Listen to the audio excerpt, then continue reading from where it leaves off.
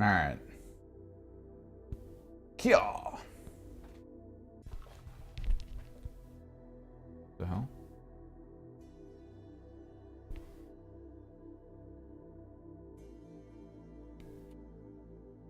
I was wondering why the music was low. My freaking headphones were almost unplugged. So we got airbrushing to do. First thing. I got games possibly on Friday in Spearhead. Sadly, didn't get to do any games this weekend. The host of the league got sick, which means the store owner was sick, which means the store wasn't open. And hopefully he gets better. It'd be nice. He just got back from vacation. So obviously it's a post-vacation sickness. Usually happens.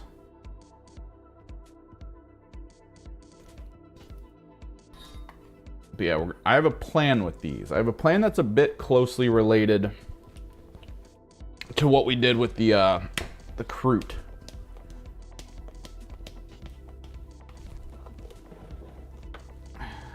We're working with whites today, so let me cut the brightness down a little bit for you guys.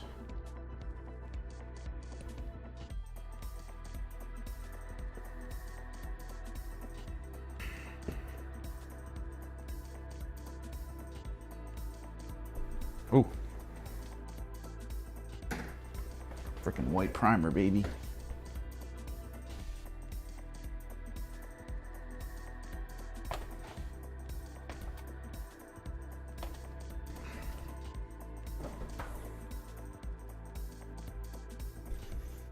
All right, we'll see if this works the way it always works, which is decently for at least the first couple seconds. And then it becomes garbage shortly after.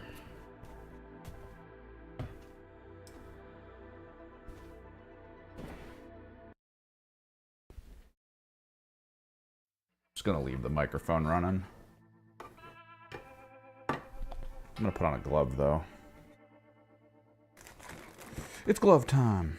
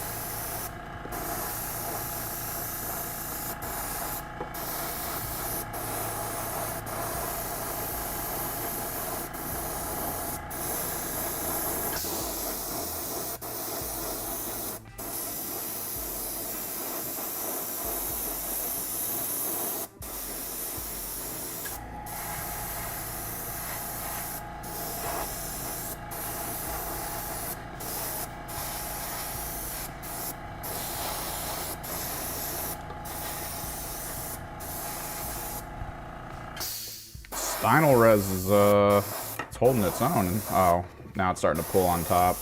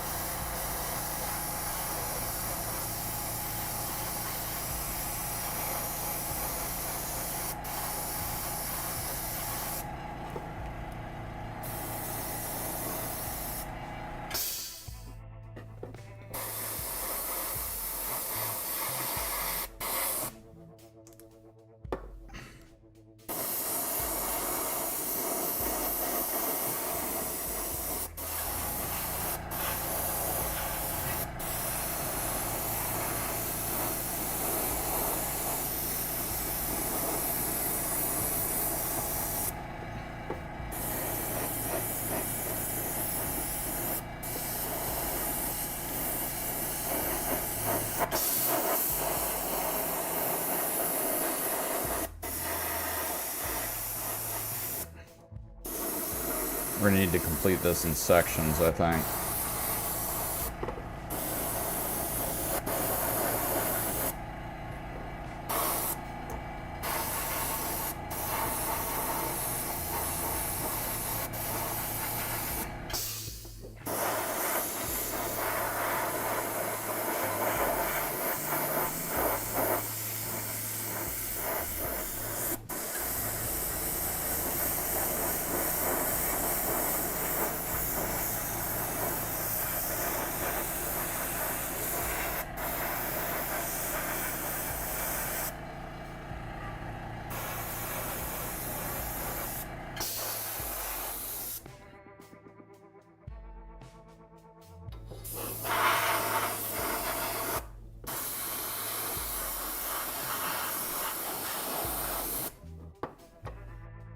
Go back to it to finish the side out. Actually, let me get under the bell.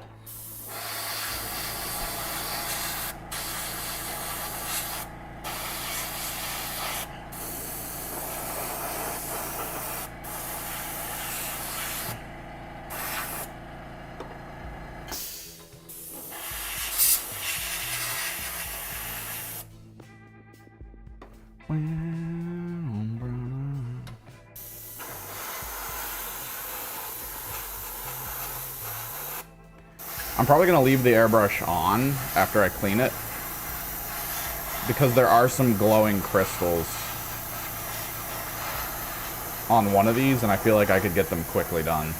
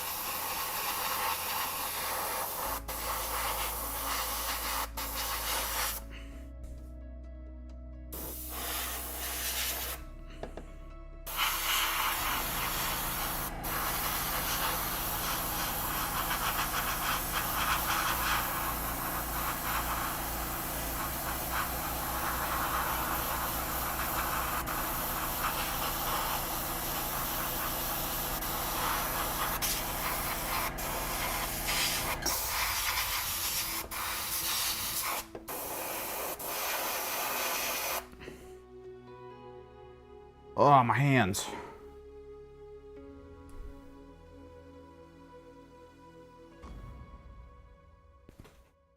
Needle's getting in front of this.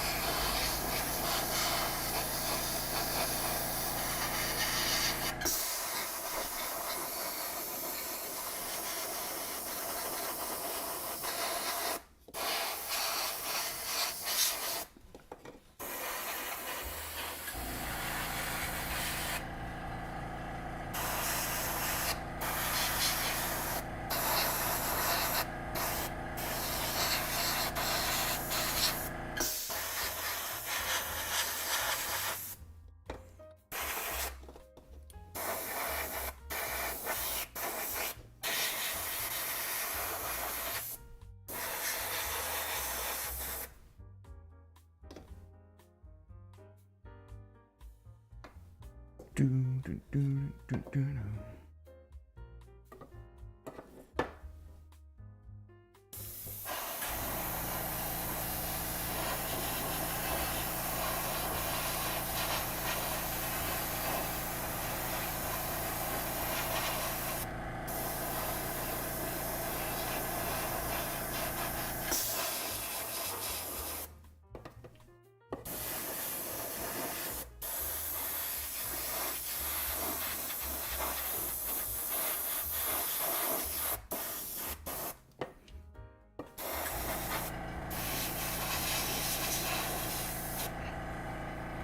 Oh, that can't be there.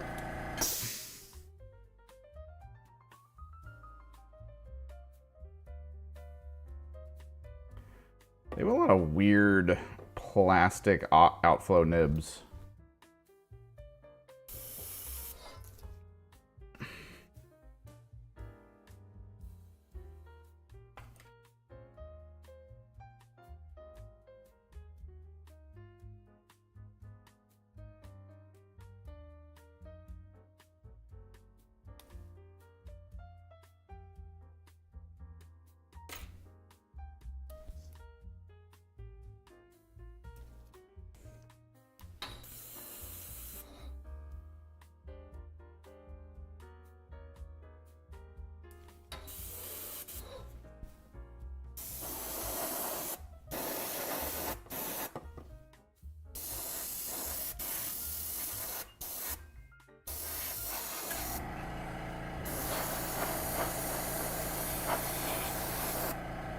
this kind of sucks. I almost had the perfect amount of primer in here. I just need a little more. I don't need anywhere near as much as I had. Okay, that should probably be more than enough. Debating how we're gonna do the shadows on this thing. I have high flow. We can do a high flow blue for the shadows before then going back over it with white ink for the zenithal.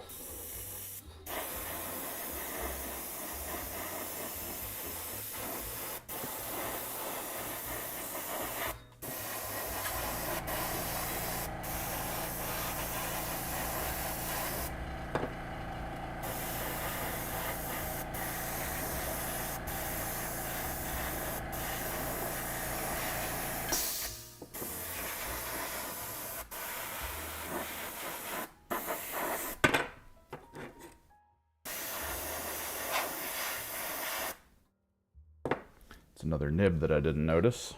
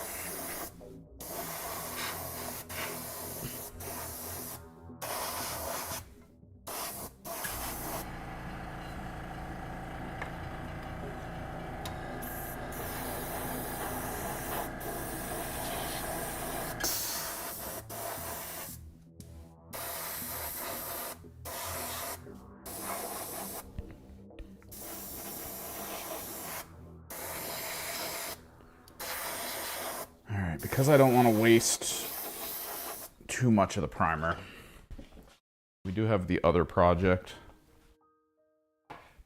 that's kind of underway, but also kind of on hold, which we do, if this ever actually becomes an escalation league, we're going to need to like go ham. I've got 3 flamers and then this guy that need to be painted.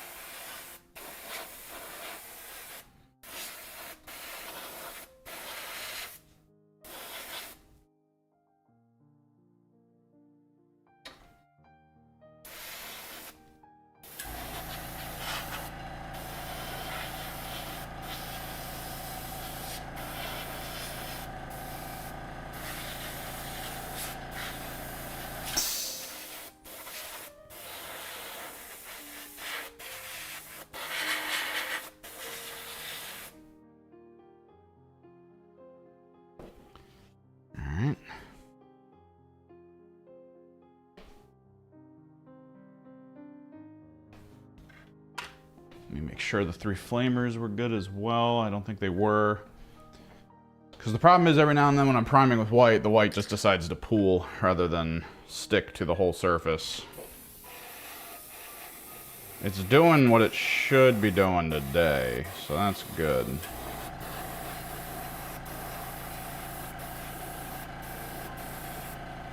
Because these guys need to be properly primed.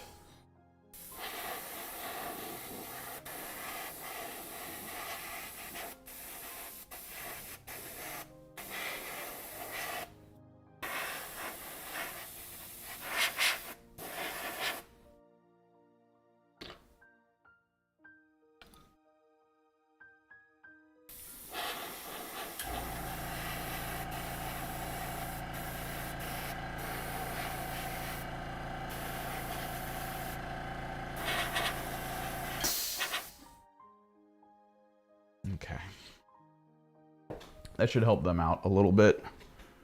Make them a little bit smoother, which is good. But now we gotta empty all this crap out. I'm gonna have to dump this soon. Getting up to the top.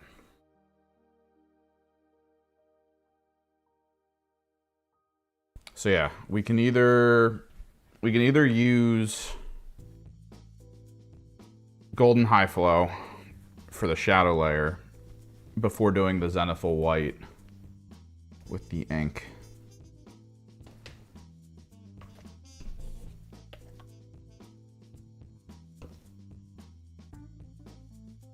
Or maybe we can use an ink and just double ink it for its baseline, which would make it a little bit glossy until you actually put the surface color onto it. The goal is to use contrast pretty heavily.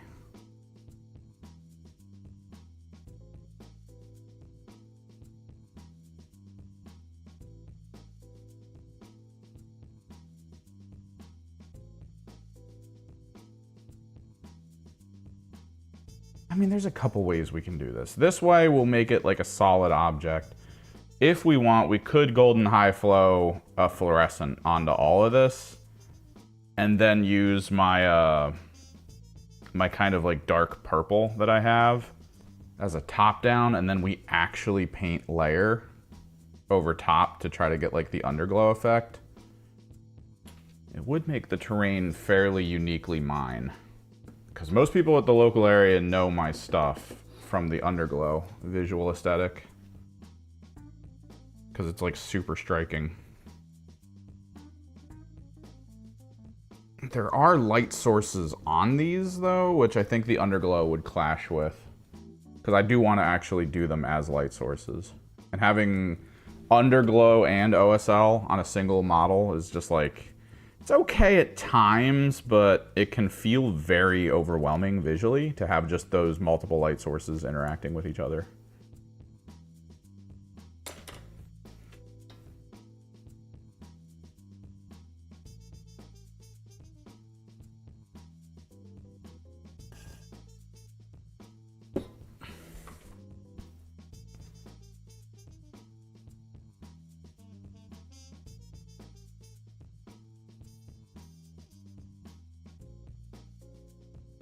I'm not painting the measuring sticks. I like the idea of the measuring sticks, but I don't think I want to paint them. I painted the Kill Team measuring tools, and then I varnished them, and I was like, oh, this is awesome. And they're so chipped up. Even having been varnished, they're just so chipped up. So it's like, I don't really want to put the time into painting the tools, because the tools you're going to handle all the time if you're going to use them, which I don't think most people aren't going to use them, to be real. It's just easier to use your own tools. Although I will say, the 3-inch tool, this is universally good. If you do not have a 3-inch tool and you have this set, hold on to it. 3-inch tools across multiple formats and systems is just a really good thing. It measures out so many functions.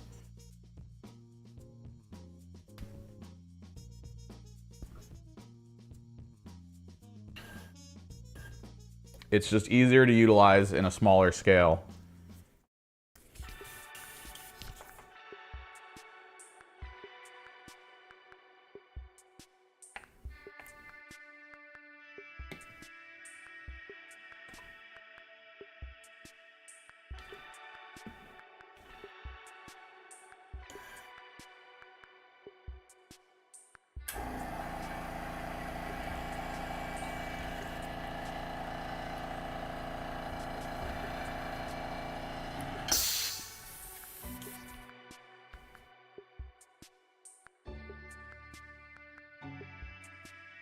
Perfect.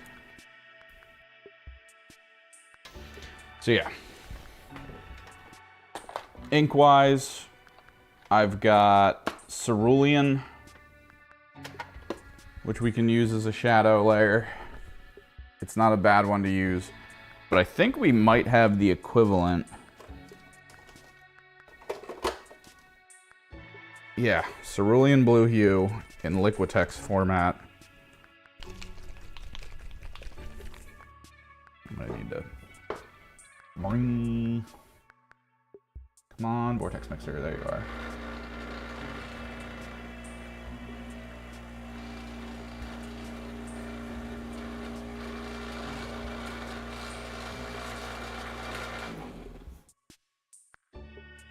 So I've got Golden High Flow or the ink for Cerulean Blue Hue.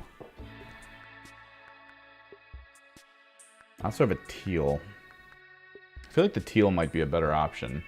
Because if you're gonna do contrast over top of it, these are a bit dark.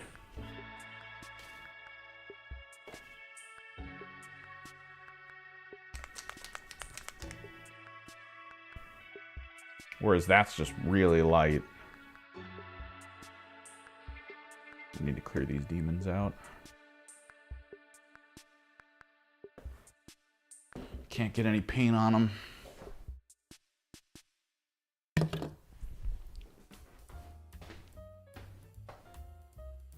Once these are done, we can go back. Try to get this defiler done.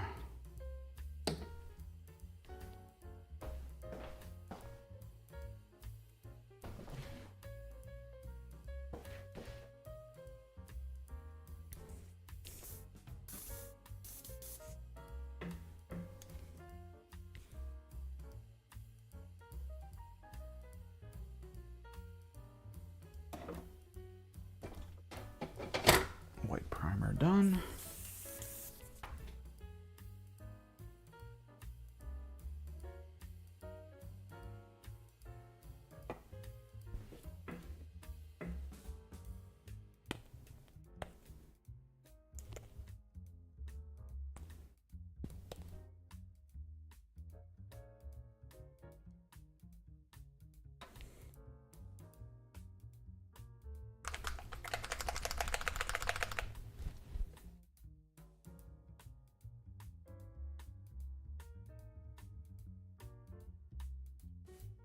We need to try not to pull the trigger back the whole way, because I don't want to just burn through this paint super quickly.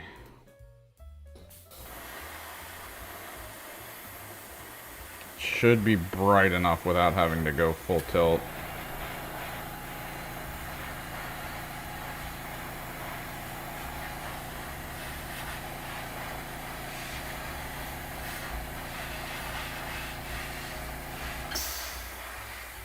And technically I don't need to go too hard on it, because it is supposed to be the shadow. I am going to Zenithal white over top of this. So if we only paint it from a low angle, we should be good. Means I don't need to waste too much before the Zenithal paint.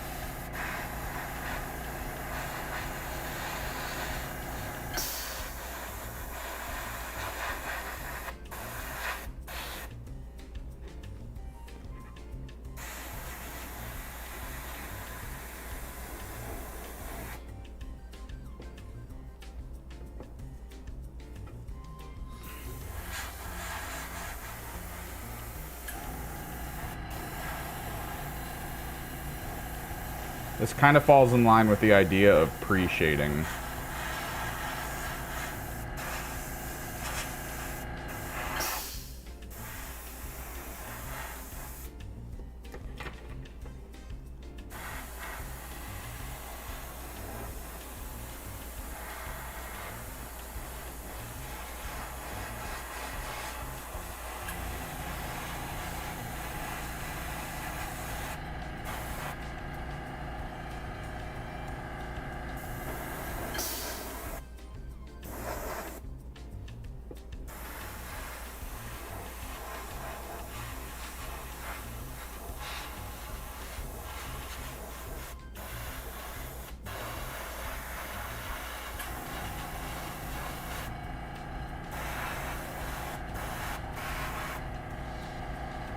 Is that another nib? God damn it. Actually need the clippers for that one. There were so many hidden nibs on this that I didn't expect. I put it together and I double checked it at home. Now these like hidden little nib spots are popping up. It's freaking obnoxious, man.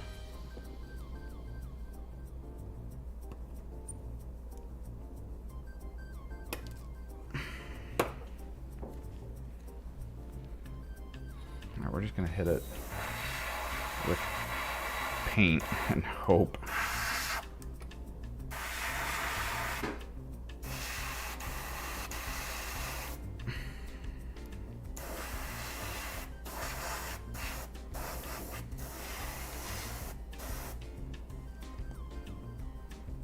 Coolio.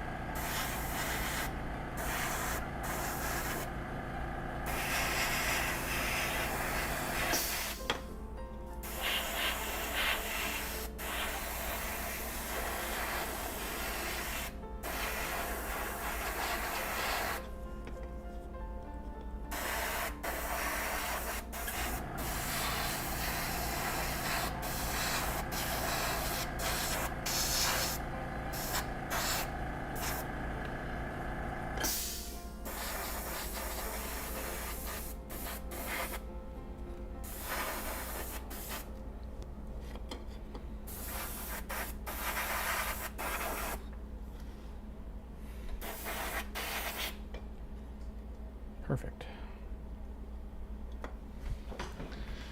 Used way too much blue. That's on me.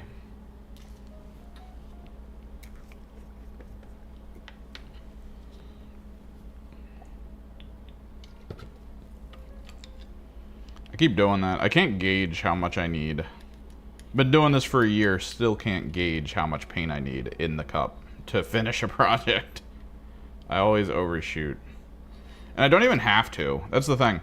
I'd be like, oh, and that's exactly how it needs to be if I mixed paint, right? Like, if I'm a paint mixer, yeah, you always want to overshoot, I feel like. If you can nail it, you can nail it. But if you're mixing paint and you really need the paint to, like, be perfect, be exactly the amount, or the exact hue and style and, like, everything, if you need that in your life, you might as well overmix.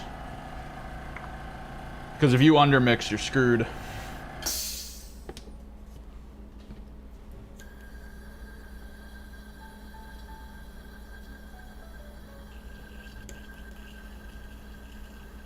It will always be like slightly off. And even though people might not notice it, you'll notice it.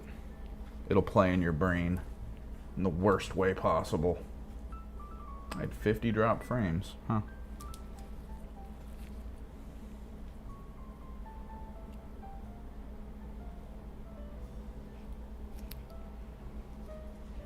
I need a Q-tip.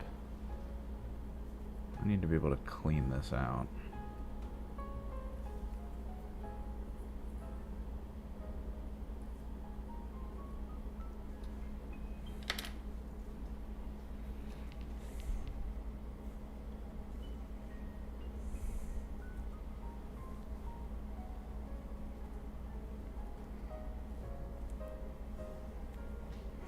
I kind of want to go back and watch Evo. I've seen some clips of it.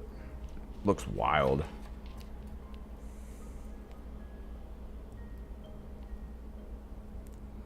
There's just so much going on, man. There's a big tournament for 40K going on this weekend that I watched a bit of. Apparently, Thousand Suns are massively in the leaders board. They're like 18% of total teams, and there's a lot of teams. To be almost 20% representation in like the big league games, that's kind of crazy. Especially after they just got a nerf. Like, they just got a nerf. And everyone was like, oh, they're done. It's like, nah. The nerf practically didn't do anything. It mostly just changed function. The main thing we got screwed on is that we can't repeat stratagems anymore. So I can't, like, double super reroll a strat or something. I just can't do it.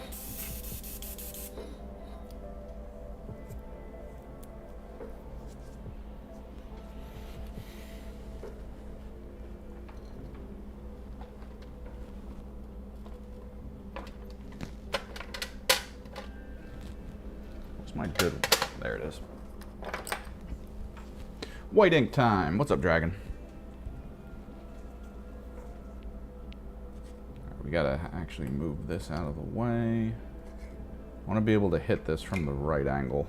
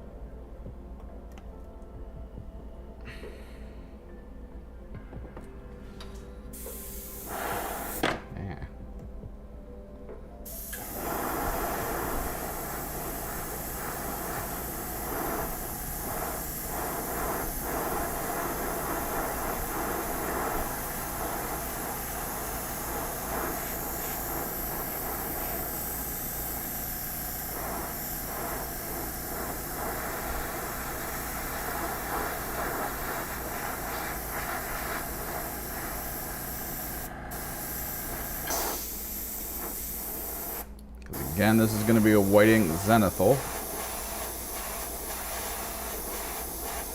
You can kind of brighten it up in some areas.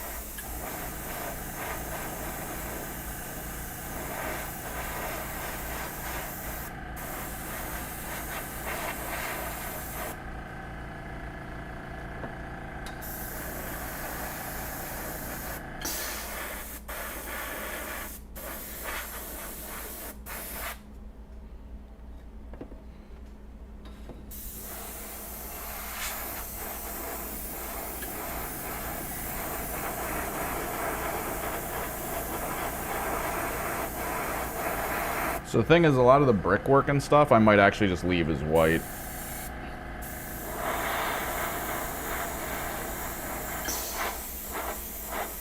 Because it does look really good.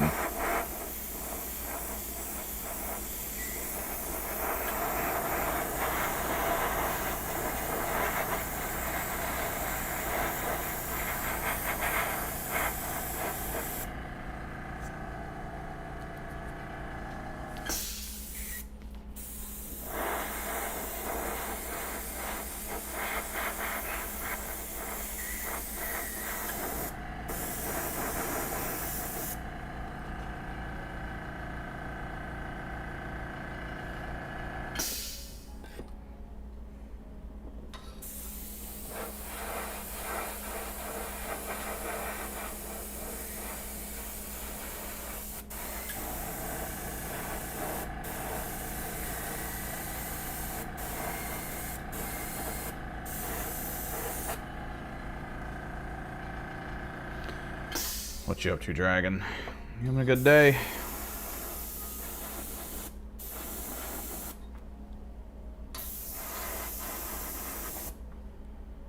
I'm just happy we can try to get some projects done. I'm kind of sad that I didn't get a game in yesterday, though. Would have been nice.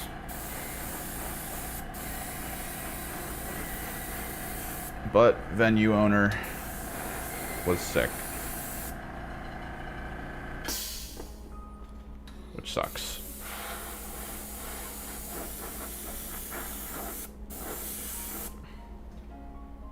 Hell yeah, look at that.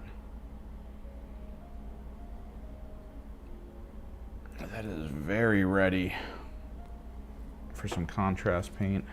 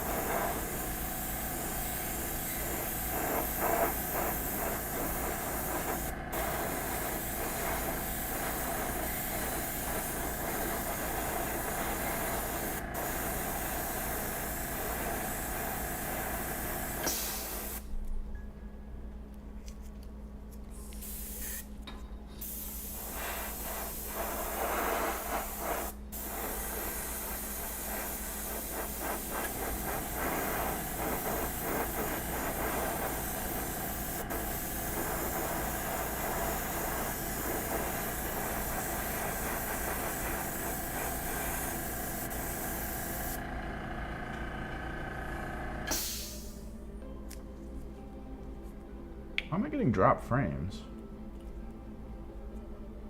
Is it the internet?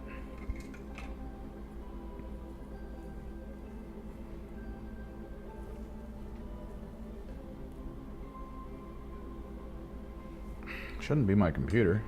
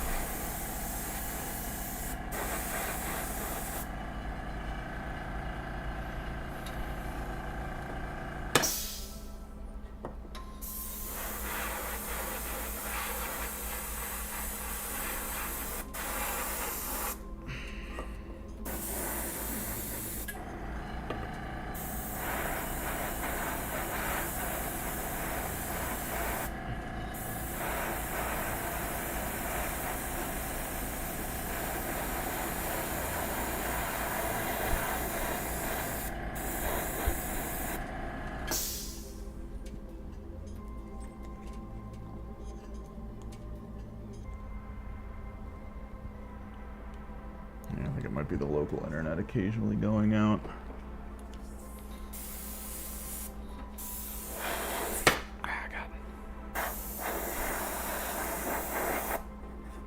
I'm still torn on the background for my Teenage Mutant Ninja Turtles poster I'm working on. I spent like 2 hours yesterday trying a bunch of different things, and I just didn't like any of them. And the thing is, backgrounds shouldn't be this hard. Because, like, the background's not the thing that matters, but I do want it to kind of tie everything in so it feels like a complete piece. Because just flat, it doesn't really feel like a print, right? It doesn't really feel like a print-worthy image.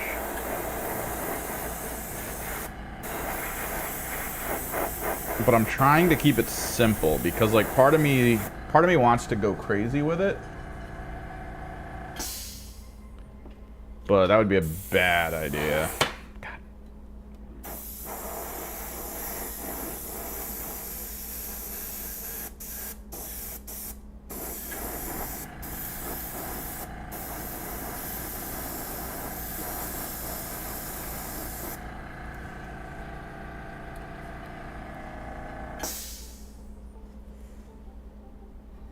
Hell yeah.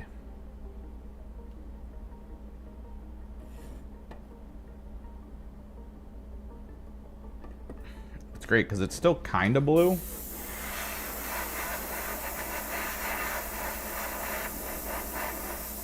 Like, it doesn't go 100% opaque, because I'm not going that hard on it.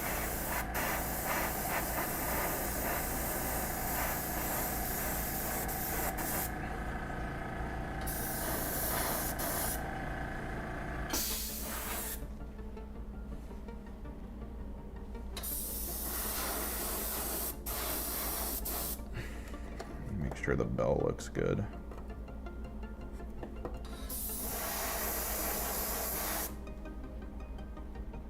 I think we'll start work with the bell.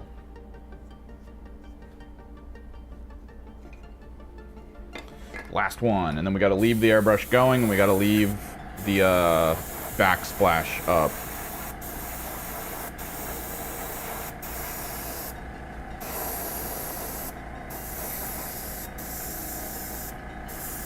Because there will be some OSL lights involved in all of this.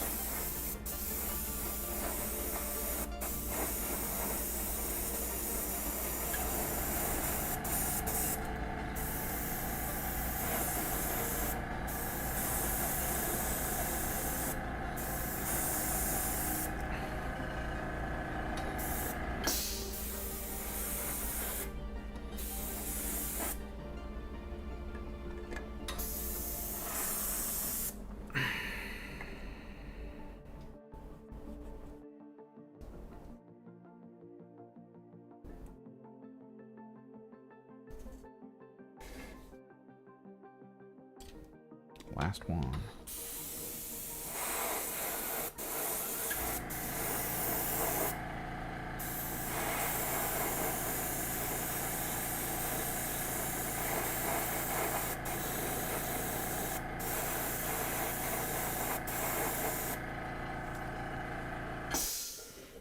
I watched a little bit of TennoCon. I really should not be getting back into Warframe. I have thousands of hours in that game.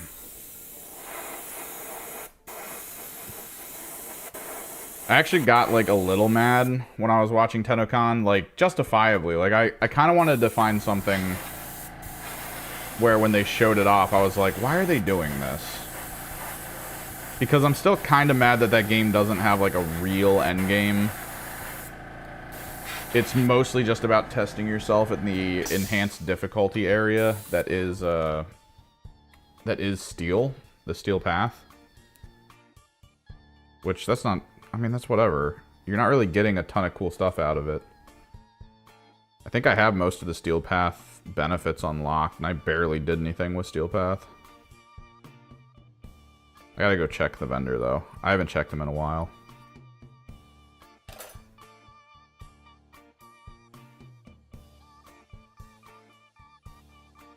But it just feels like there's really not that, like, final boss or big raid. Like, they tried raids at one point in time.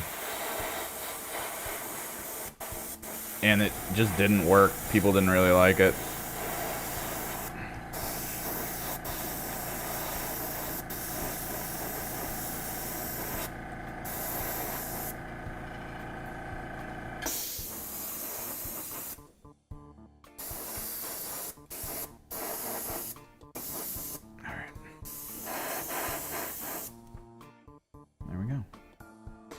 So I'm going to clean this out, because I don't want this to dry. And then we'll just leave the brush for when I need to do the OSL later.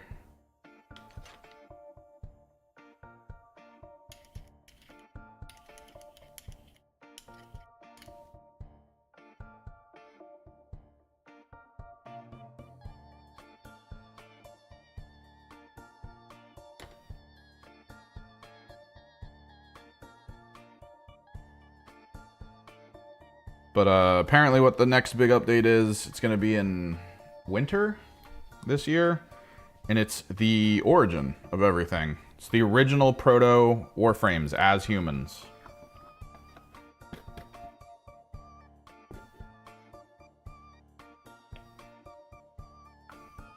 It's the culmination of the one dude that, like, tricked everyone into sending him back in time. But I think he's actually the Man in the Wall, which is like an eldritch horror thing. Like, it's weird. The story still doesn't make any sense. But at the very least, we're gonna experience the actual beginning with the proto-frames. They're all human, they all have personalities. They haven't been completely transformed into empty husks. So, like, it might be cool to see. Might actually be cool to interact with.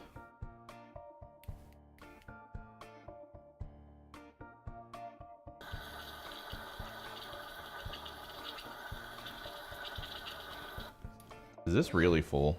Like, is this genuinely, like, really full?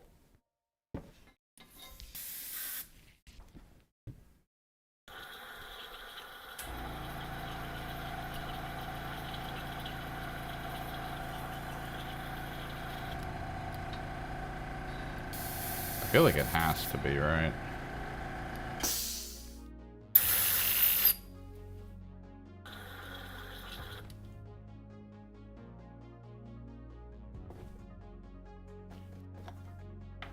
But the thing I've been hating about a lot of the Warframe updates is whenever they update it, all the stuff you worked on and all the things you put effort into no longer really matter. Because it always, like, sorts out the story to be like, hey, you're going to play as this guy now. It's like, why?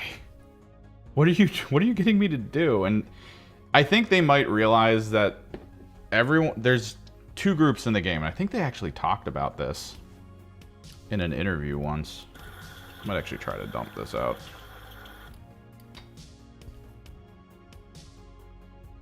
They don't like the people who basically did what I did and, like, dumped all of their time and effort into the game. Because those people broke a lot of the game elements and rules. Like, last night I actually was running a mission, like a quick mission. And And the person I was running the mission with... Yeah, it's not really that full, but let me just clear a lot of it out. That'd be fine. The person I was running the mission with had a weapon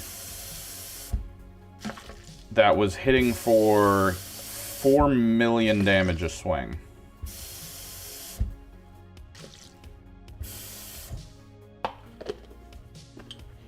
I don't know who plays Warframe in chat. I don't really have a lot of people in chat. I don't know if Dragon plays or not. 4 million a swing is insane. I got really shocked when one of the weapons I was building actually broke 1 million damage. Like, I feel like it's not common, because you go online and you'll see people post the weapons that they make, and the thing that they brag about is usually the DPS, and the DPS is always like, hey man, the DPS on my, this gun build I have is like 40,000 or something. Oh, 400k a hit on this weapon, this is awesome. Like, that seems to be the marker of what's good in the game. But apparently you can break stuff in the game so hard between combinations that you get moments like, oh yeah, I do 40 million damage. It's like, what? What do you mean you do 40 million damage? Like, casually?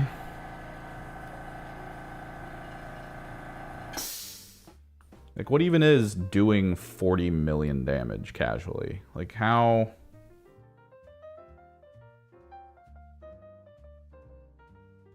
How does this work?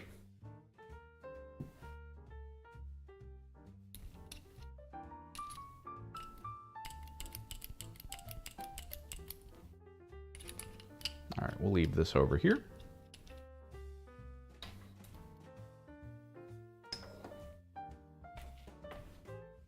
So, Digital Extremes hates those people. Hate's a strong word. They don't like that they exist because it breaks what they've done. And I feel like the last large handful of updates that have occurred are kind of reflective of that. Because almost all of them are like, you're gonna not play your character. Which, I hate that so much. Of like, oh dude, you put so much effort and work into making this Warframe like good and capable of doing incredible things, and you made it your own, and you got your cosmetics on it that you like. Oh man, you must be so proud of, you're not gonna be able to play it. Enjoy not playing it. Enjoy us making you play other stuff. And I've always hated that. And the introduction to the new story that they're putting out was basically, hey, are you gonna be excited about playing the original characters from the game? Like the ones before they became Warframes? You have to use their guns, you're gonna have to use their equipment. It's like, oh man, they're doing it again. But then at the end of the reveal, they showed that the whole thing is like times connected. So apparently you can go back there and interact with them as your character. So you get to interact with the original people from everything. Like as what they become. Which is crazy to think about. So it's like, it's alright. I like the idea. Alright, what we're gonna do here. Where is my Garrigax?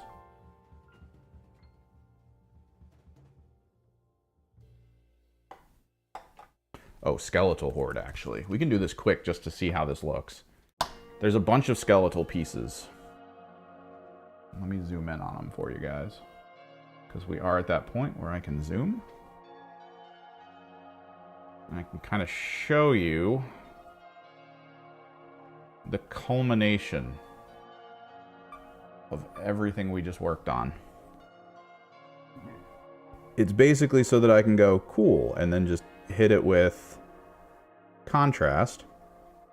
And rather than it being like a white to gray situation, which just makes the contrast darker, the blue actually tones the shadows on the contrast a little bit. Pushes it closer to just blue, which is more what I want than anything else, honestly. So we can just do all the skeletal ones. Little touches here and there. You do have to be a little careful with the contrast, because if you get it on other stuff, you're really going to want to pull it up and off of it, like, as soon as you can. You can kind of write it off as, like, bounce light, which isn't the worst thing, because bounce light is like a cool thing to have, like, accidentally.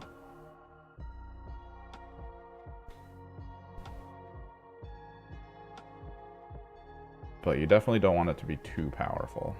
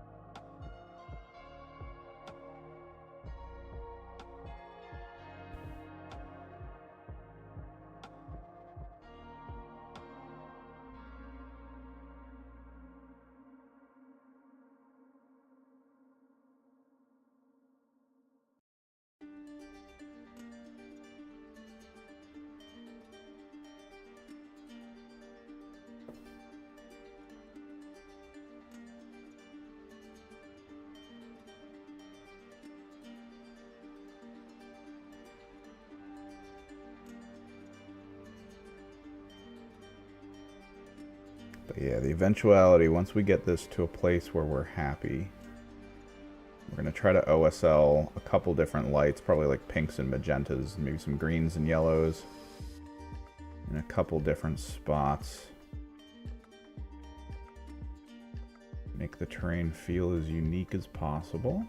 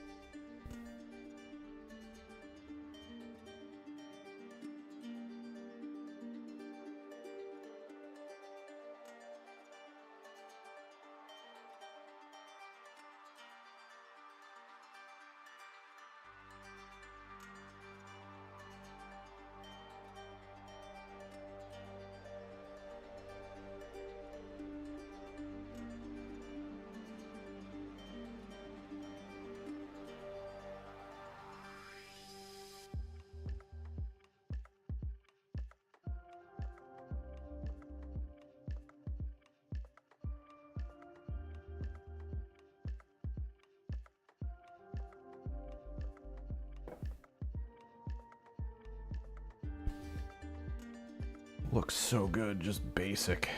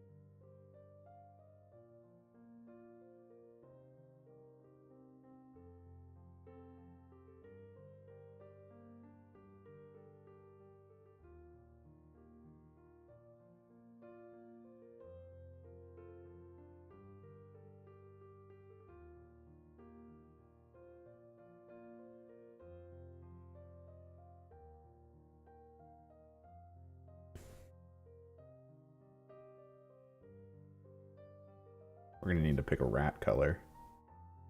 There's a lot of rats on this.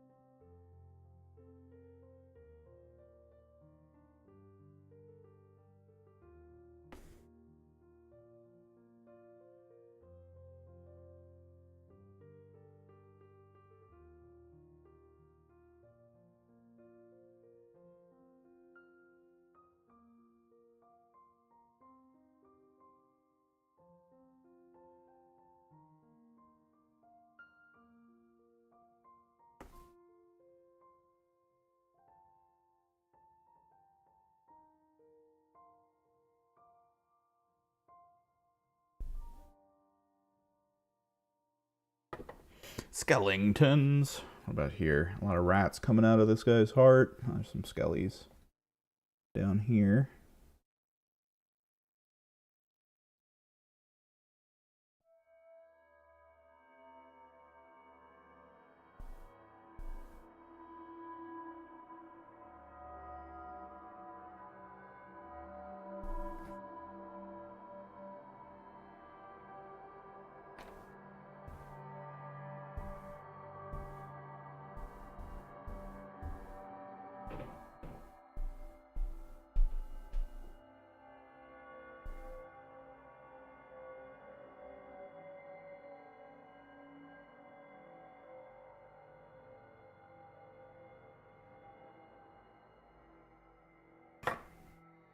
Skellies on the backside. Of course, of course.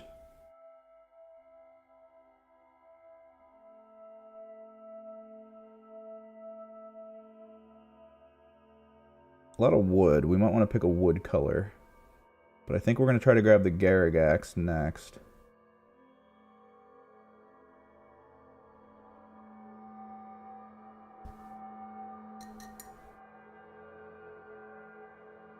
Because there's a lot of this like metallic that I kind of want to turn into like a brass or a bronze. But we're going to need to base level it as Garagax. Skellies.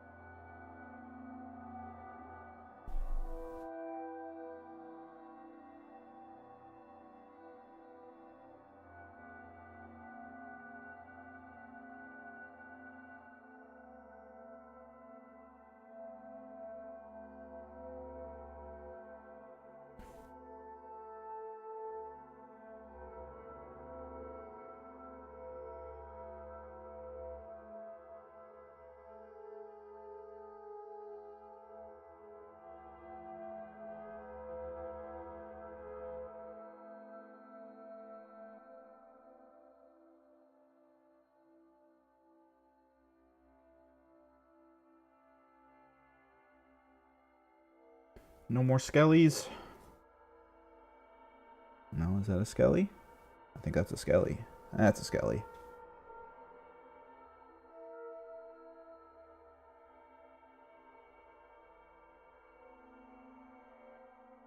There we go. All skellies accounted for, or at least the ones I can easily see. So, stuff we need. I need my Basilica Gray. Even though Basilica Gray in a lot of people's eyes sucks. It is a great base, I think, for silver or brass.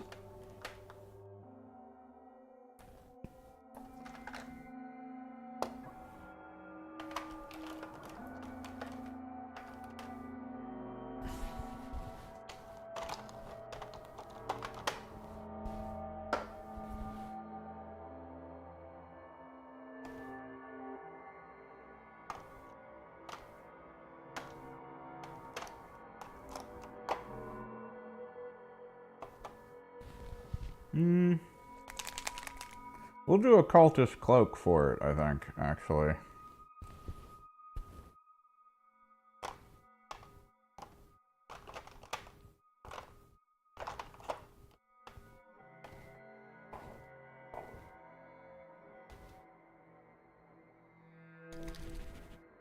Oh no, I found it.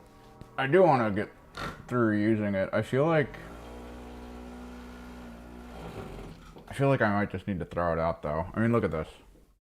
That's all the pigment that's supposed to be suspended in the contrast, and it's just not in the contrast anymore. I think I just throw it out. A lot of people make fun of Basilica Gray for being like absolutely garbage. And yeah, it is garbage. I've used it decently in some situations, but like it's one of those paints where you put it out as a company, you think you're fine, and then you see kind of the outcome of it, and you're like, oh, we gotta go back to the drawing board, man. That's not gonna work. There it is, warp lock.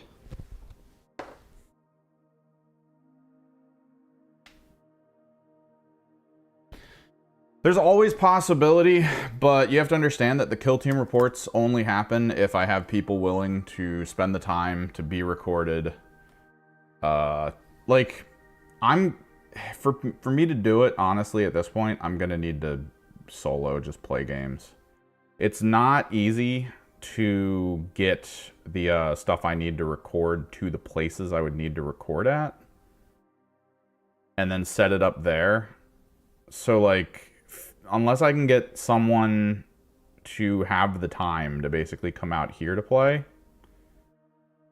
which right now isn't easy. You know, bad economy makes all my friends have to like hyper focus on their careers and stuff. It's just how it is.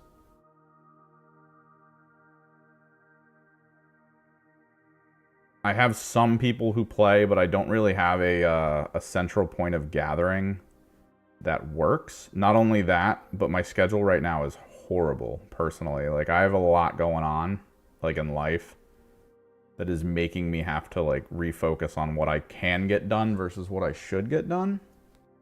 I do like the battle reports. I also recognize that they're difficult to put out without, like, really good funding behind it. Honestly, the main reason why certain channels that focus almost exclusively on well-edited battle reports, the only reason they're able to do it is because they usually have a secondary form of income that is actually making them a good bit of money. And I don't have that. Like, I'm not, like, I don't want to walk away from them. Like, Bricky tried for, like, a year with one of the channels he picked up, and then he called it because it was actually costing him money to play games. Like, that was insane to think about, that he was making battle reports, he was getting good viewership on them, but then he would look at how much the channel made versus, like, what he had to put into it for the production, the editing, and all that, and he was like, I'm losing money on this.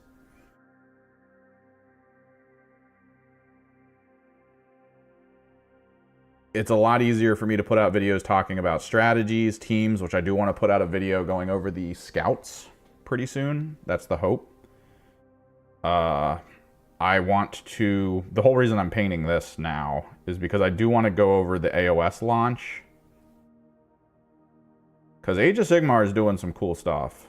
I actually really like the guys who write the rules for Age of Sigmar. The more I've looked into them, the more I've kind of come to respect Age of Sigmar as a brand and a product.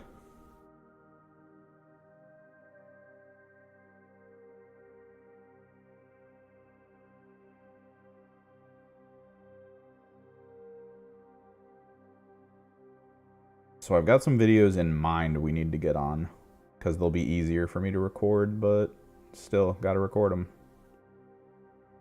Need to get the work done, get the paintings done, get the videos recorded and go.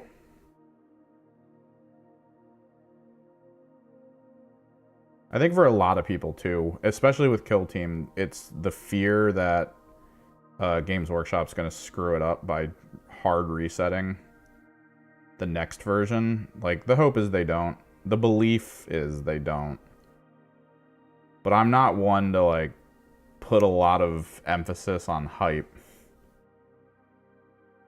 and kind of hope and stuff and all that. It's not a good way to view a lot of this.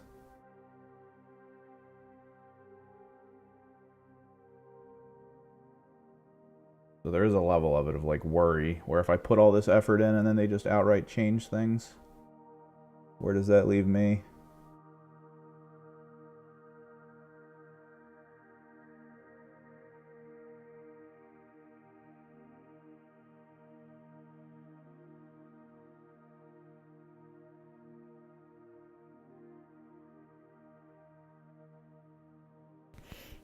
But we'll see. I still need to do some 40K videos since we've kind of expanded into that. I've been playing a lot of that. I have a lot of B-roll of me at tournaments that I can use for stuff. I just haven't really thought of what to use it on.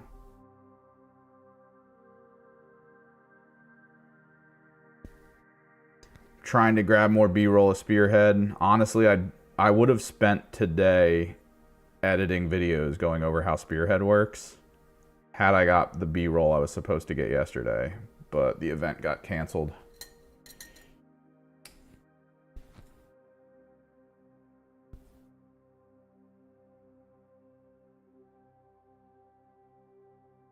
Probably gonna need to hit this with like a white corrective.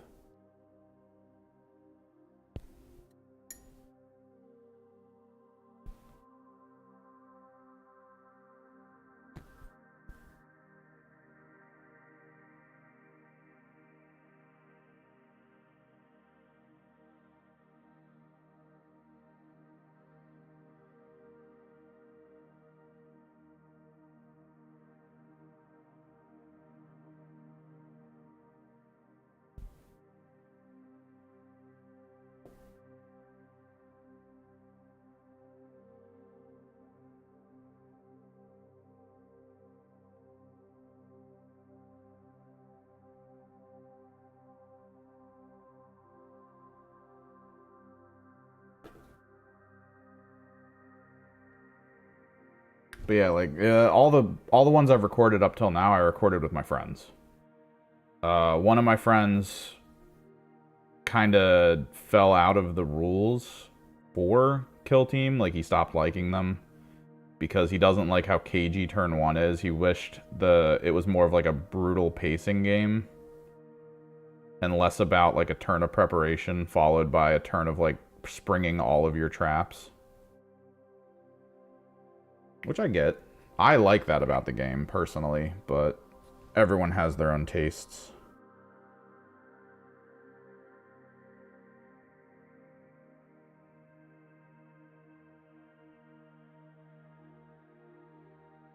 But he got into 40K because 40K is basically just momentum.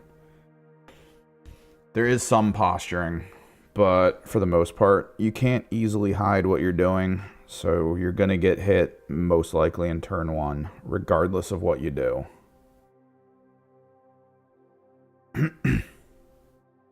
A lot of stuff has enough mobility and shifting function and command point enhancements that you're getting dice rolls in turn 1 that are crucial, and he loves that.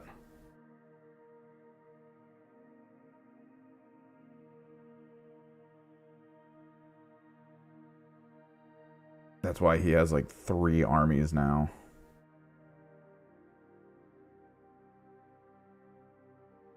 But even though he has 3 armies, he doesn't know when he's going to be able to play. Like, that's the crazy part.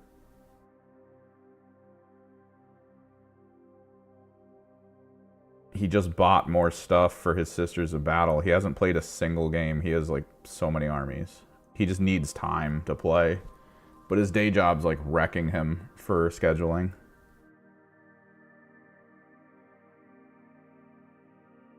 It's going to most likely come down to what's going to happen is we're probably going to have we do this every year. We do a week-long LAN party in like December. I'm probably going to have to take the recording stuff over to his house during that time.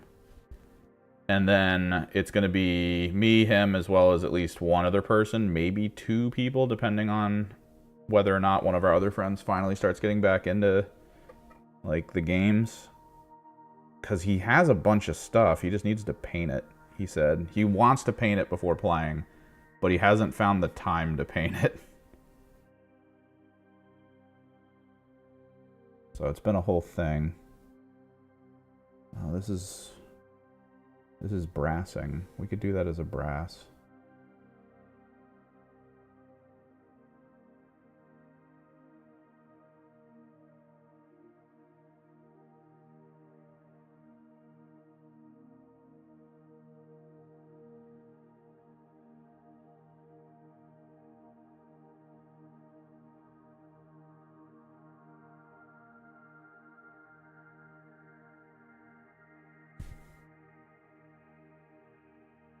And I could just get like 10 recordings, release them over time. It'd be nice.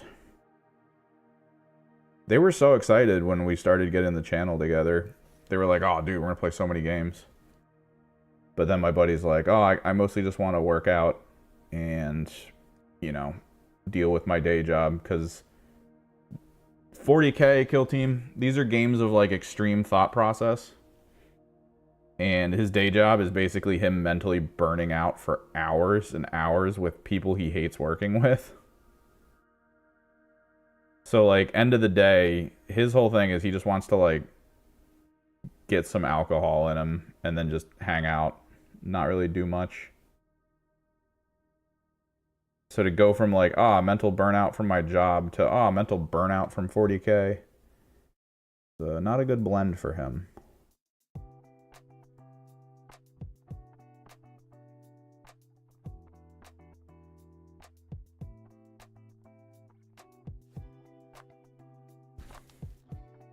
It was easier in COVID because he had like a lot more lax stuff going on with the work from home side of things that he was doing.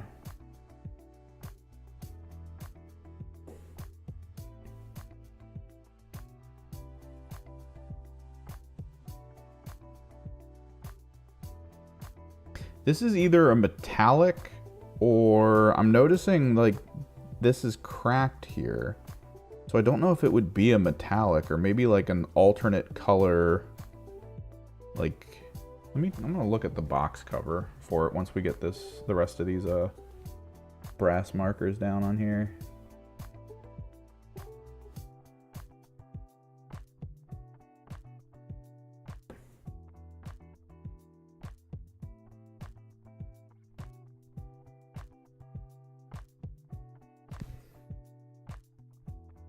I do want to try, now that I have two phones. I have my old phone, which is the phone that I recorded almost everything for the channel with up till now.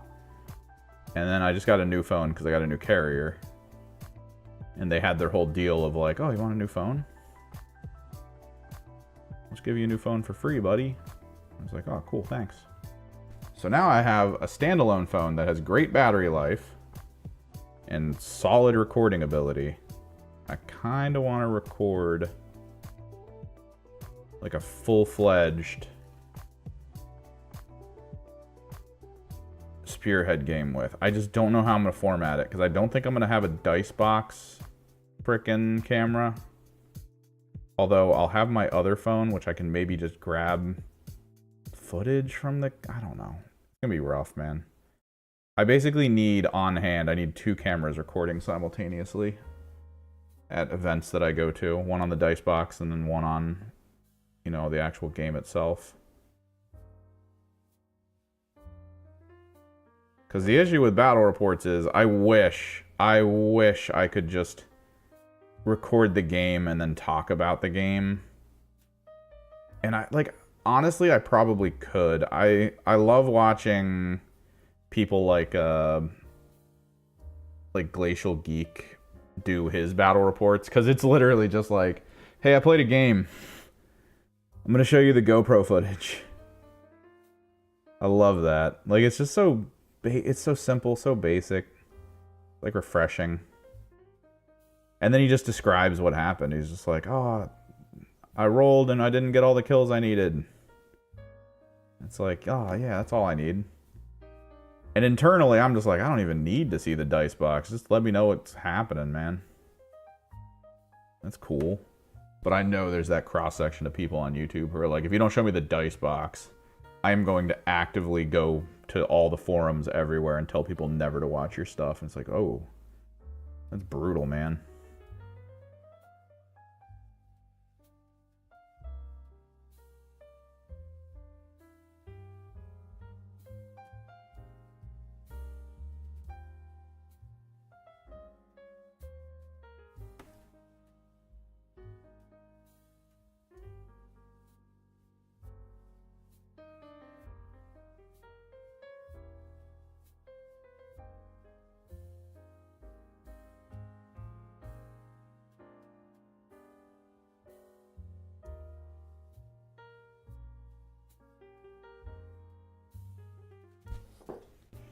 I should probably start a Patreon and see if people, because I feel like almost every channel I look at nowadays, the thing they talk about as to how they're able to produce what they produce, it's literally because people pay for the Patreon.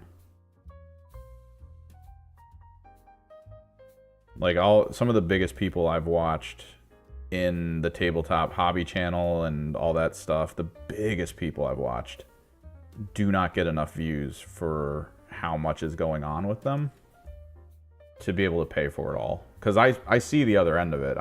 I work with a bunch of people on YouTube now, and I see kind of how those channels work out and how much money they make. And it's like, dude, how are these other people surviving? Like when you see something like, when you see Tabletop Games get the same viewership per video as the news channel I work for, and like I see how much the channel makes,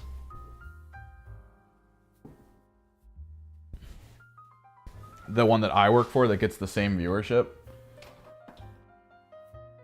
and then you realize that Tabletop Games has like a crew of like 6 people, and that the income our channel gets is not nearly enough to even support like 3 people total. It should be able to support 2, but I do not make a high enough percentage of our earnings to make a living off of it. Okay, so how do they do this? They do it in brass. Okay. Okay. We might actually follow through with that then. Maybe we could two-tone the brass, though. Go really dark brass for some things, and then a lighter brass for other stuff. Because we have Snakebite. And Snakebite does a really good brass baseline.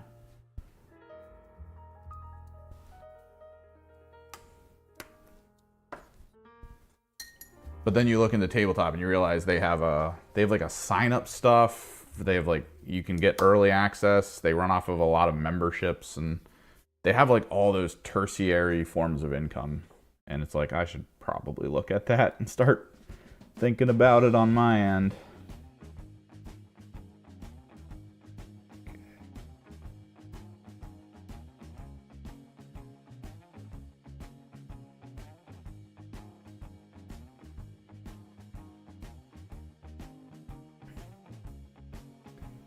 Two-tone brassing is probably a good idea. If you do the monotone, it'll all bleed in.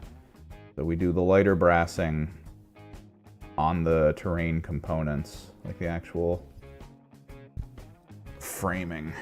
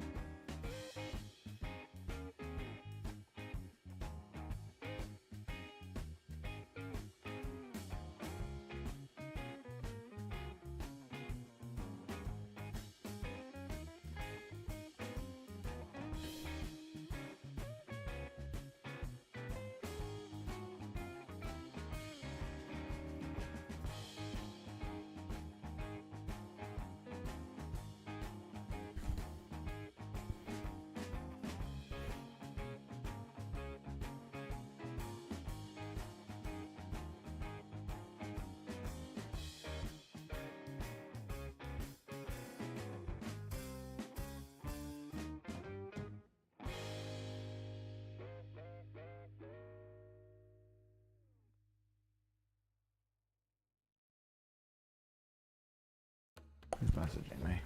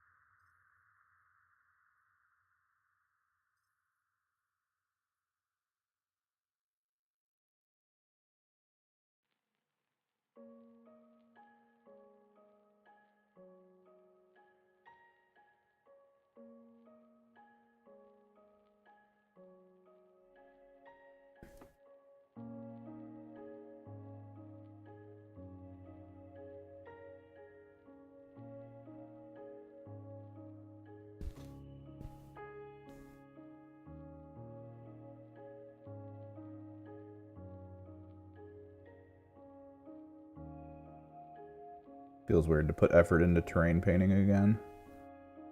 I have not put effort into terrain in quite some time. Like, honestly, I would have just painted this as light, which is more the way I think most people do it if they're not looking to have to spend, like, days to hours doing anything.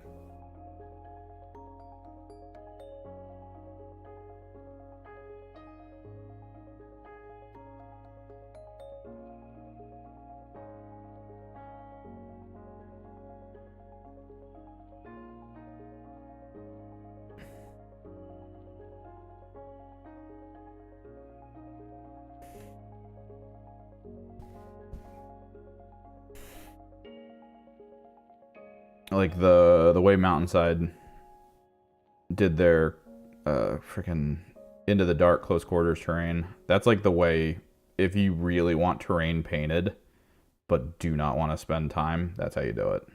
It's 100% how you do it. Some nice striking colors, go OSL, maybe do a couple markings on it so you can easily determine where a door is or something. It's just perfect. So little work to just get into a game.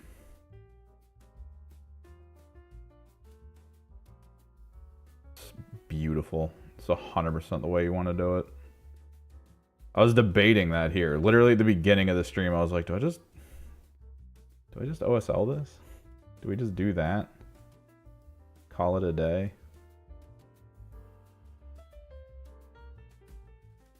Of course, stupid me. My brain went, hey, we could test out the that system we had in mind for pre-shading objects and then contrast painting them. And here we are.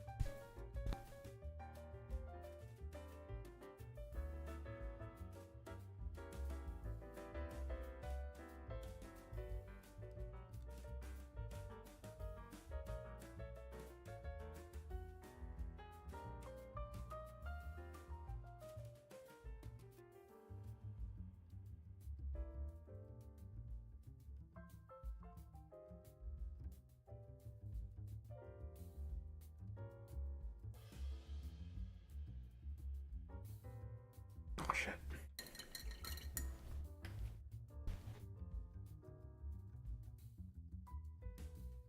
Not good timing on that call. Hang on.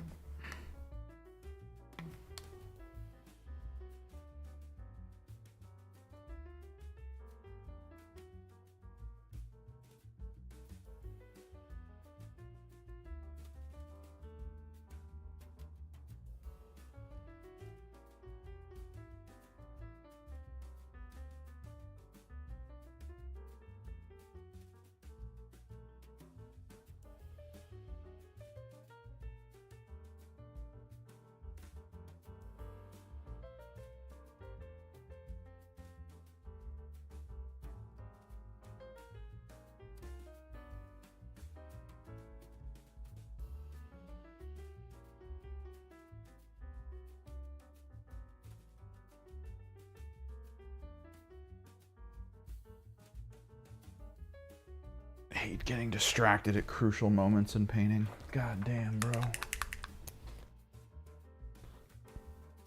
Now I gotta try to fix this.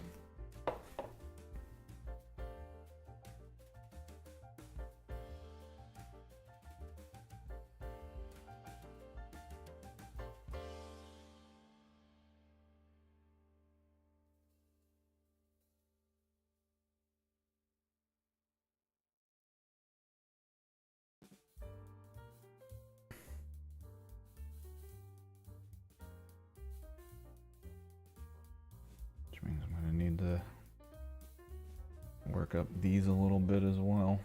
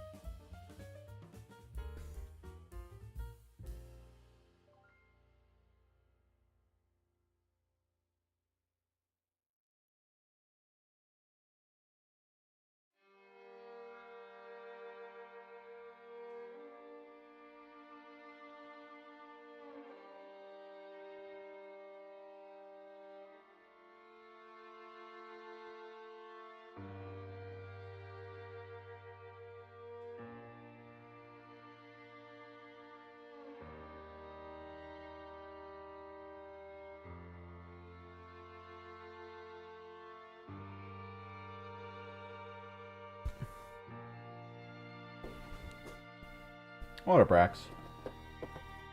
Yeah, we're painting terrain before we hopefully get back to our other stuff that we really need to be working on.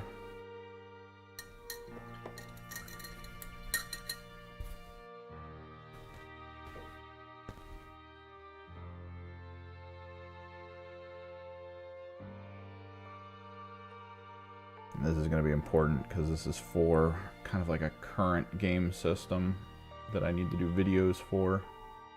Hopefully in the next week or two, get some out. But yeah, man, how you doing? Good to get you back on the show to chill and hang out.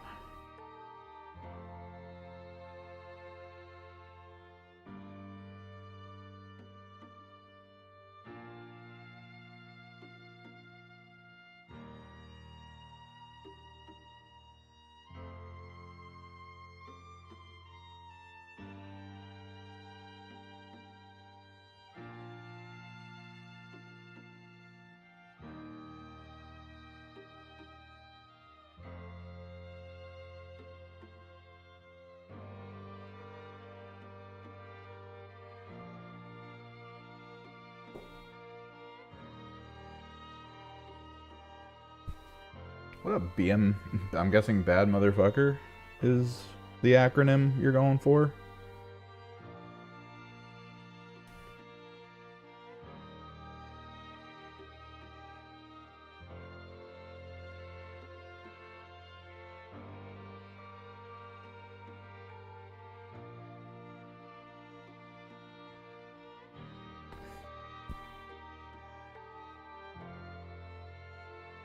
Most of us are unprepared.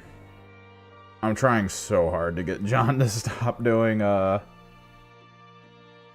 news topical stuff for the podcast, but like I don't know. I don't think that's ever gonna happen. I got him to do it like once in a more recent episode, and like people really liked that episode, and then he was like, that was cool, and then he goes right back to it in like the next episode, and it's like, oh dude. I don't know. I miss the more spur-of-the-mill, off-the-cuff stuff that we used to do. I think a lot of people miss it as well. But John is a man of pattern. So it's very difficult to pull him from that stuff. God, more phone. I'm trying to paint here.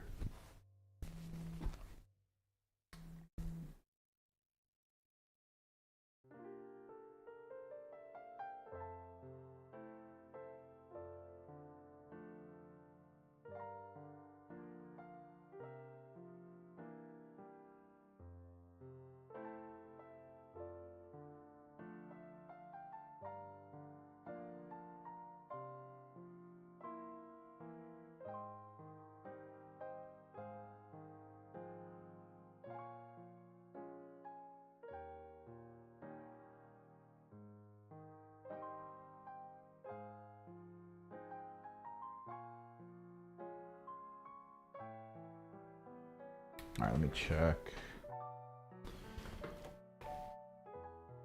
Let me check. Did the top? No, top isn't metal. Okay. Okay.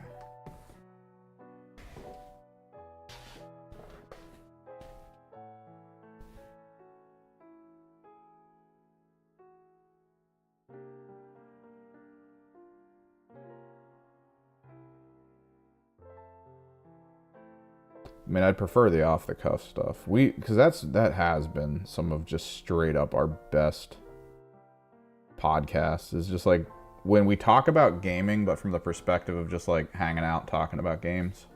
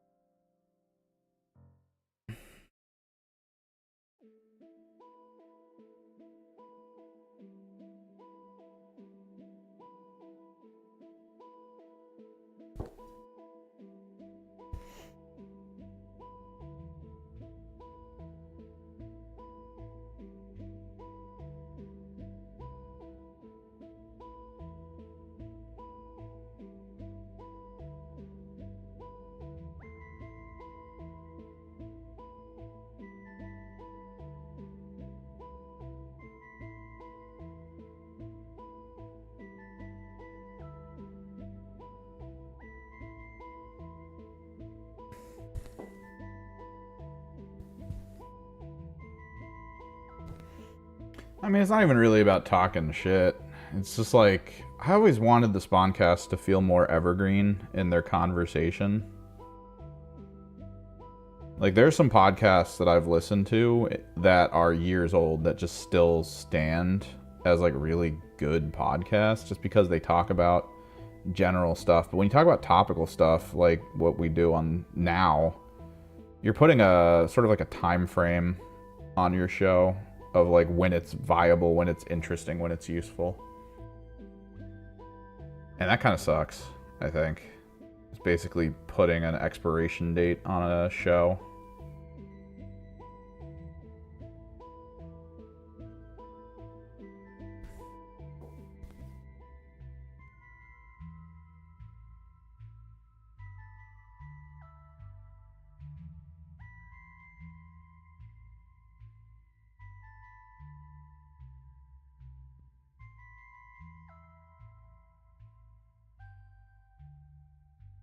Hoping I can wean them off of it, but I don't know.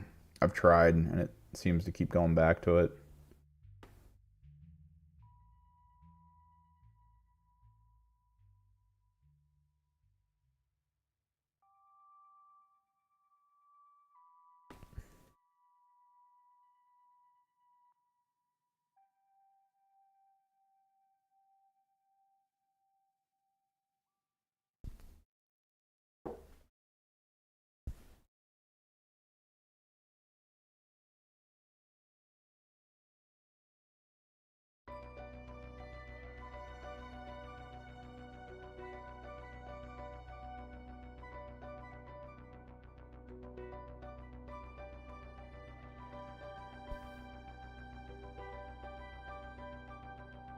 I wonder if we actually use my slime effects for this. I'm guessing in the lore for AOS, the Skaven use like acids and stuff to carve graffiti into stone, which is what happened here. It could be cool to get like weird little chemical looking stuff built in. Like someone tried to burn a symbol into some stone.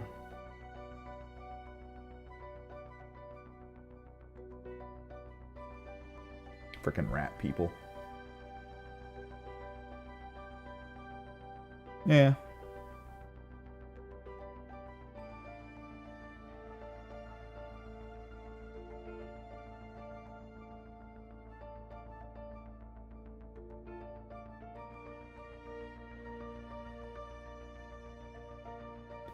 Would be cool to re-expand the cast, but I think with because it feels, I mean, everyone can pretty much come back whenever, but they're more focused on their own lives, their own brands, their own things they're doing. And God, I've been trying to think of what we're gonna do for like the next Spawncast shirt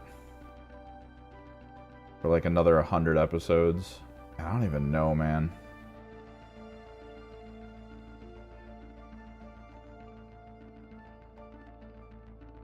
Because normally it's putting all of us on a shirt, but it does feel like with most people leaning into their own lives, now that like COVID's cleared up and there's things to do.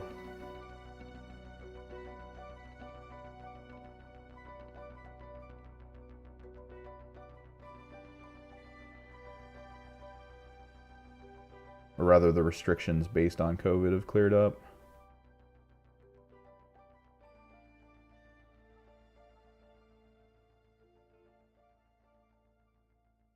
It's just harder to keep people tied down to want to be able to do something like that.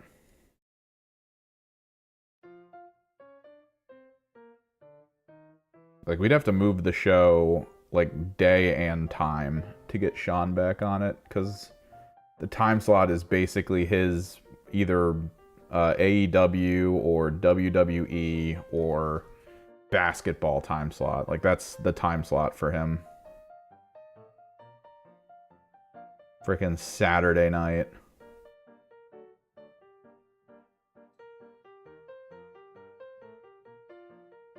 It does make me wonder if moving the time slot would be good, since like Saturday night is like, that's the day, right? Like, we're back at the point where people could spend their Saturday nights doing so much.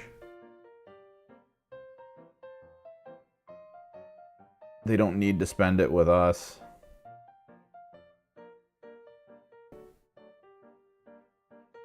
So it's almost like, should we? Should we maybe make an adjustment in the time slot for a day when people really don't have much to do?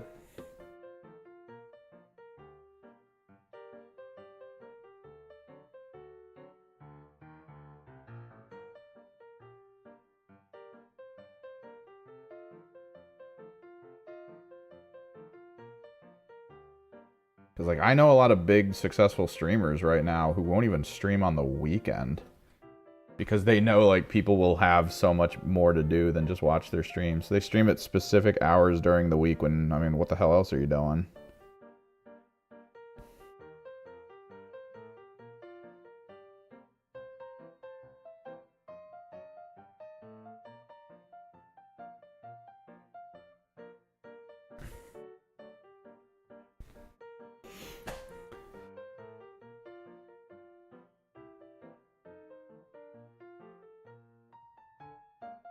Wasn't that the other Sean podcast, Class versus Crass? It was with his buddy. Dude, I don't... His buddy's cool, but, like, I don't know. There's that weird notion that I see every now and then on, like, YouTube and stuff where someone's like, I drink wine, that means I'm classy. And it's like, okay.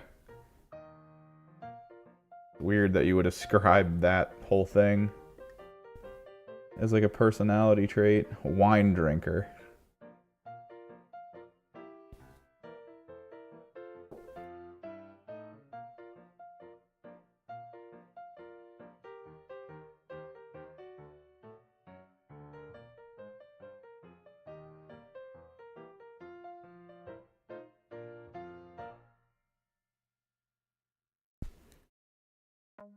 Yeah, Jay's cool. I feel like I've seen that personality too many times at this point of just people who are like, I drink wine, that means I'm classy. Like, I don't know. I've seen people drink box wine who you would definitely not describe as classy. Like, I don't think anyone would describe them as classy.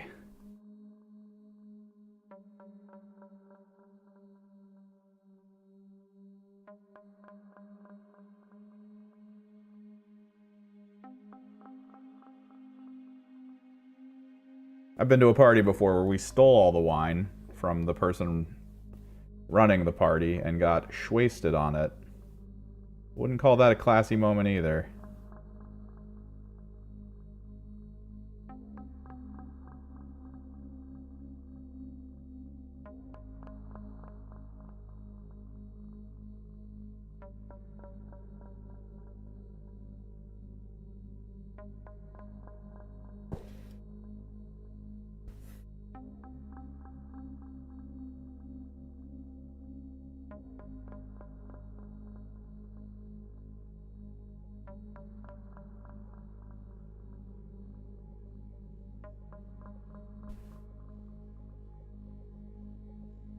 Pure class. Wine and hot tub, baby.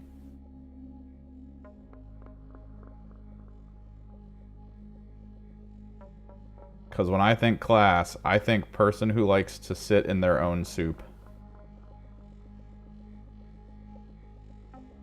Basking in their own broth.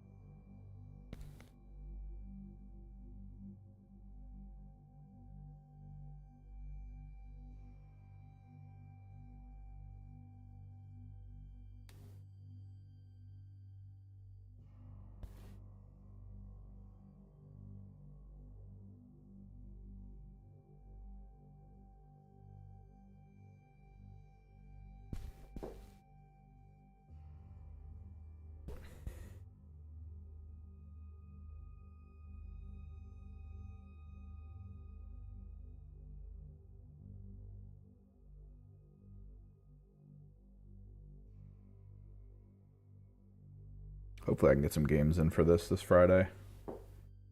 I'm really looking forward to getting back to playing it.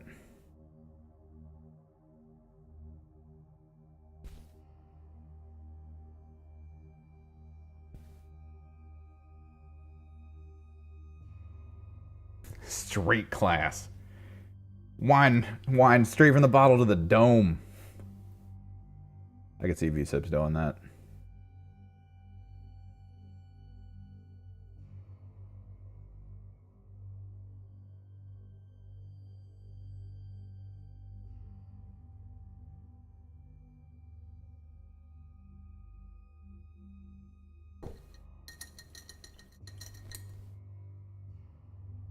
All right, Rex.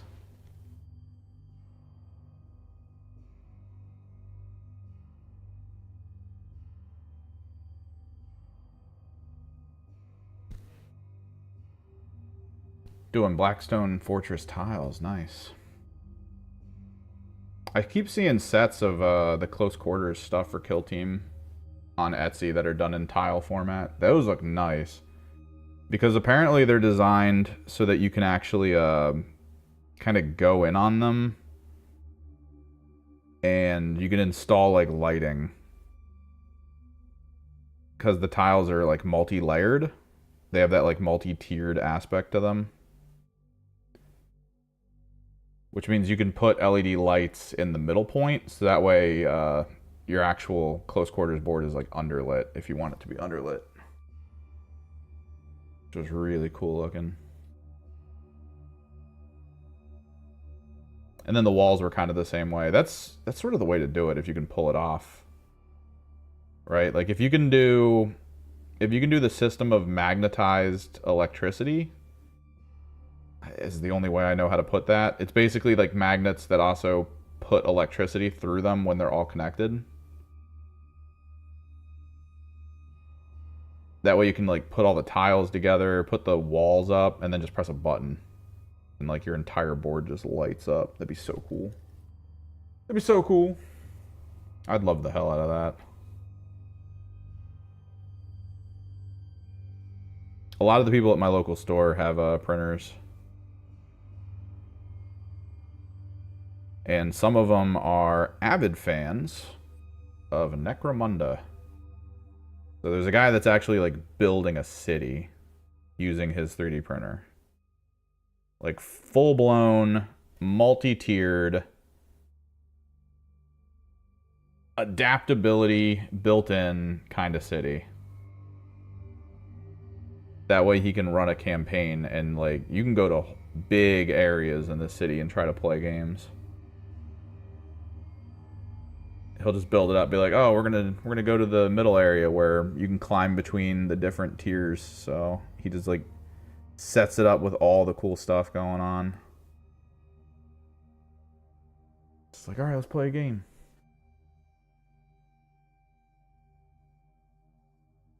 It's the way to go, man.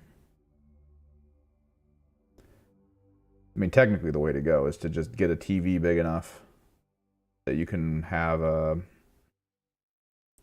visual aesthetic base for your games that's just on a TV. I think that's like the cool system that they used for D&D. Like there's some people who have built-in programming for that, which is nice.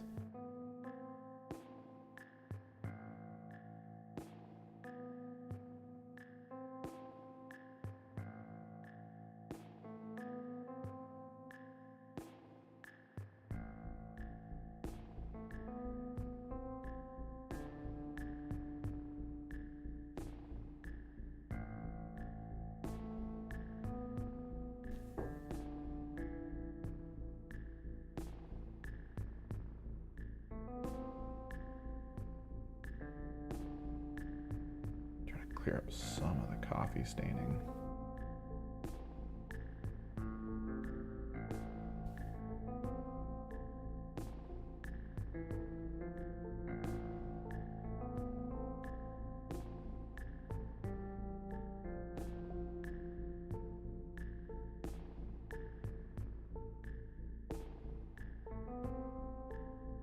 My local store got so many Age of Sigmar cards. I'm kind of thinking like maybe there's a big Age of Sigmar community locally that I'm unaware of.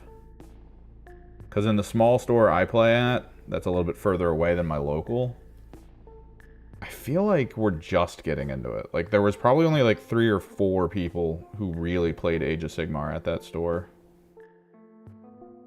And, like, that's cool. But, like, my local store, they didn't buy nearly as much 40k stuff for the relaunch of 40k as they did Age of Sigmar, and I don't know why. Like, if I go back there and most of the cards are gone, that's going to be huge. That's an amazing thing. But I feel like they're overestimating some of their local groups. I think the big problem is still that this store doesn't really pay attention to, like, trying to get people to play at the store. Like, I get their rationale. I get the rationale of not wanting to have, like, a ton of terrain taking up a lot of space in your back game room. I get the rationale of the game system and format not being, like, the biggest breadwinner at your store. I get all of that. But part of me is like, then don't assume people are going to buy the stuff if you're not providing a place for them to play. Especially when, like, the biggest local spot to play at is not a place anymore. It, like, moved a half hour down the road into, like, a whole other section of the state. So, like, it's not the best situation in this area specifically if you want to play, because all the places to play are a half hour drive. And the store that used to actually run events, tournaments, and all that doesn't do it anymore. And it's still there, and it still has the really big game room. It just doesn't want to run events. It's like, Jesus Christ, man. They could corner this local market.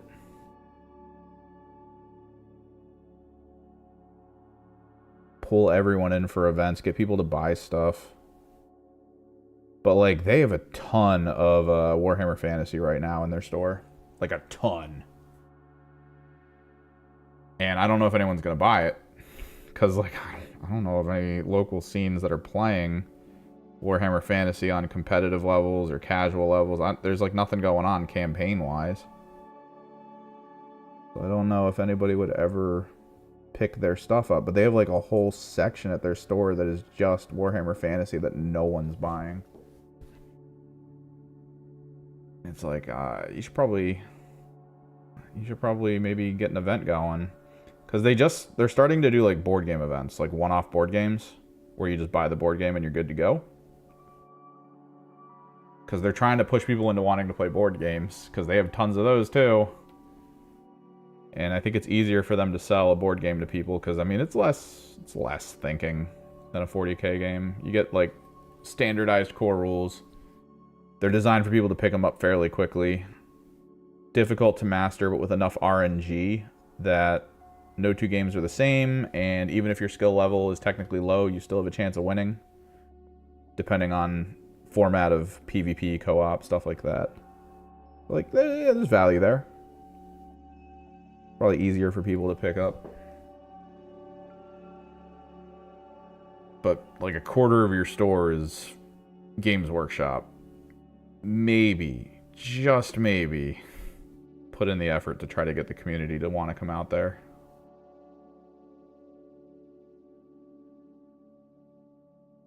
They apparently have, like, a paint and hobby night for it in their back room, but they don't advertise the paint and hobby night at all.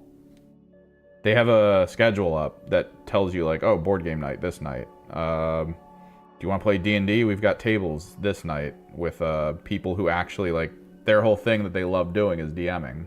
So they'll start a whole new table with people and try to get a game going that maybe, you know, rolls over to just general life.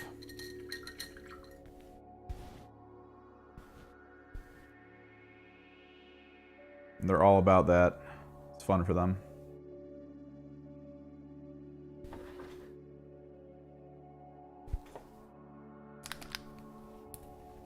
Won't tell anyone about the hobby night, though. They started getting into Gundams, which is weird to me. I feel like, because they timed it wrong, I think. There's a college. They're in a college town. Like, that's probably one of the biggest reasons why as a company that they've actually like done decently over the decades. They're surrounded by college students.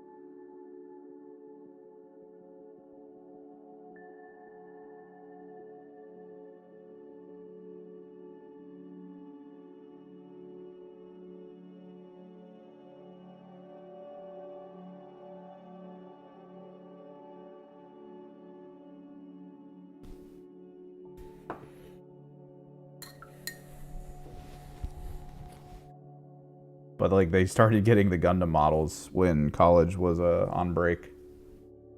It's like, oh dude, you guys screwed up.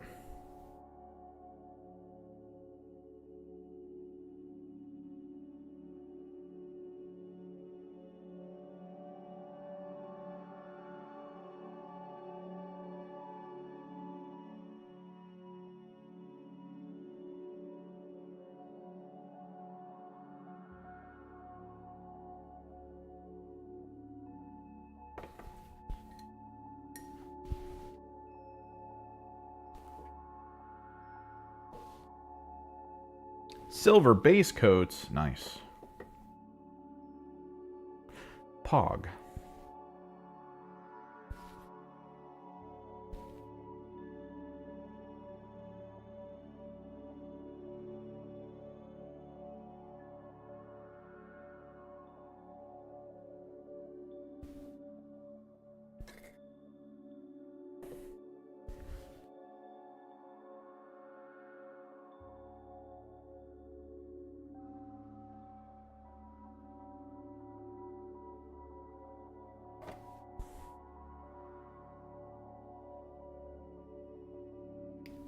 What's the big one, right? It's the reboot of frickin' Scions. Like just a straight Scion team with new models. And then the Vespids, right? They said, the rumor of course is that they said that Verticality is season 4. Like it's all about Verticality, which is weird. That makes me assume that they're gonna fix Verticality because they've been trying to nerf it across the board for a lot of teams.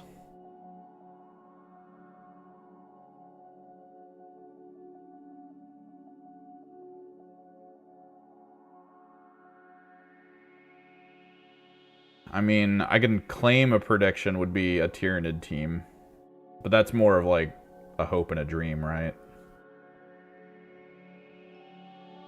We hope Tyranid are part of this new season, because they haven't been in for frickin' 3 seasons. We got 2, we have technically 2 bespoke Genestealer cult teams. Don't have a single Tyranid team outside of the Compendium, which Compendium's still good. It earned a top spot at a major tournament. But I feel like you're missing so much by not actually applying a real Tyranid bespoke team. There's so many new models. There's so much good stuff that the Tyranid could just have.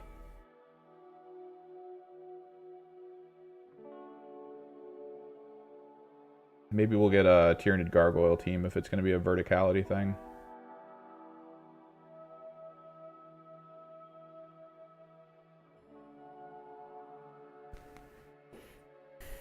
One of the first non-team overview / battle report video this channel put out was with my buddy that I played a lot of games with, where we talked about what we want out of a Tyranid team. That video still gets views, and every once in a while I'll see a comment notification pop up, and I'll just be like, oh, I wonder who commented on one of these videos, and it'll be a person who's like, I really hope that it's gonna be Von Ryan's Leapers and a Lictor, and I'm like, oh, I know this video. I know what video this guy watched. He had the impulse of being like, where the hell's the Tyranid team? And he decided to YouTube some stuff.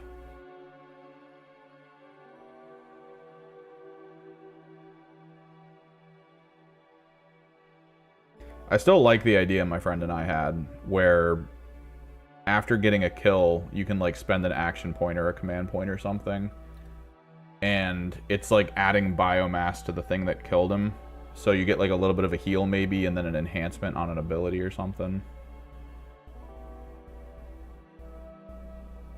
Because right now we only really have one ramp team, and that's the cultists. I think the Tyranid should be the next ramp team. Ramp, of course, being a terminology used in games like Magic the Gathering. Taking a simple unit and then turning it into a god. God tier!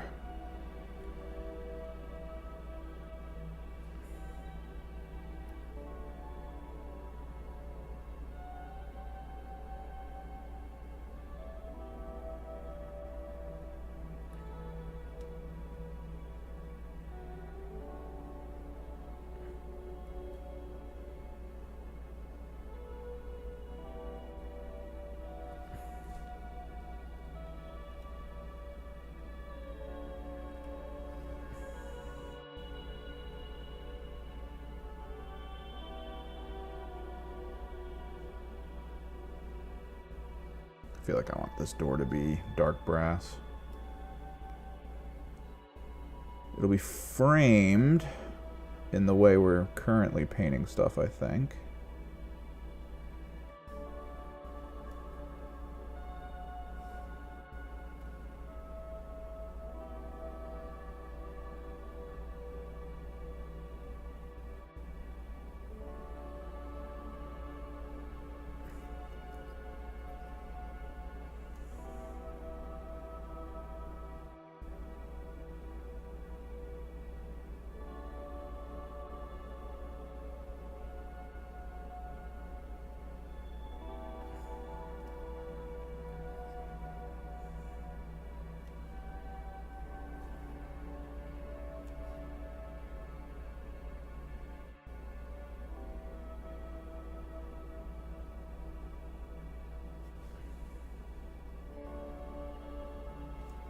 Talons of the Emperor, they're viable, but you have to play them the way that nobody wants to play them, which is 2 Custodes and then a detachment of Sisters.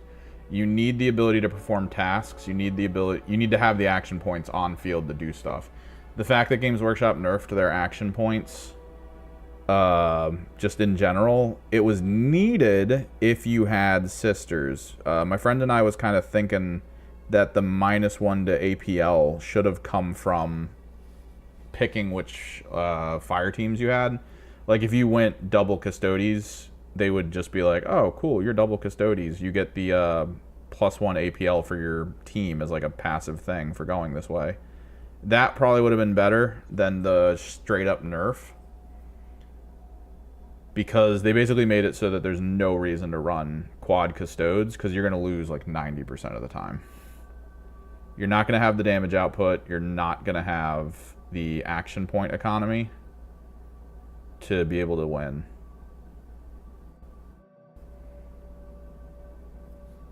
I would probably suggest, and the thing is, I don't know, because it's all about base sizes, and the Custodes base sizes are some of the biggest. So it's like, it's kind of difficult for me to be like, oh, do this instead. I think you could, in my opinion, it would suck, but you could, with a lot of conversion, create a Gellerpox Custodes team. They wouldn't look at all like Nurgle stuff, of course. You would probably need like different types of servo skulls and things to be the bugs that the Gellerpox can take. But statistically speaking, the health and all that, I feel like Gellerpox is kind of it if you want to imitate Custodes and like the general feeling of oppression that Custodes brings. All the Custodes unit except one would just be pure melee. They would all have to feel very unique, though, on the field, because you do have, like, 4 different juggernauts. So you need, like, the one with, like, the chain whips to be the bloat, and then you'll need the one with, like, the big weapon to be, like, the lumberghast and stuff, and it's a thing. I think if you're playing specifically Compendium, you still, as a Custodes player, want to do Sisters of Silence, because you want to at least try to be a little competitive. But as a team, if the person you're playing against isn't used to how to play the game, right, it'll feel good to play Custodes. I watched Penny Arcade. Penny Arcade occasionally dips into Kill Team on their live streams, and they've mostly been playing Compendium games, but they haven't been playing Data Slate Update. So they've been playing basically broken Custodes. And one of the guys in their league decided to play Custodes. Which means they have one guy who's just playing broken Custodes, who's basically been winning every game. Because Custodes... Standard Custodes undata slated is way stronger than you would expect. Especially into other Compendium teams. Bespoke teams can get around them pretty easily because they have access to specific weaponry that will help. But raw Custodes in Compendium was too good.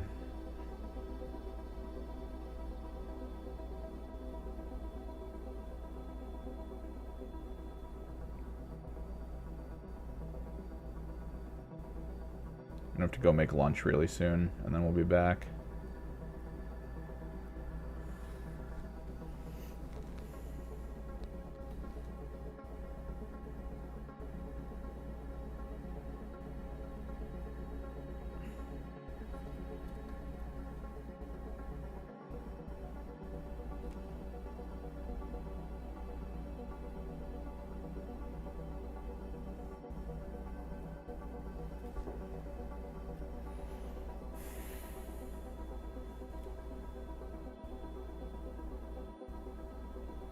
But yeah, if you've got Sisters, I honestly think they're decently competitive with Sisters. Because you've got enough APL on the field, you've got enough survivability. The damage output of the Sisters in melee is actually really good. The fact that you can take Flamer Sisters as well is really useful against certain armies.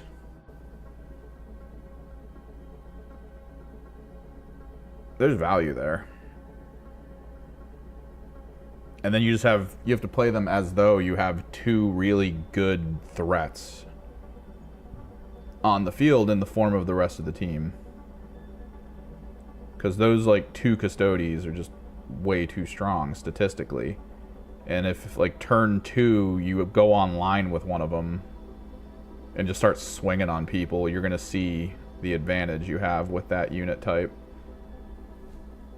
But, I think the few times my one friend played Custodes against us, like against when we were playing against him, it was always down to like positioning to try to make sure turn 2 he wasn't able to charge, and then having like a really good Meltagun in like perfect positioning, and then kind of sitting back with a unit that you're just chipping away at some of his models with, to the point where he knows he has to go,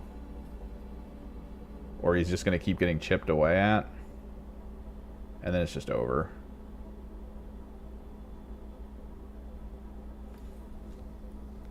So he gets out of position, you run a guy up with a Meltagun, kill one of his Custodes, you kill one of 4 Custodes turn 2, you're basically, that's a win condition. He's now down 3 APL on one of the lowest APL teams in the game. It's over.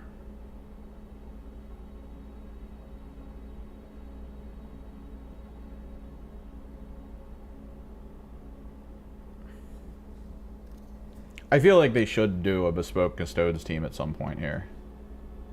Like a real one, where maybe you get like one custody in the team. It'll piss a lot of people off. I know it will. But the team should genuinely just be one custody. Do I have to move the music up? No, we're good still.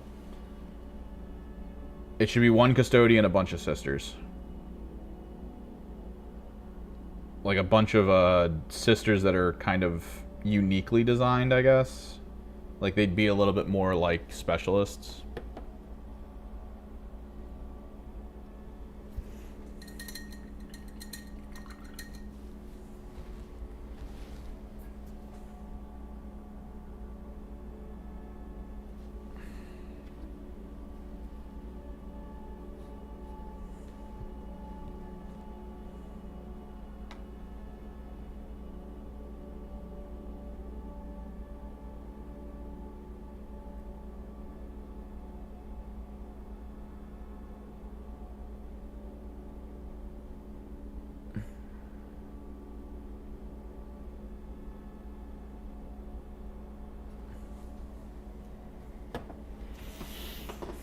But if he's looking for like big hulking teams that can do stuff, I mean, you've got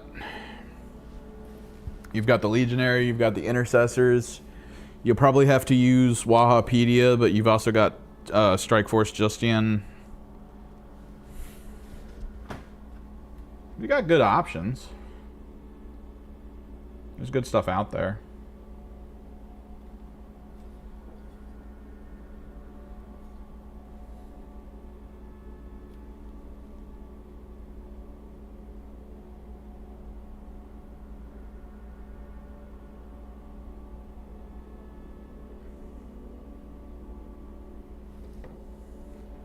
Personally, best bang for your buck, if you could theme a group of, let's say, Death Guard, if you can theme them well enough, you can run them as the Night Lord's team, Nemesis Claw.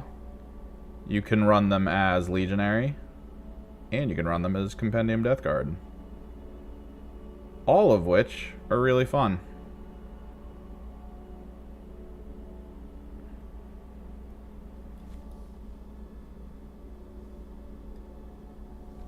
Oh, dude, Commandos are great. Commandos, props to, like, friggin' Kill Team for managing to pull this off. Because I don't know how they did it. But the starter teams, frickin' Commandos and Veteran Guard are still insanely strong as far as teams go. Like, we still have tournaments where at the end, all the new teams, they place decently. It's okay. But top guy, usually Commando or Vet Guard. Like, and those teams have been changed very little. Commandos were given the ability to take like an extra unit, basically, and then they had some stuff removed. They had some benefits removed from them because too strong. Just too strong. And then Vet Guard recently got, I think, a little bit of a nerf because they, like, the way, if you watch how they play, right? The reason they haven't been nerfed until now is because the people playing them are just so stupidly good at them that, like, to nerf them would make them worthless in the eyes of, like, everyone else, right? Like, an average player would no longer want to play Commandos or Vet Guard because to them they'd be like, oh, these are the worst teams ever. But then you've got, like, the one guy at the tournament who's just stomping everyone with them because he knows how to play them. They're his team. He's got this.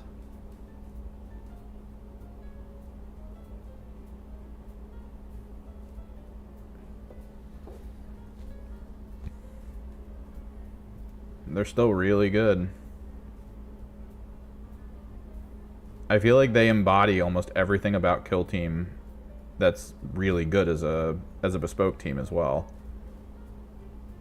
Like, the reason you want to play Kill Team is basically because of what the Commandos and the Vet Guard are. Some of the new bespoke teams coming out have been, like, drastically changing rules because of what they are. But I still feel like baselining everything off of Commandos and Vet Guard is just great.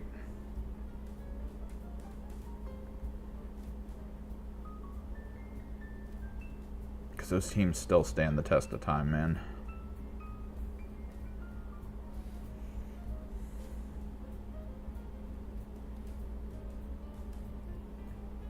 The Blooded still do good, which is wild to see.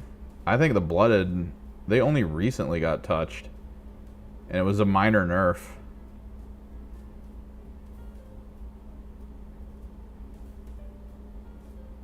Which is crazy. Probably the one team that's still shocking to me. Actually, there's two. Friggin' Warp Coven not doing as well. And Hyrotech not doing as well. Which, I feel like there's something there. Because both those teams are very close in playstyle. So I think, like, just generally that playstyle is way too weak. Tons of gimmicks. Decent mid-tier damage. And really high durability and survivability, but then for some reason it's just like, due to the lack of mobility, it's over. They've been trying to adjust Warp Coven mobility to not suck, and it still sucks. Like, they still just can't pull enough off to take victories, and Hyrotech's in the same way. Hyrotech has bad mobility, but they have some of the best mobility units in the game as well. Those friggin' Plasmacytes with Fly, that's incredible. Their leader with Fly, oh my god. That's so strong. And yet, I still don't see Hyrotech winning tournaments. I still don't see Warp Coven winning tournaments. It's like, come on, man.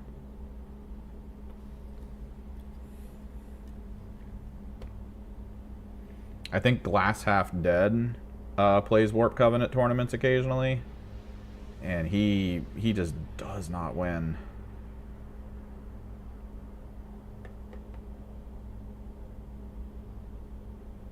It makes me want to play Warp Coven at tournaments to try to figure it out, see what's missing.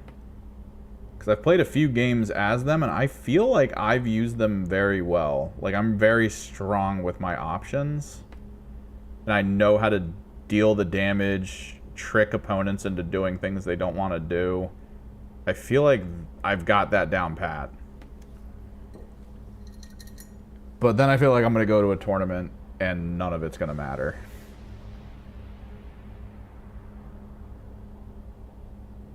Like, whoever my opponent is already going to have pretty much everything planned out. I'm not going to be able to keep up with them and score.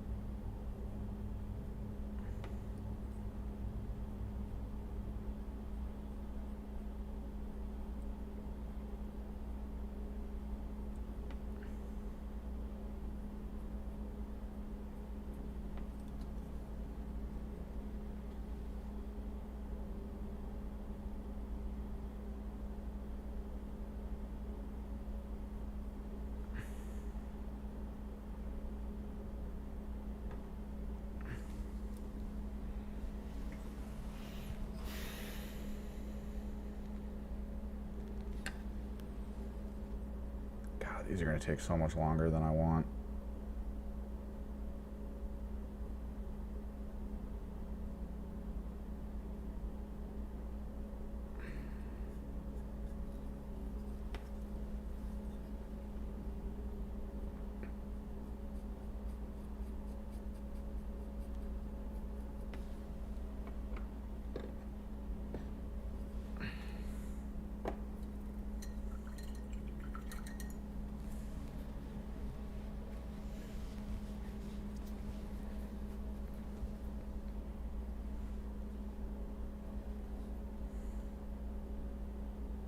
Try to work that up in a minute when they dry a little more.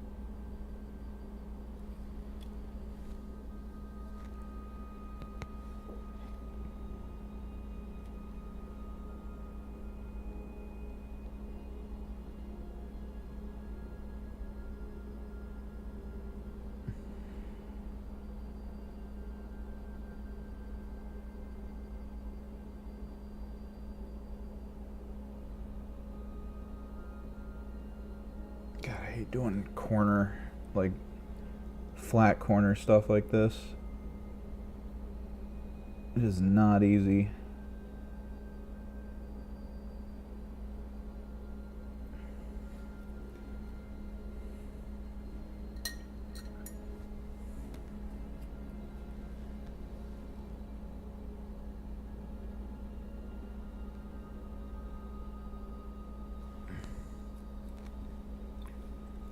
I don't want to pull the paint towards me. I want to push it into its frickin' corner. Snakebite leather is so hard to try to fix. I can easily fix most contrast paints with just a little bit of water. But man, snakebite leather really just like dyes the whole area, the color. It's like a super strong, overpowering pigment. Kind of obnoxious. Just a little bit. A little bit obnoxious.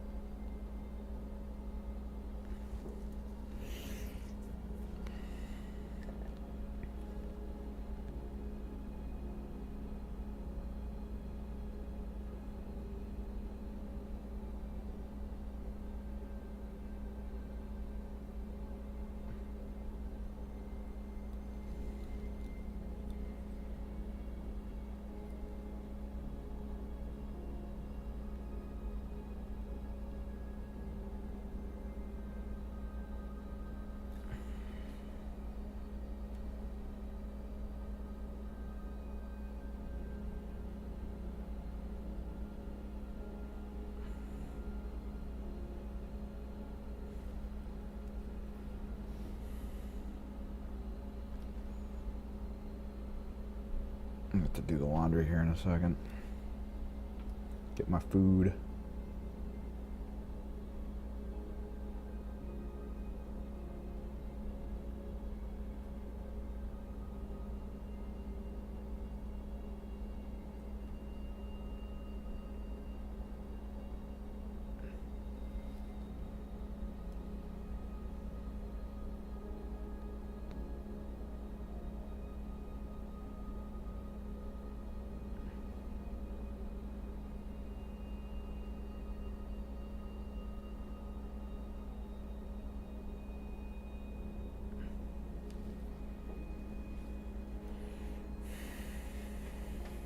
Freaking hungry.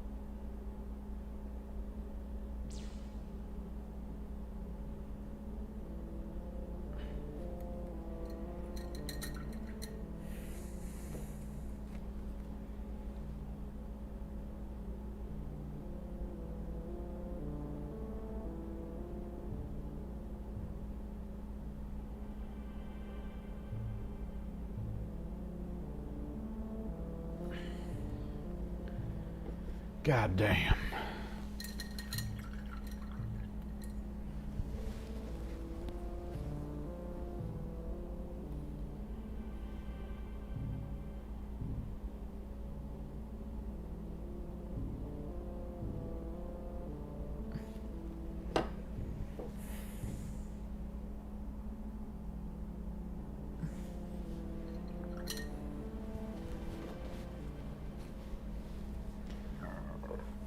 Oh, my back. What time is it? 1? Yeah, I gotta get food. I still got more of this brassing I want to do on other things. So we got the little ones to do in a second. But I need to BRB. I gotta do a couple quick things. Get them out of the way. Studio mode, BRB. Alright, be right back, guys.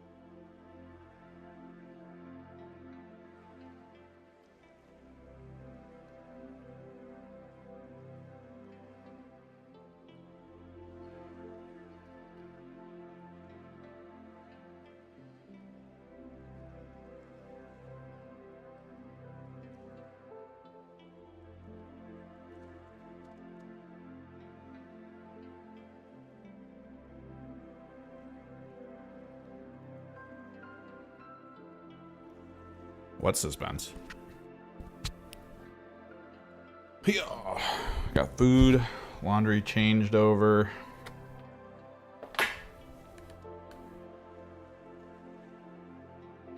At least got to keep going with the contrast. Get all the baselining done. That's the point. Let me just get some food in me, because I'm freaking hungry.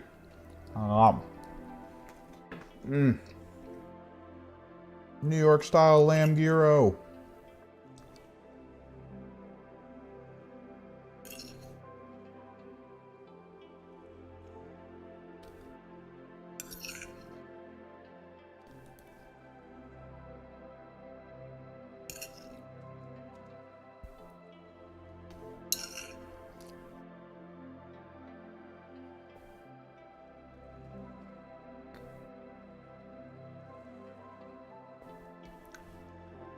So we got the bone tone stuff. We got the light bronze, dark bronze.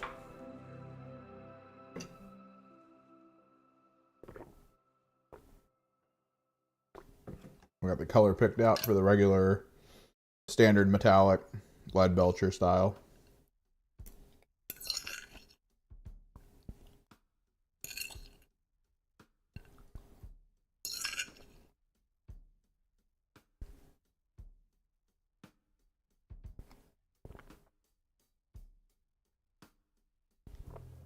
Who would have thought terrain would take as much time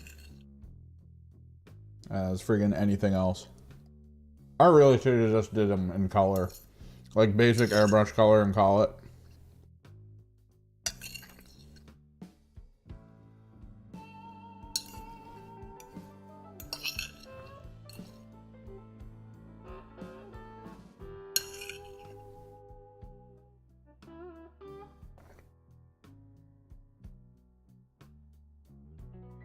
There's too much detail.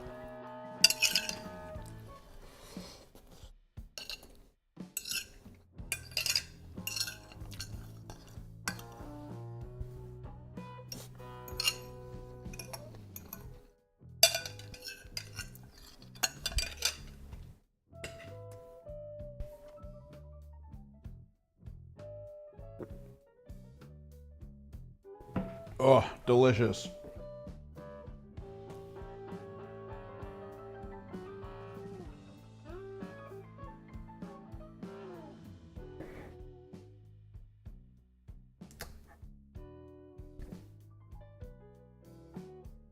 Okay.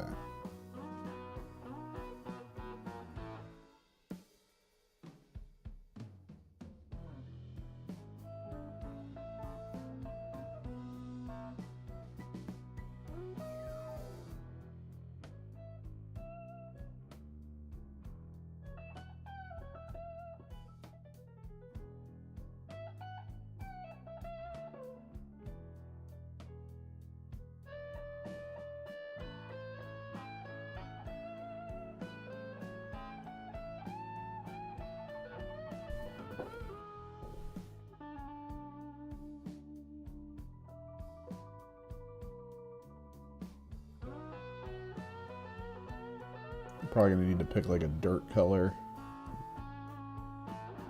Maybe it'll be the same grayscale that the Leadbelcher eventually becomes.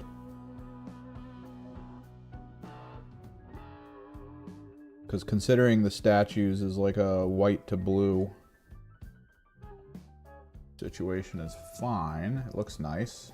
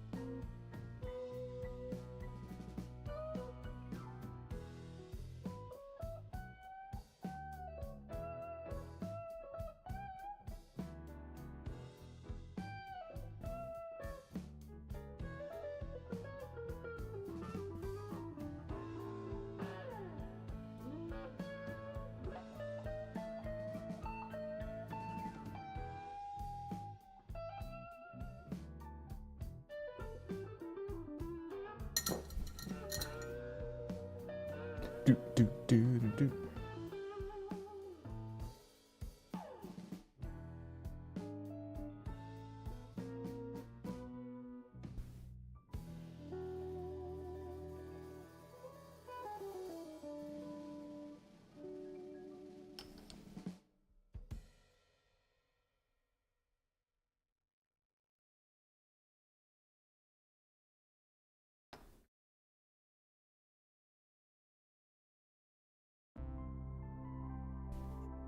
This really does feel like a different plastic. Having built so much stuff recently,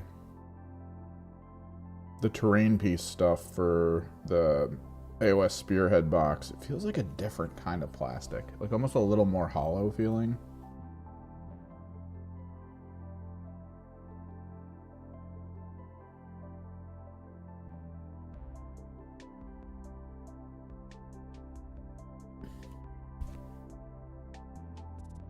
I know Games Workshop changes it up occasionally, and I think one of the boxes claimed that this new mix is like easier to clip off of the sprue. Like supposedly you don't even need clippers or something is their goal, but I mean, at the end of the day, you're probably gonna want clippers and files and stuff.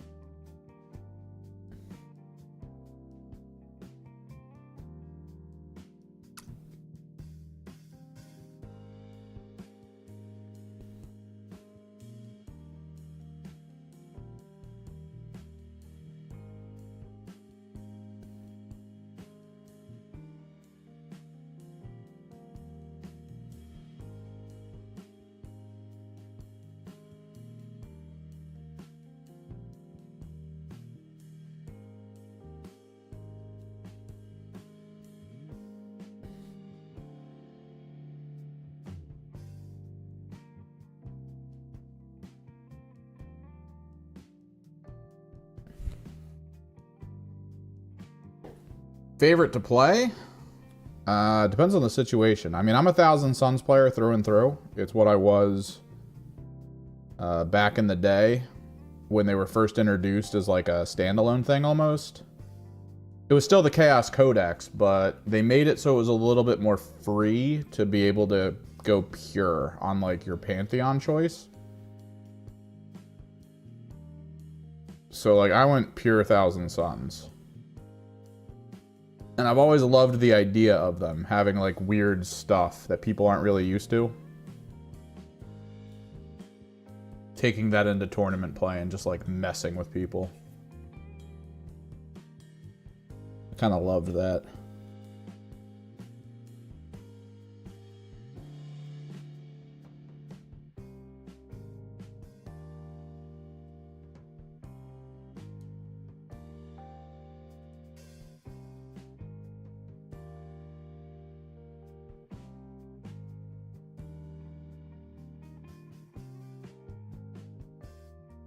I've kind of fallen in, though, for the Chaos Knights, just because I like the idea of being quick when you play a game. Like, actually making, like, a good choice, and then providing both you and your opponent, like, maximum time to be able to achieve, like, a full game of 40k.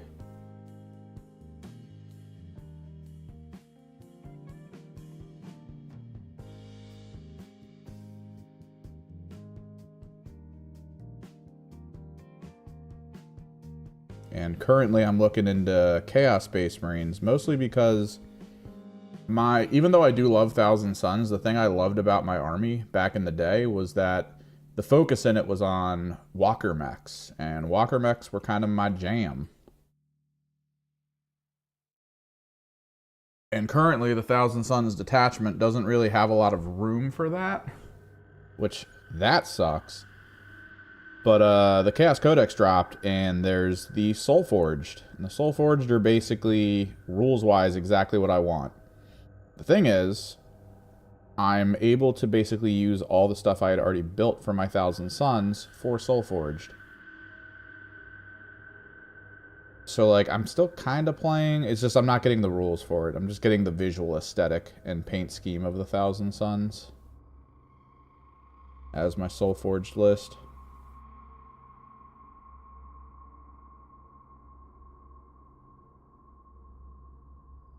Like, yeah, lore-wise, I'd probably say Thousand Suns. I just like their idea. Because it's sci-fi wizards, and those wizards are controlling sci-fi golems.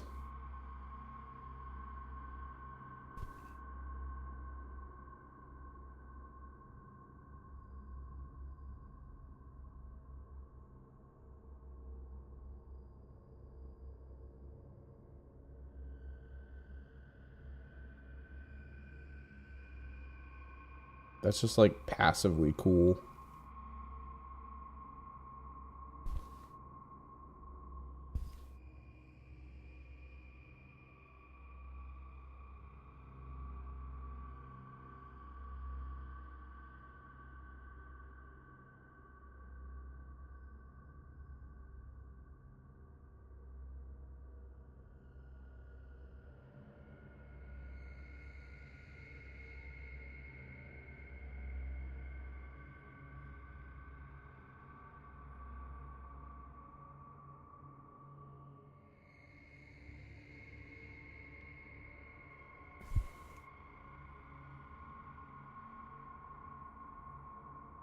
I'm super happy they're getting representation in the new Space Marine game.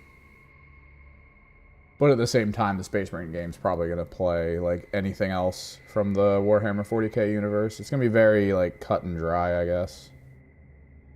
The way I would put it. Not a lot of unique takes on the universe.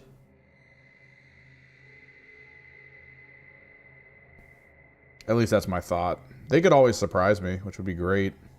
You know, please. Please surprise me.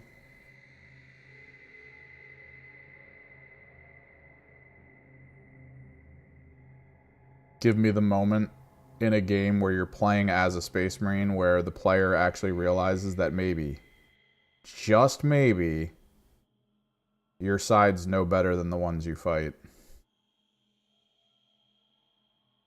In terms of moral standing.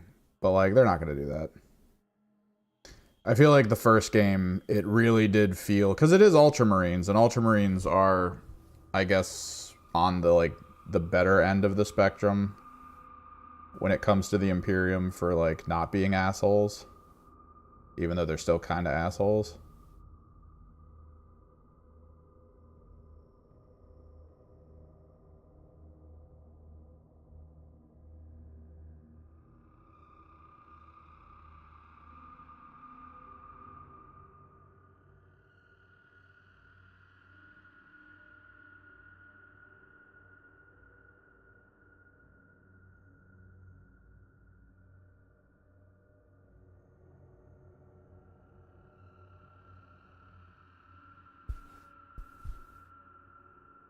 No, yeah, everyone's a bad guy.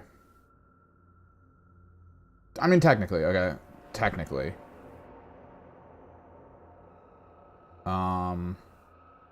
If you really think about it, orcs are doing what they're programmed to do. Like, it's built into them on a cultural level when they were made as a race. So, like, depending on how you approach moral structure, technically, orcs are good guys, because orcs are just doing what they're supposed to do. And it's not about, like, getting ahead. It's not about any of that. It's just about doing something they love. And I feel like, to a degree, I feel like they think everyone around them loves it too. Because, like, they're looking at the universe and they're seeing everyone just constantly fighting each other. There has to be a level of it with them where they're just like, oh, we're just doing this because it looks like you guys really enjoy it. Like, we really enjoy it. We're just sharing our joy with you because it also looks like you enjoy it.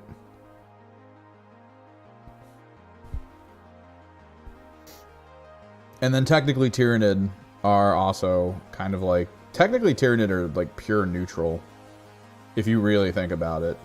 They're just a species of beings that are like, we need to consume biomass. That's our programming. That's what we do. So, like, they're more of a force of nature than anything that can be confined by moral construct.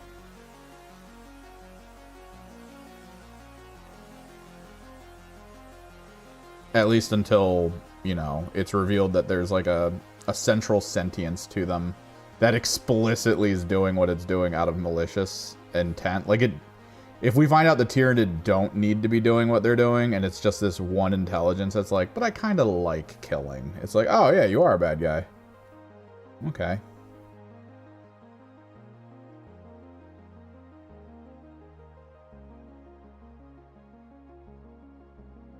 You know, it all kind of makes sense.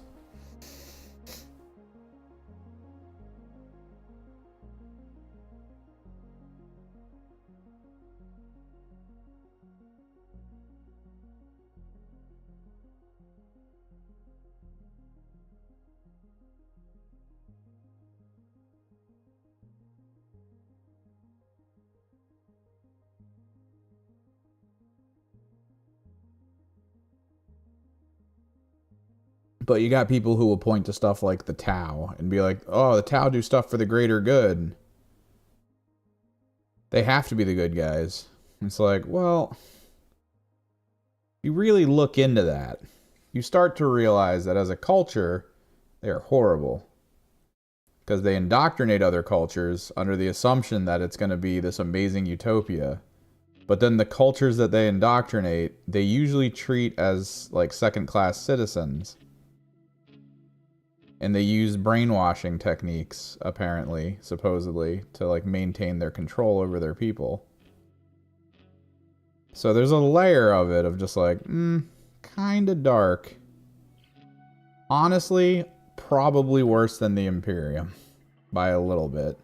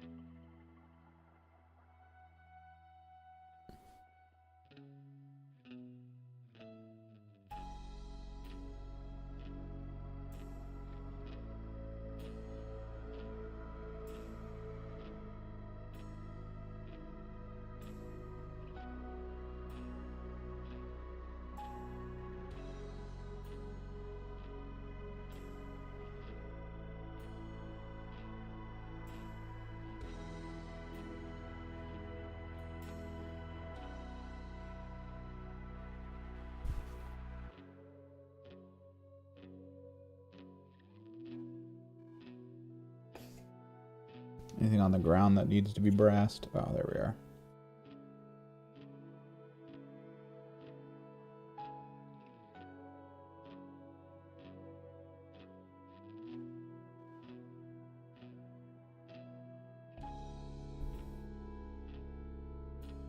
Probably make the gemstones later.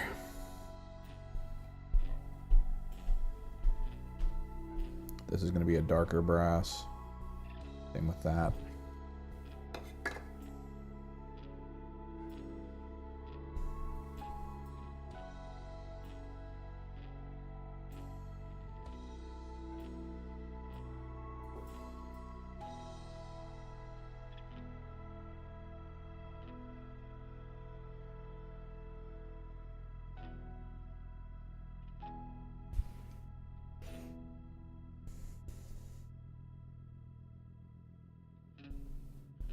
What's your favorite faction?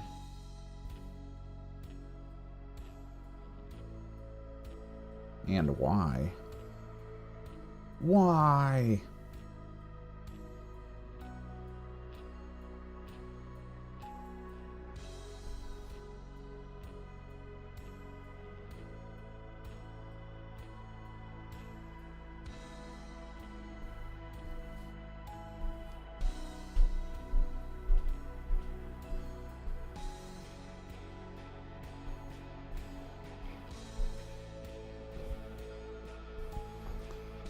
Currently I'm doing a league for AOS Spearhead, which is why I'm painting these.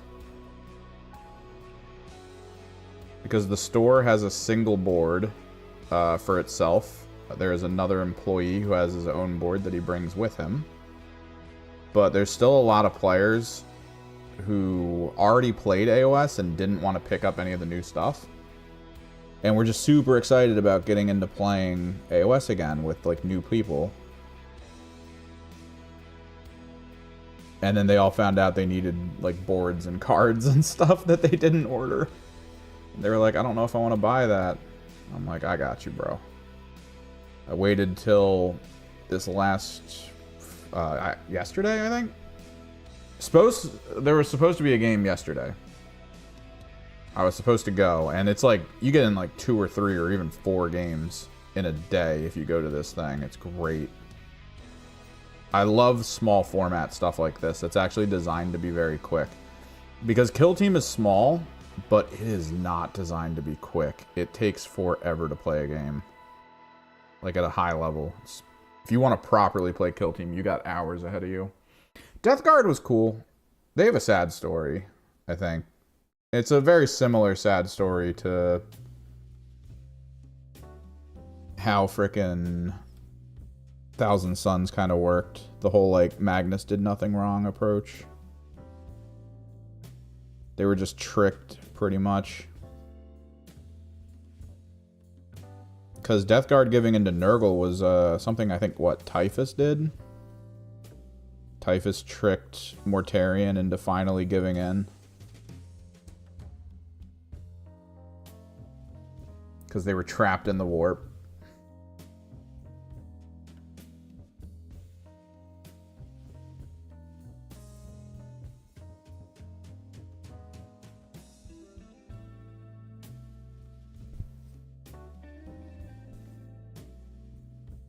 And the slow and unstoppable thing is also a Thousand Suns thing. I mean, the slow and purposeful rule was originally our rule. Even if you move as a Thousand Suns player, it's, or at least what it used to be. If you move, you're still treated as having stood still. So like rapid fire still worked, heavy still worked.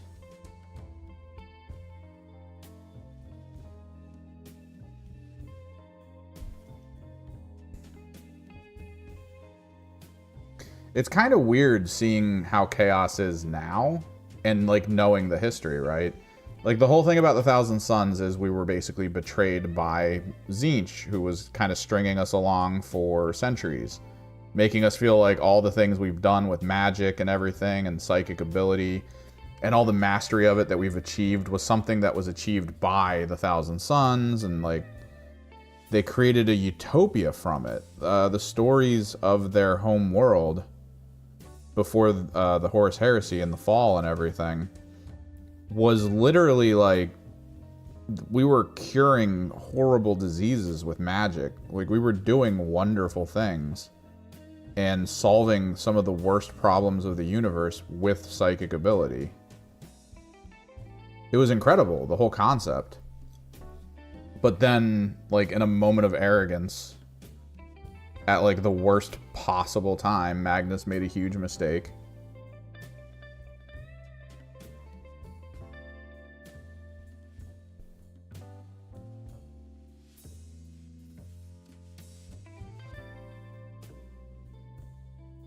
And then all the familiars that all the sorcerers had started turning on them. It was this big backlash effect.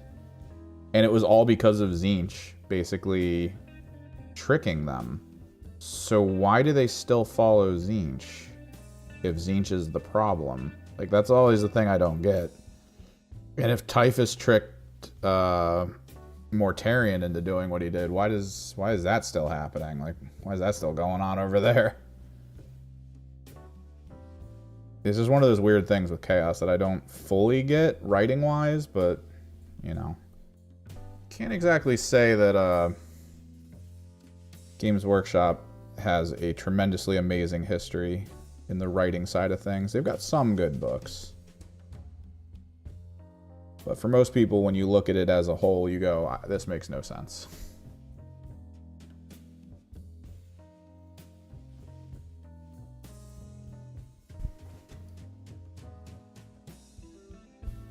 His arrival, he basically was heading to Terra to warn his father about an oncoming threat or something.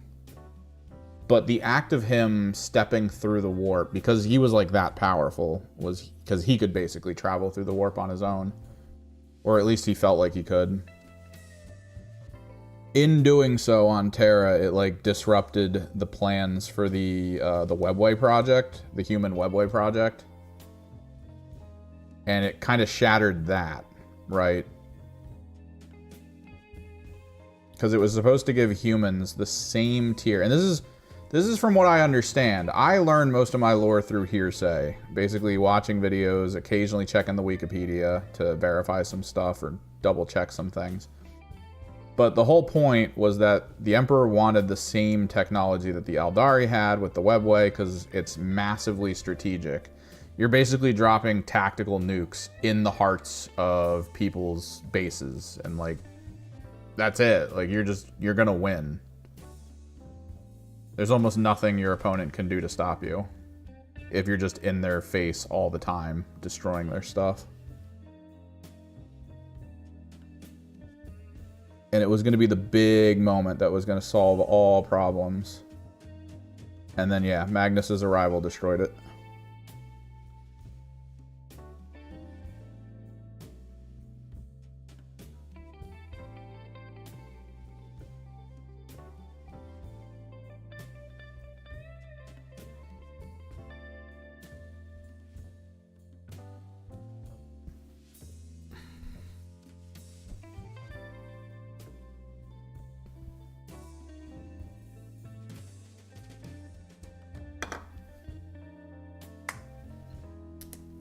Let me start working on the Garagax for the darker. Yeah, and that's kind of the thing, right? I think with most of the lore, for Nurgle and Tzeentch, the Nurgle and Tzeentch side of things, it's that. Like, that's the lore. Is technically, it was just like betrayal within the faction. Either through their own arrogance or just general stuff. Because the whole reason the rubrics are the way they are is after Tzeentch took control, and did what it did, he just started mutating all of the sorcerers who weren't really able to withstand his presence, which is not what the Thousand Sons wanted. They fought so hard to like not be in that situation, and then to suddenly like find themselves just being mutated by the warp is a whole bad thing. Which is why the Rubrikae happened. And now we're all golems. There's only a few sorcerers controlling their brothers. Remote control little golems.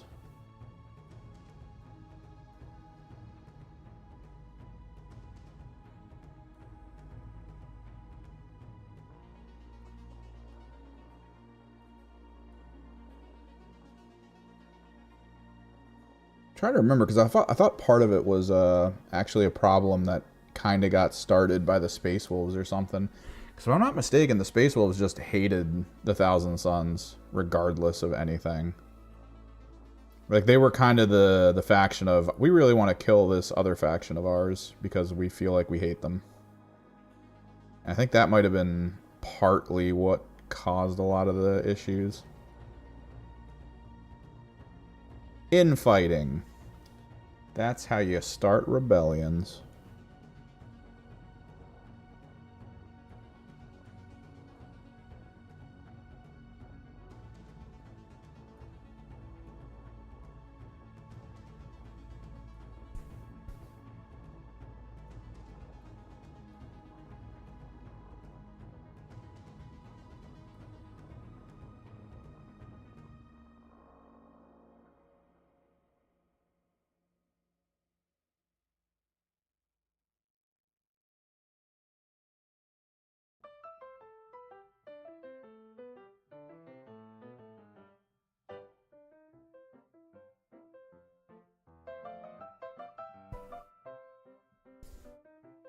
Do do do do do do do do do bump bump bump.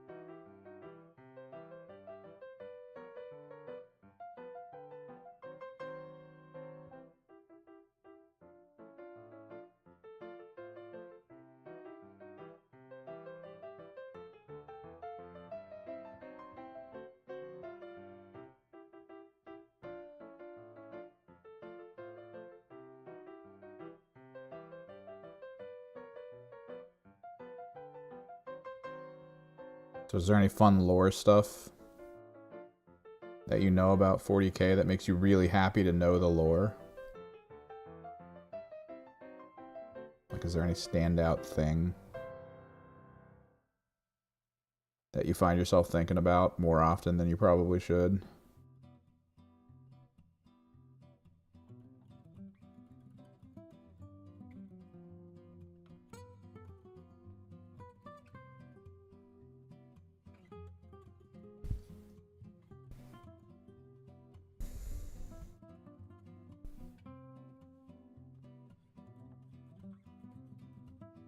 doing this in OSL. So the brown is not going to persist. We can just put it down for now, though.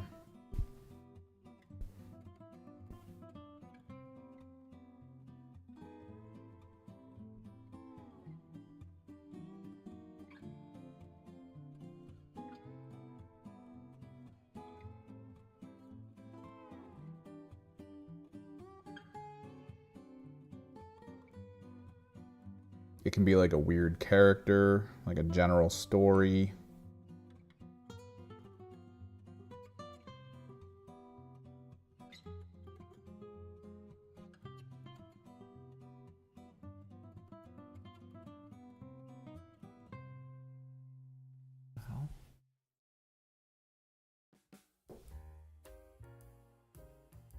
That's a good one.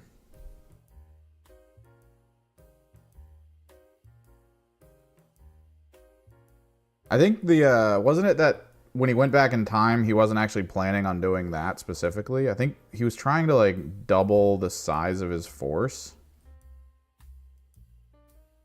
But then, like, he realized the gun that he had in his hands in his past life was the gun he liked, and he wanted another.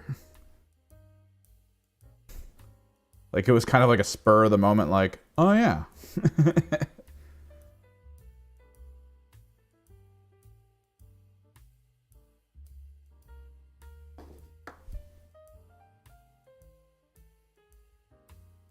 Oh, is it the one that Henry Cavill was supposed to be doing?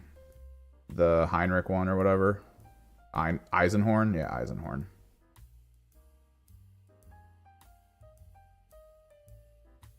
Eisenhorn one's supposed to be really good. The journey that he takes. Because I think he runs into like a lot of the different races or something. I always like that when you experience like a different tier of the universe of 40K, which is what I always kind of hope for the video games, but it rarely happens. It happens a lot in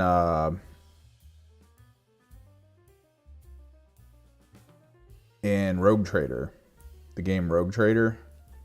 If you have not played Rogue Trader and you're really into like the universe and the lore, I highly suggest trying it out. Because Rogue Trader does really touch on like the part of the universe that we don't normally see, which is like general everyday life of people in the Empire, done in a way where you also realize that they do interact with other races outside of the Empire, but like not just always in that negative like kill the witch kind of manner that we've come to know the Empire as. Sometimes the rogue traders who have like a little bit more say and control over their lives and choices, sometimes they'll take in aliens or Xenos, I guess, as like allies, which is really cool.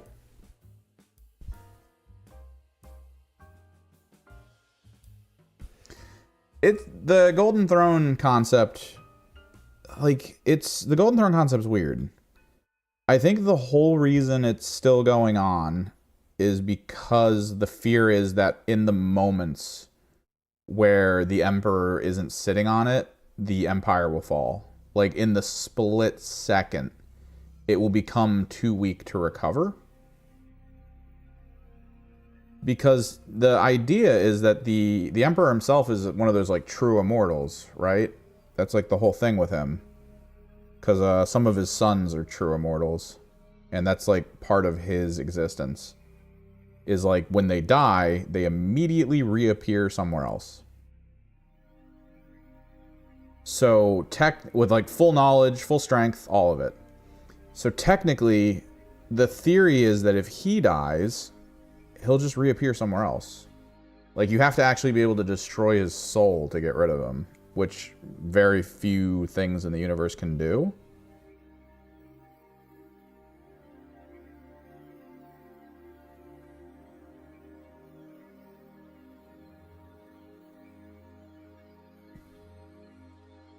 So the question is, why doesn't he just, die? Like, why doesn't he allow himself to die so that he can immediately get back on the throne at full power and then get back to work on the Webway project? And, like, why? Why does he not do that?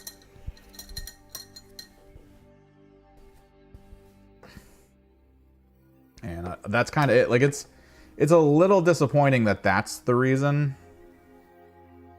Because the hope would be, like, that he knows he's not coming back or something. It's like, oh, this is the last ditch. Like, this is it. After this, there's nothing. It's the end times. When the reality is, he'll probably, like, lose some of his, like, probably a good, like, 40% of his kingdom that he grew over time. But at least he'll be back, right? And he'll be able to, like, step in when he needs to. I don't know, it's like a weird thing.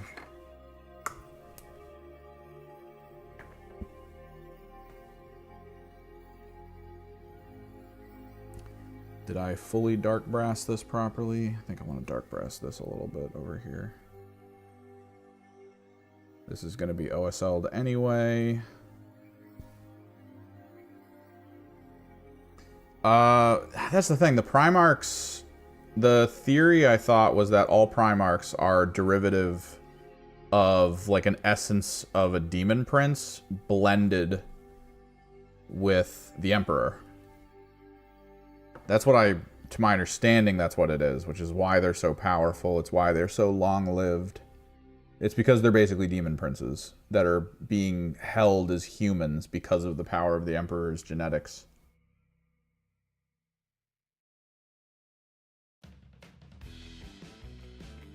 And the work that he and his other lead scientist put forward to try to create those things, the Space Marines.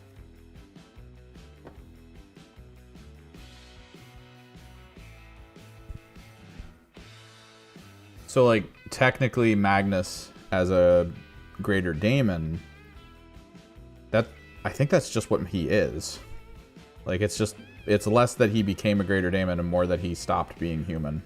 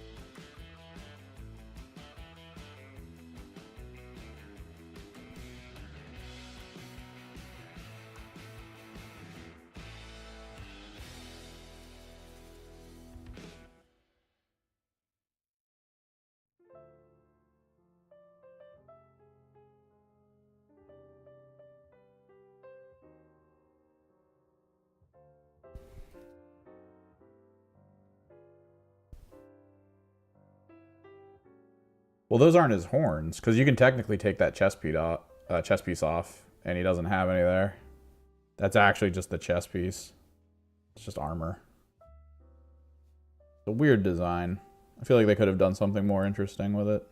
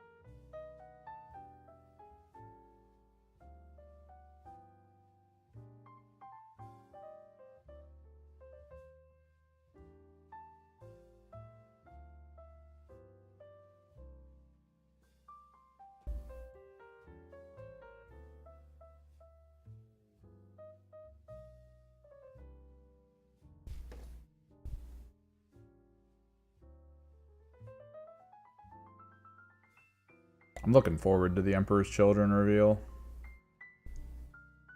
It's actually, like, hugely at my forefront of interest, which sucks, because I feel like I'm coming to the end of the projects, which means I can put way more effort into making more videos.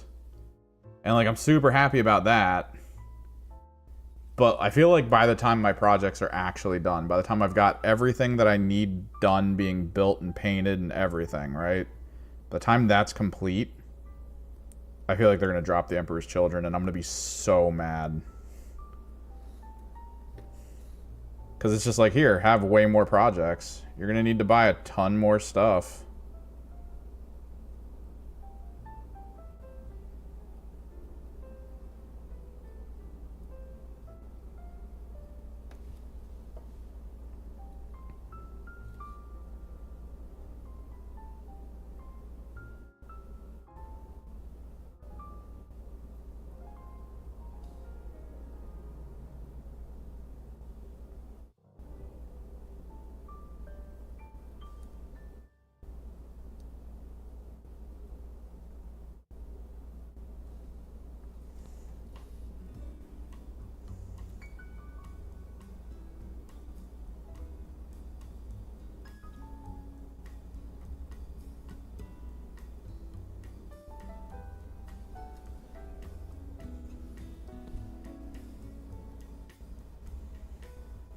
Yeah, no problem.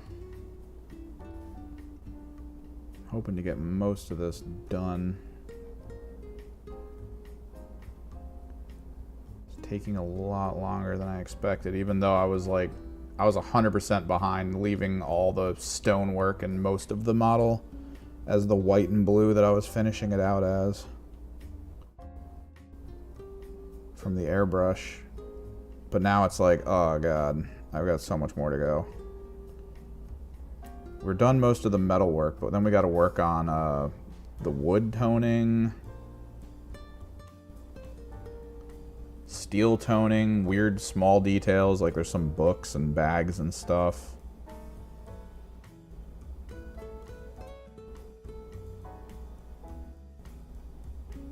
Oh, it sucks. It's the whole reason people are putting it's the whole reason people are putting together.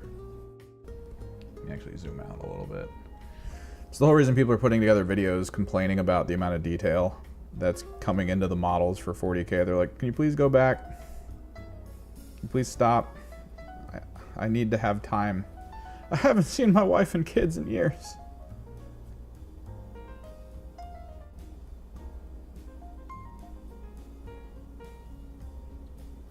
That's why you gotta be big brain like me and don't have a wife and kids. Life hack.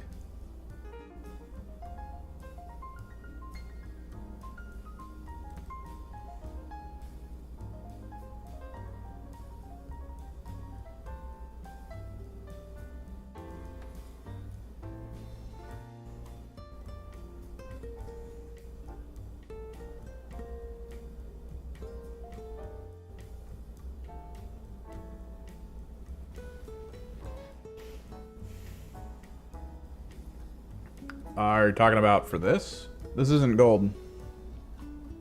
This is snakebite leather. Contrast over top of a white and blue combo.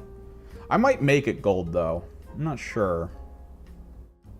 I know we're going to be doing brassing on some of it, but we could probably go gold.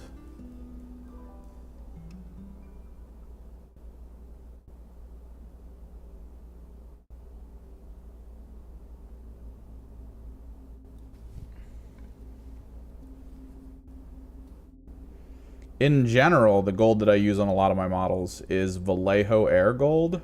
I love Vallejo Air. Goes through the airbrush so smooth. Oh yeah, because gold is basically just oranges and browns. I know a lot of people put a lot of effort into like the non-metallic metal stuff. Honestly, if you just choose your colors wisely, you can just do flat metallics by applying a contrast that is close to the metallic color combo you want, and then just calling it. It looks really good.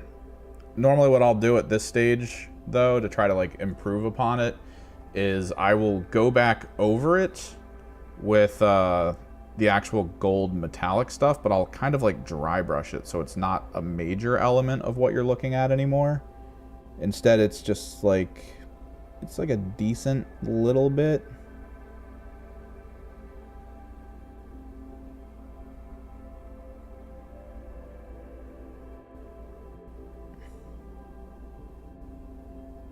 This is going to be kind of hard, because I need to hit all the parts that are not wood.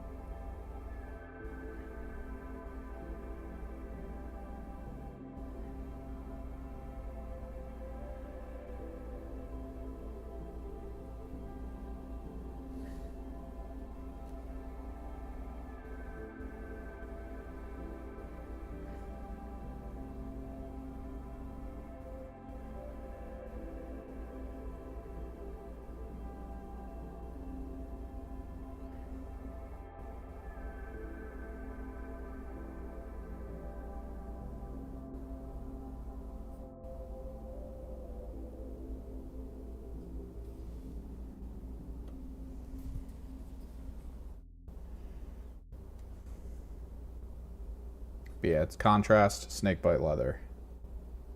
Snakebite leather, if you do anything with contrast paint, highly suggest you at least have some of it in your collection.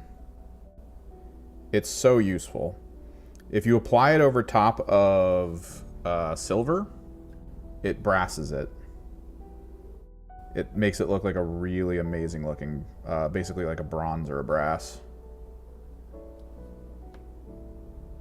It is also one of the better leather base tones, so I mean it works as what it's supposed to. It's just a really good, flexible color.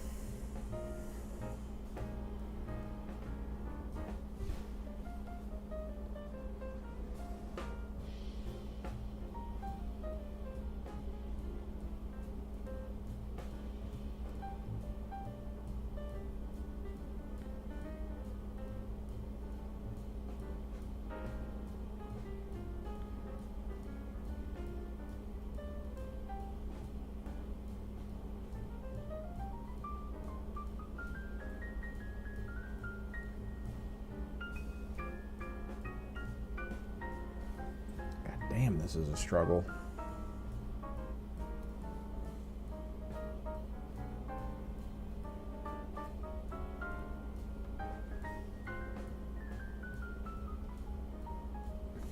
Stupid door.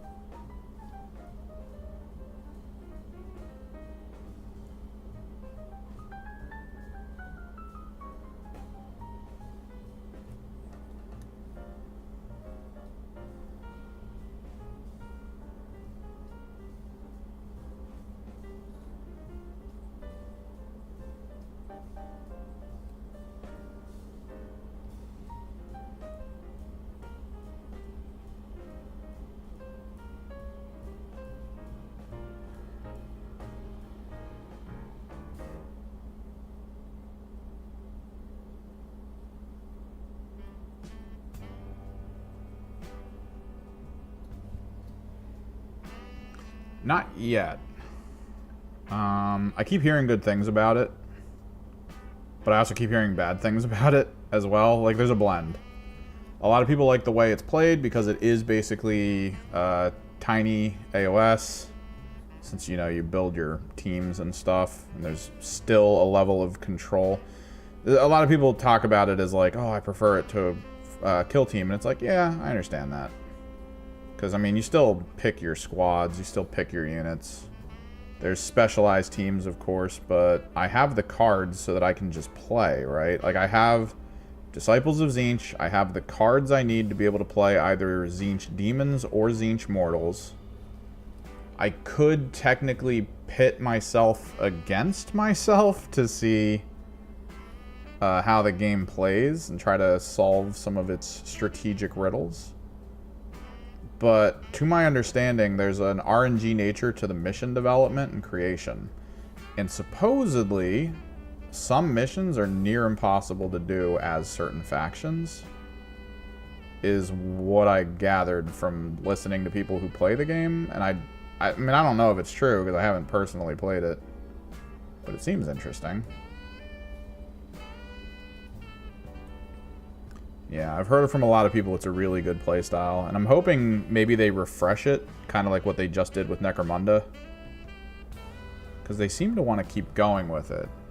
I keep seeing the rumors that everyone throws out of like, oh, this system's about to die, this system's about to go away, this system, and it's...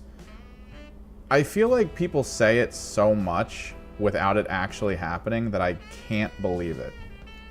Like, even if it does actually happen, even if the rumor comes true like 2 years from now and Underworld stops being a thing that's supported, right? I don't feel like you can do a victory lap if you've been saying it for years, right? Like, that's one of those weird things where it's like, look, it could go away at any point. And I know that that's kind of what people talk about with Warcry, is that it's either going to get balled up and applied to something else. Wasn't the rumor that it was going to be like the new Cursed Cities or something? They were going to basically do a Cursed Cities thing with it. Or Mordheim, I think, was the terminology used.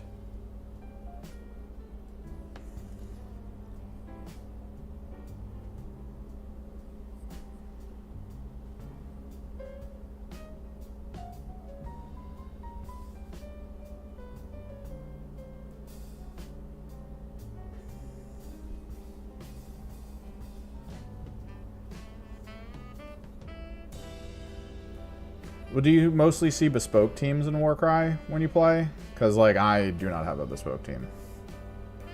I was thinking of getting them, but I don't know. I might as well, like, I'm not that worried about it. And I kind of like the idea that the cards that I bought were like, yo, you can play your Enlightened. It's like, whoa. I can have dudes on discs running around the field. Let's go. probably not going to feel great because you can probably only put like 3 of them on the field, and then your opponent's like, I got 20 units and you're going to die. It's like, aw.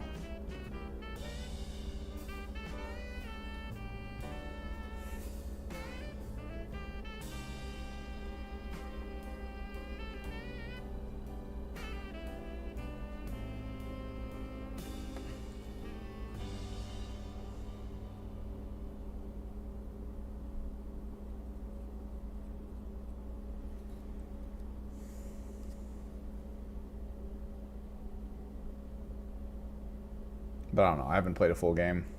I'm slowly tearing through the systems, though. Like, I love Underworlds. Underworlds is probably one of my favorite systems because it's, like, so quick, man. And there's an RNG nature to it that brings it much closer to the board game side of things as opposed to, like, a strategy game. Because when you get into, like, the board game side of things, it's a little less stressful. And just a little more enjoyable.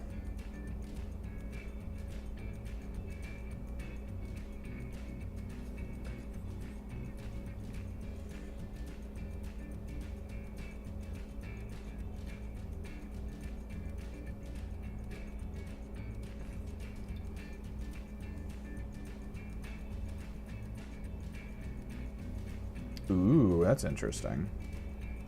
Maybe that's why people like it. Because people hate Kill Team for the compendium teams not being anywhere near as strong as the Bespokes. Even though I do think you can win with some of them. That's just my opinion.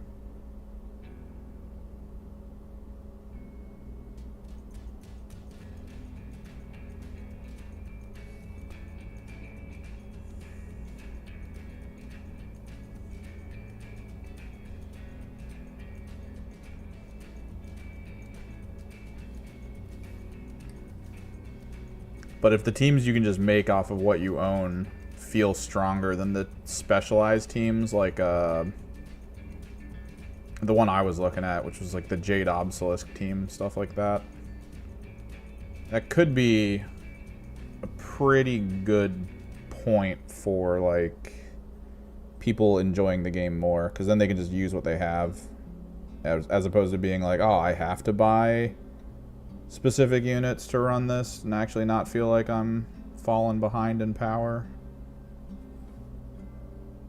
Oh my god, am I running out of Garagax? I better not be running out of Garagax. I love Garagax. I have to have another container of it. Like, I feel like I'm scraping the bottom.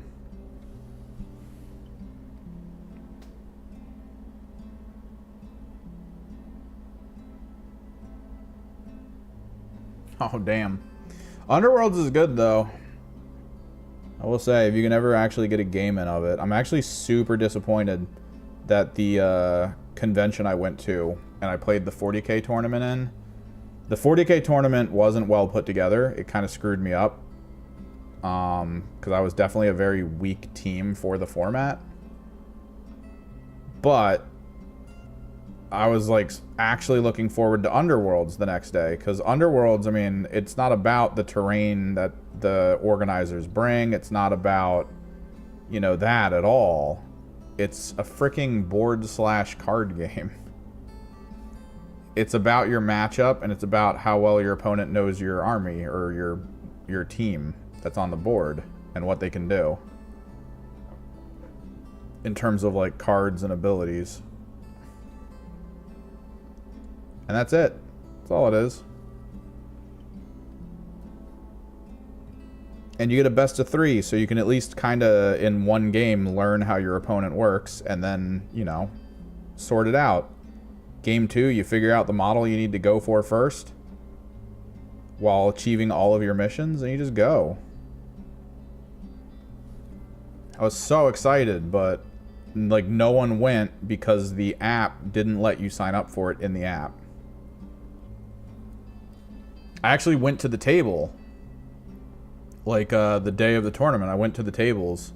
I was like, I'm here for it. And they were like, well, no one's coming because no one signed up. So we're just assuming it's not going to happen. And I was like, you didn't make it so that anyone could sign up. And they were like, oh, shit. Like, they actually didn't know. So I kind of just stood there for a couple hours, checked back in every once in a while, and then out of nowhere, I got a trophy, which is currently sitting on my top shelf over here. Ooh, neat.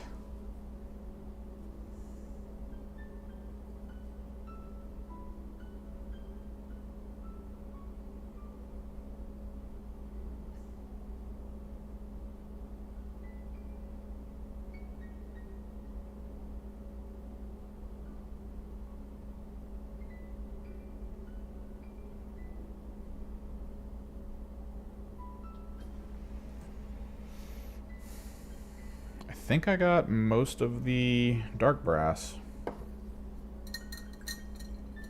Now,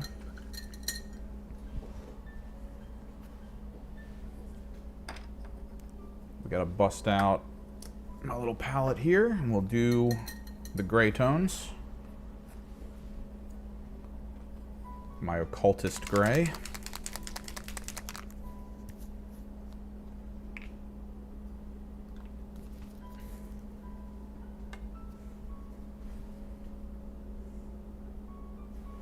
This is going to preempt my lead belcher. So this is more for like the silvery metallics than anything else. So baselining as like a darker gray tone.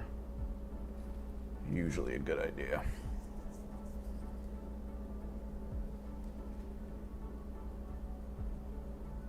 Usually. Most of this is still just underpainting. We're just trying to get core tones down.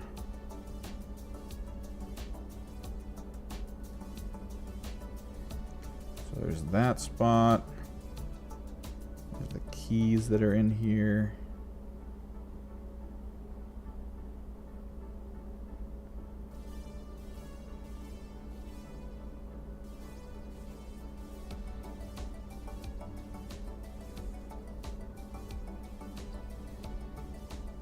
There's the chains that are on the skeleton.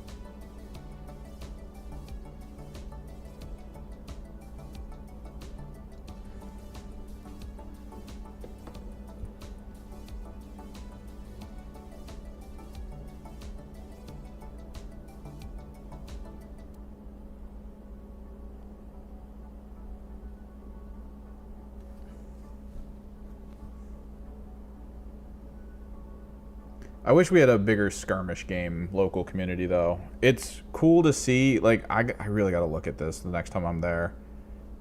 I don't know how they started talking to each other. They're from the same store that I'm going to. I'm pretty sure they're in the same Discord for that store. And I never see them talking to each other about like, oh, let's go play Kill Team. But the last time I was there for Spearhead, they were like, oh, I came with my Spearhead and my Kill Team just in case, depending on what we were gonna play today. I'm like, why do I never see anyone talking about Kill Team on the Discord? I've got 28 or something teams right now, just sitting in boxes in my closet that I really wanted to start playing and meeting new people in that vein, so I can maybe find a group of people who would be cool with me setting up like recording stuff and getting some matches recorded so I can start getting some more battle reports together for you guys. But like, I never see them talking. There's a whole section on the Discord specifically for skirmish games, and I never see them talking in there.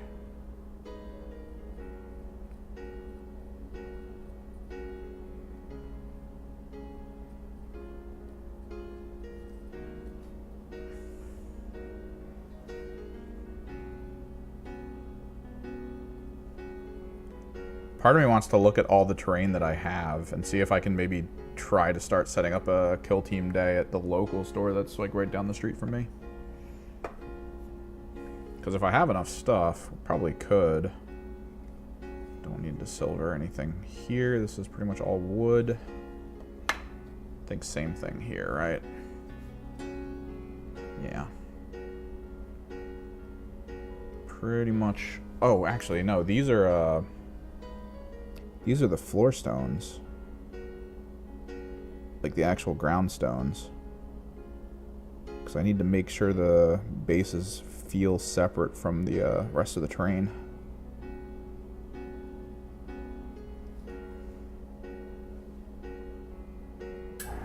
Oh, there's my airbrush. Which means there's a slight leak in the pipe. I kind of knew there was.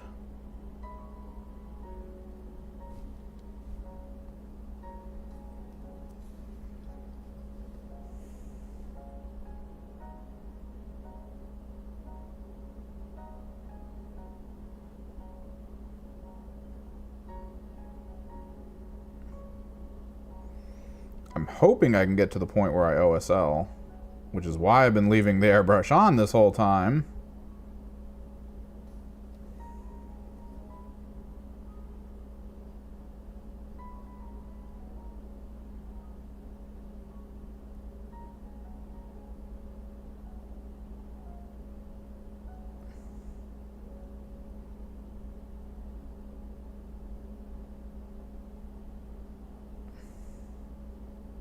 I can probably turn the motor off and just turn it back on when we're ready to go.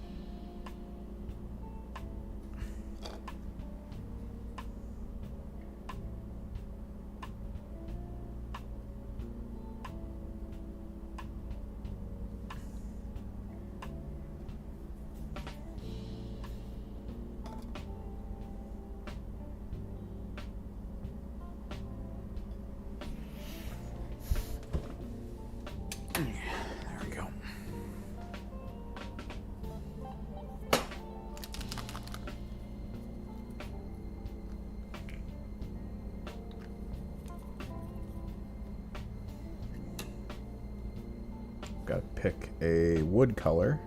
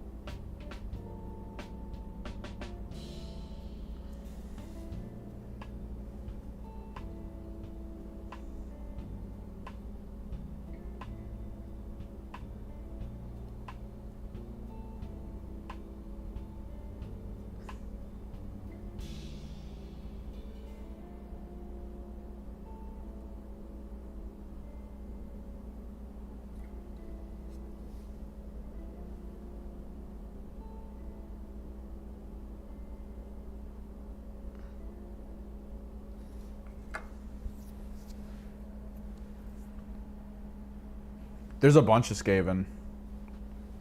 And I think like there's the Plague Skaven, which are really cool. I was debating getting them. I have the Combat Skaven. There's a box for Underworlds that I don't know if you can still get it. It's the Mirrored City. It was basically an update to the older teams. Like there's the Ogre team, the Skaven team, one of the Grot teams. They basically got updated decks of cards. I don't know if you can get your hands on the decks of cards that were updated, but yeah, they do look really cool. I got them painted kind of off to the side. They're in my Warbands box that I have. They were fun. And they're actually a really cool team. There was a guy at the store during the tournament that we were talking to who he was looking at them and he was thinking of playing them, but then he was like, oh, I hate that I have to target them with this to make them elevate, right? To make them powerful. But I think I eventually came to an understanding where I was like, I don't think you're supposed to target them, dude. And he was like, what do you mean? I was like, well, everything I target you with is the thing that elevates your people. So I think the goal of the army is to be like, look, you can target me with a spell, but that spell better kill me. If not, I'm going to rip your face off. Because, like, that's kind of how they work. If they get targeted by spells, they enhance. Like gambits or something. I think it's specifically gambits or... No. I'm trying to remember what they're called. It's basically kind of like the targetable spell. 9 times out of 10, the targetable spell is called the thing that makes them enhance. And yeah, he just assumed that they were weak because he wasn't able to enhance them at will. But the reality is they're actually really strong because it forces your opponent to choose whether or not you're okay with them enhancing.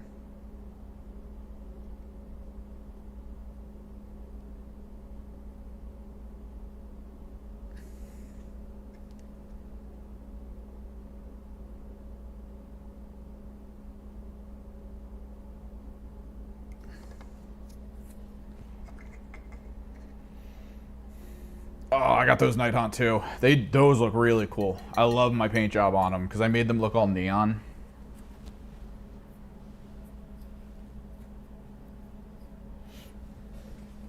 Love the hell out of them.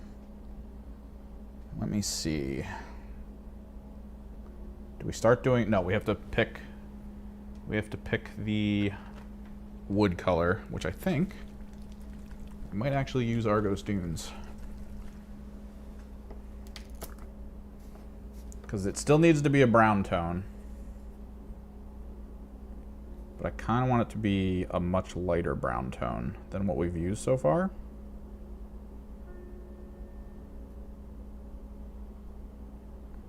What's cool is because it's a brown tone, and because it's surrounded by brown tones, as long as I don't land it on the white side, we can actually kind of tinker with this. Dick around a little bit. Hit more than what we need to. Because technically it will fix any of the missed wood that I didn't hit in prior paint areas.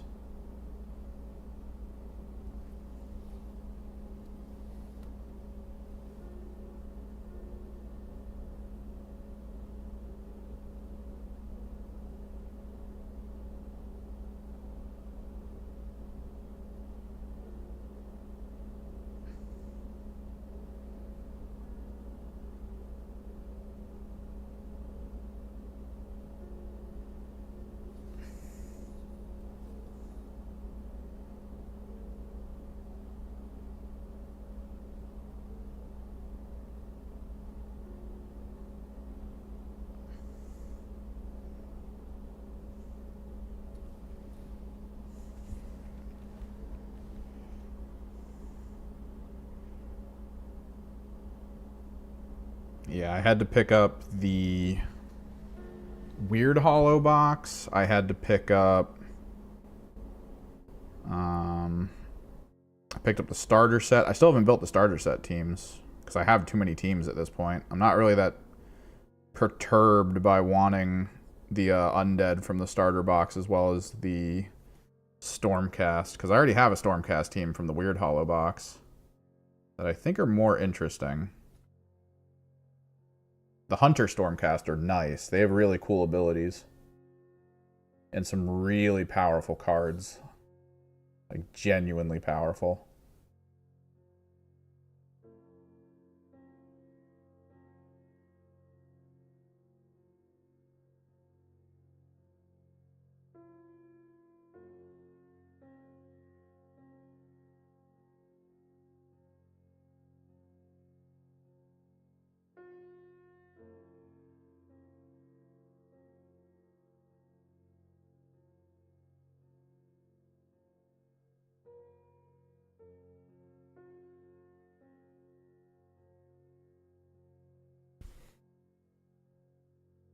the Loon Court.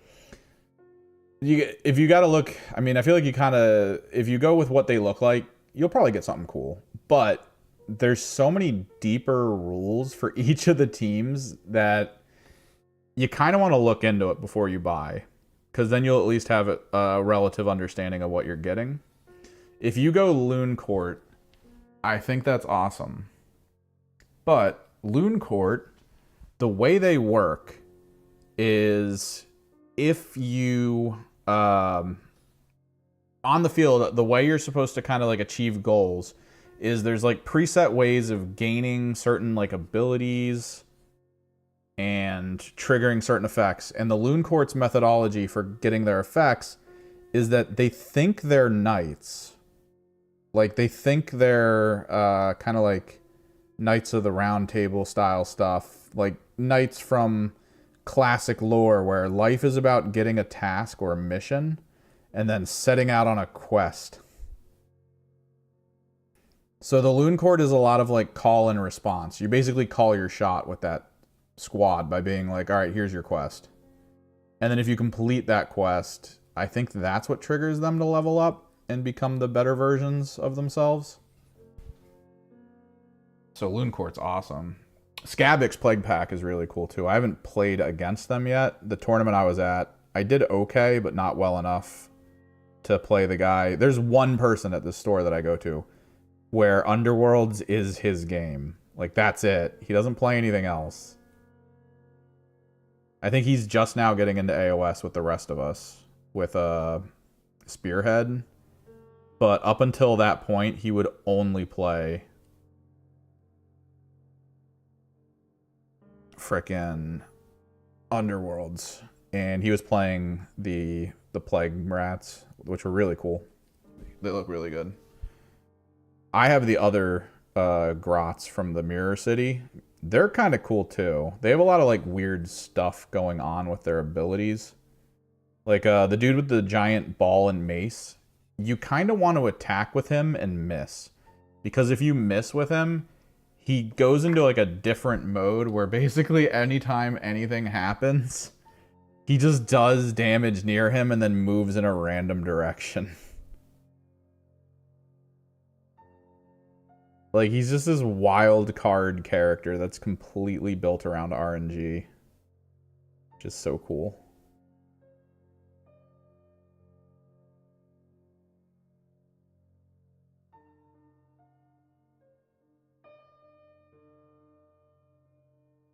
What's cool about that group of Grots is there feels like there's like three big things going on with them. There's the guy that manages the dogs. He's kind of like his own little rule set in a corner. There's the leader who has like the small guys that are with him, like the little bow and arrow dudes and the trapper guy. That's kind of like their own thing too.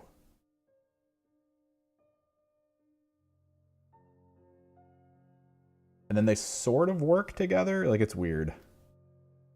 It's fun. But I mean, that's what Grots are. Grots are meant to be fun, man. They're trying so hard.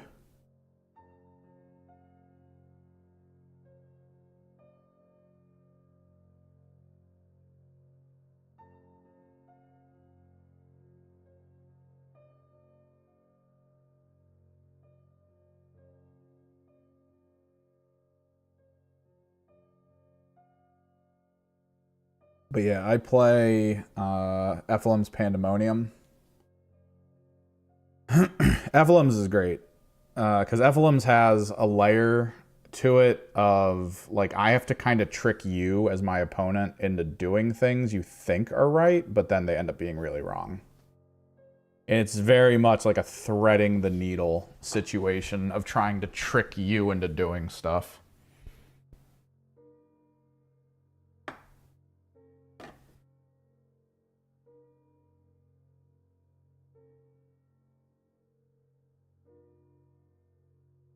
Like, there's things in the cards for that team that outright screw people up. And if you recognize what your opponent's doing, even if it's like a new team to you, you can easily like counter their plans. There's one of the little fish creatures forces an opponent to like move a character a little bit at the end of every round.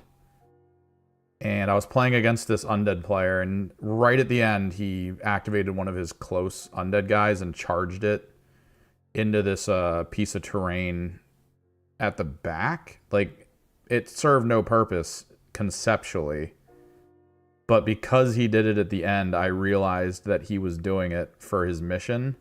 So before he was able to score his mission, I made that character like move completely away from that area, because that's what my fish does, and it like ruined him for scoring. It was great.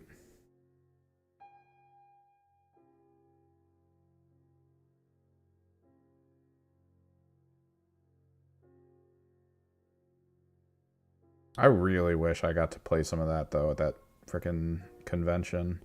I was supposed to play against Rax, the guy who was in here earlier, but he was like busy when I was doing stuff or looking to play, and then when I wasn't looking to play, he wasn't busy. It was just like not good timing.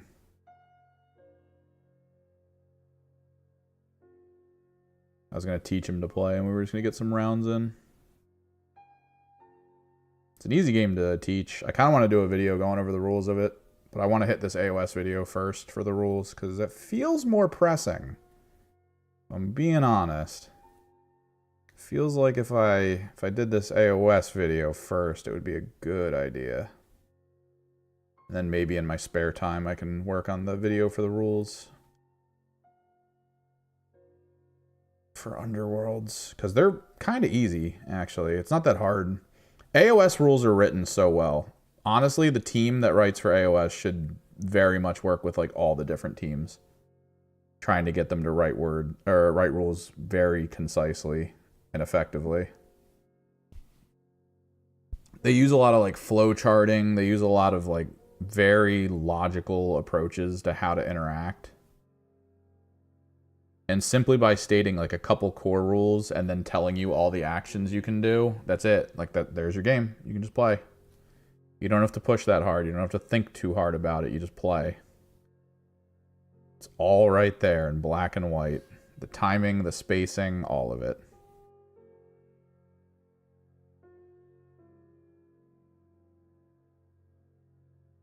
Meanwhile, we're out here playing Kill Team, trying to figure out exactly when activations occur. The wording of like when you can use certain tack ploys and strat ploys. It's just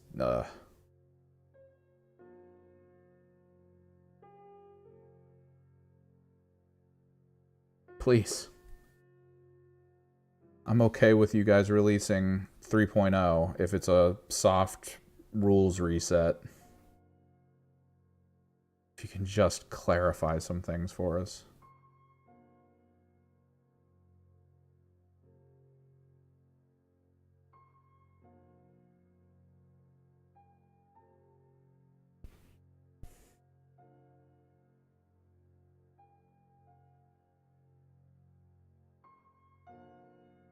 I've got some stuff to fix up here.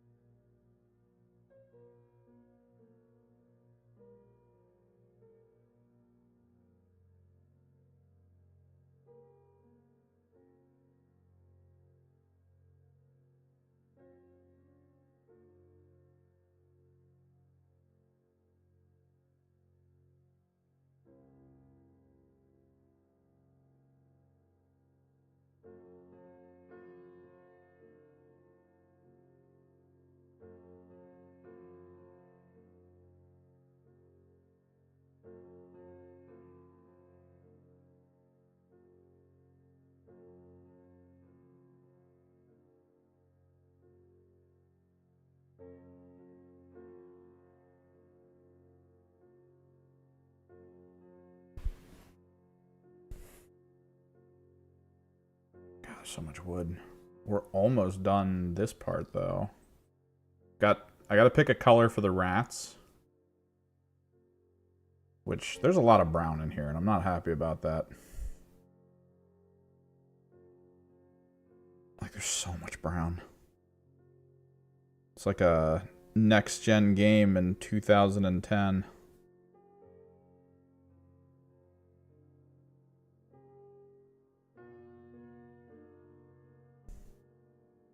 Next-gen brown.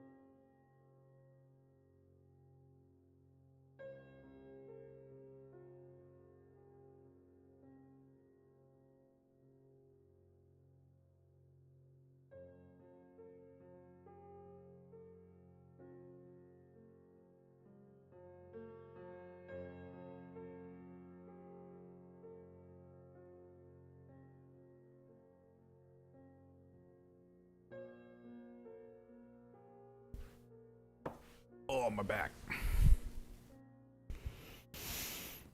Oh, getting old.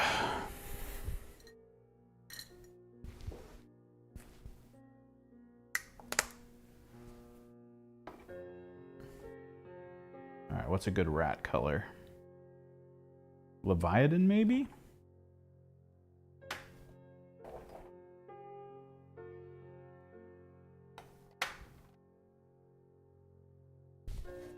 Leviathan's probably really good, actually, for this. Because Leviathan is very close to black. But it's hued blue.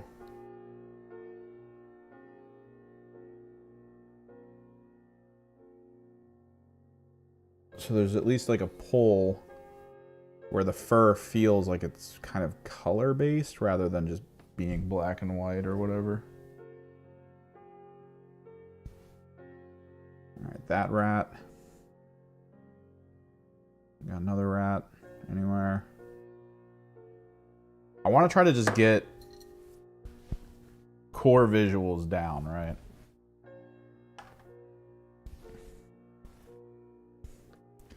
Because this is basically almost done. Outside of the metallics. Which, hopefully the metallics don't take that long. So we got the rat.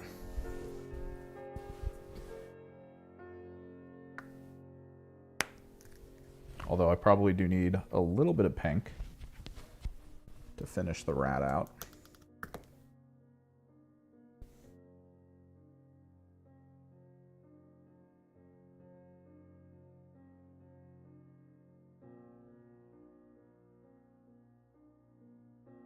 Give it its little feetsies.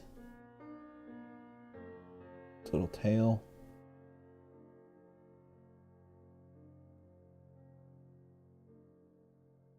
Little nose.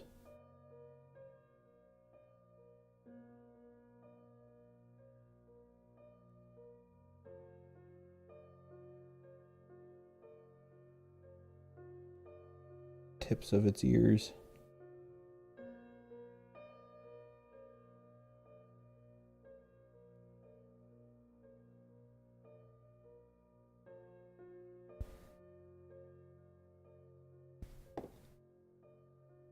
Hold on to that, because there is a couple of these that are just filled with rats, honestly. I need my burgundy.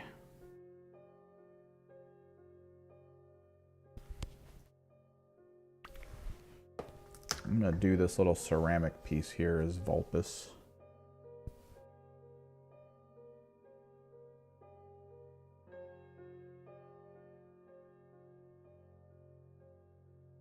At least on part of it.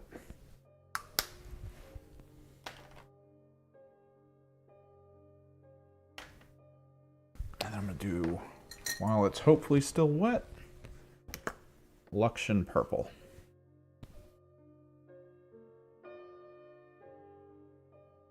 Kind of blend it in to gradiate it a little bit. Nice.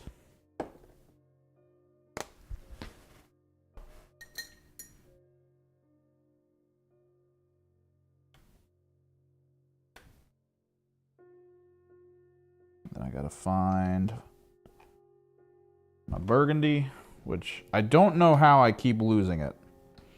It's like one of my most commonly used paints, so it should be sitting on top of all of these. There it is.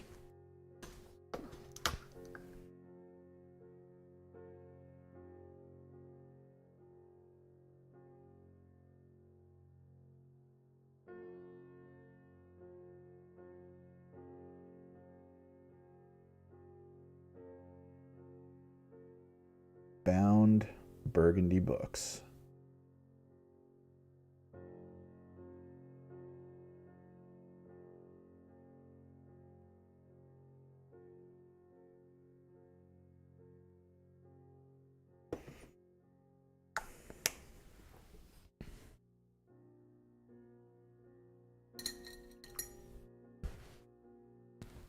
All right, any rats on here? There should be. Yep, there he is. Any others?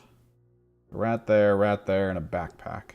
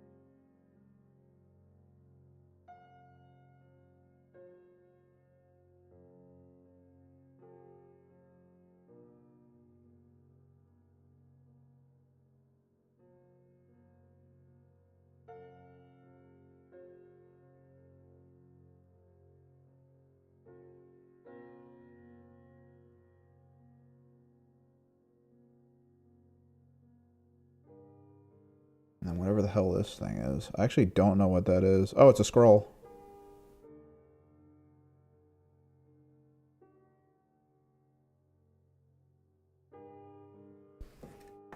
It is just laying in there in the weirdest humanly possible angle.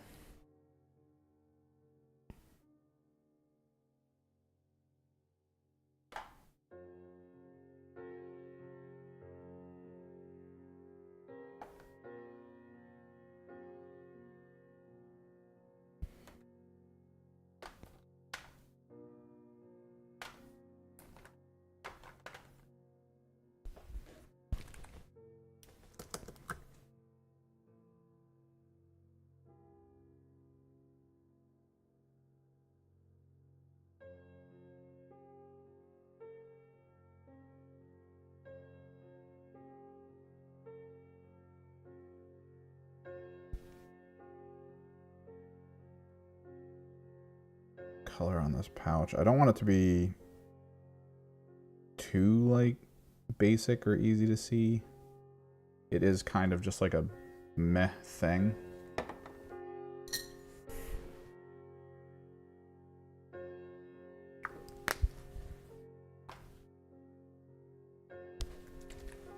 And for the scroll,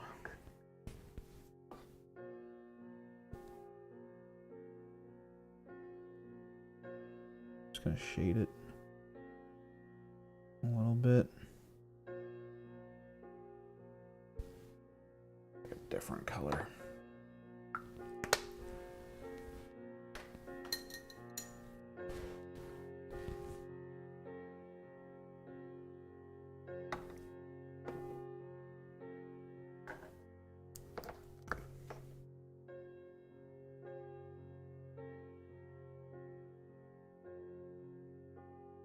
Ear tip. Tail. Little pawsies.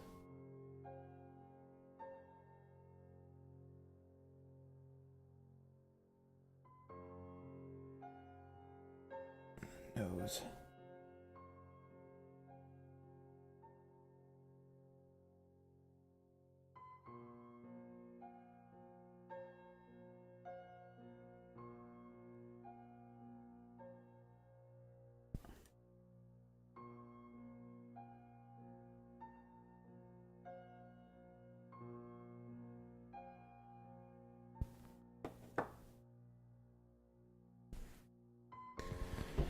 Oh, time to stretch my back a little bit.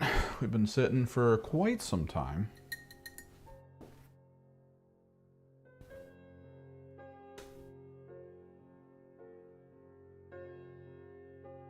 Got about an hour to go. This is filled with rats.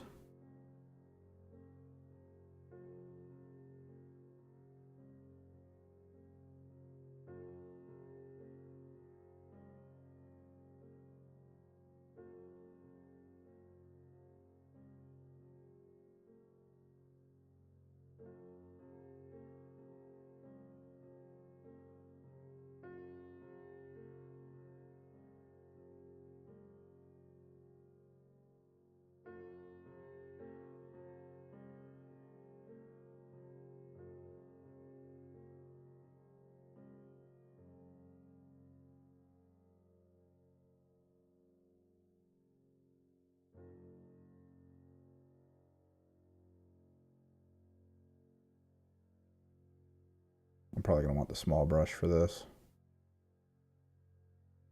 We do need to give it a second, though, to dry.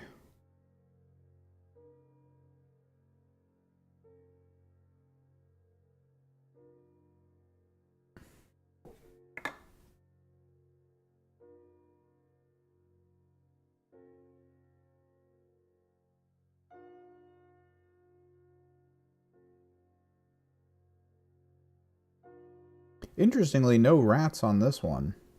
At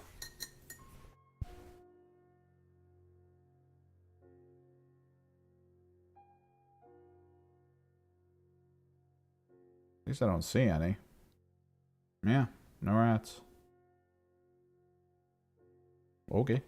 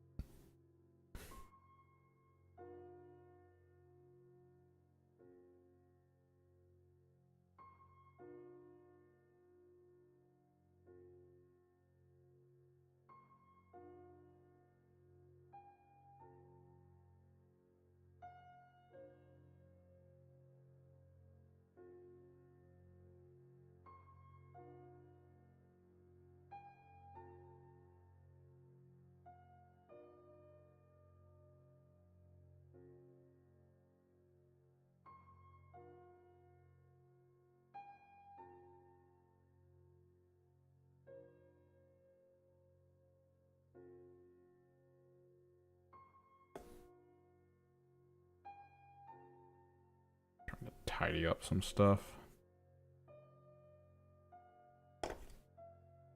Brighten up some spots. All right, let's go for the thin detail brush.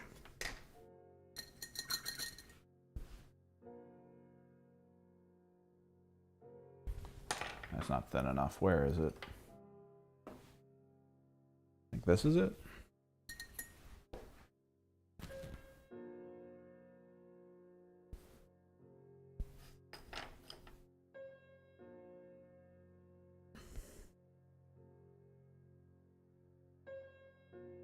hitting the noses.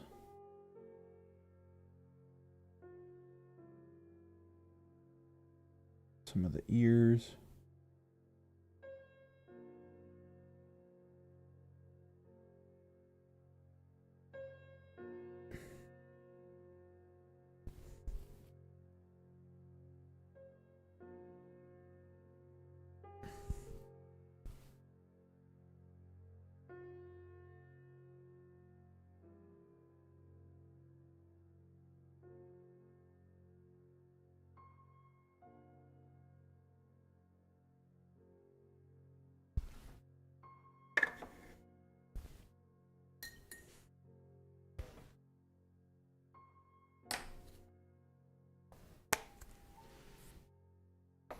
All right, now we need like a broad brush.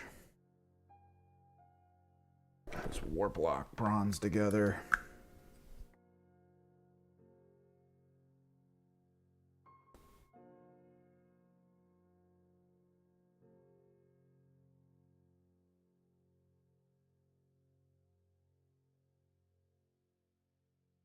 Hit it with the old slap chop.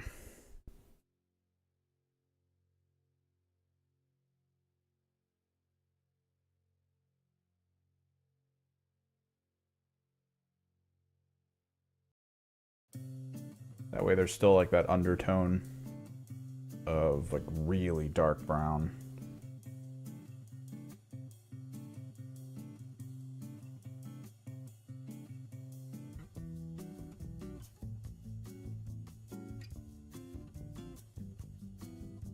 The point is to just kind of like touch spots that should have a little bit of the Warplock on it and hope enough comes off of the brush to make it work while not sticking around too hard in the area, because you can keep it a little simple this way.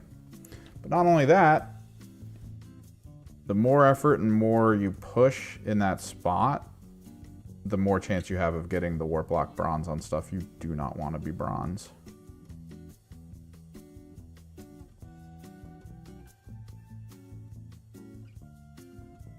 It's just about hitting the surfaces of the things that matter.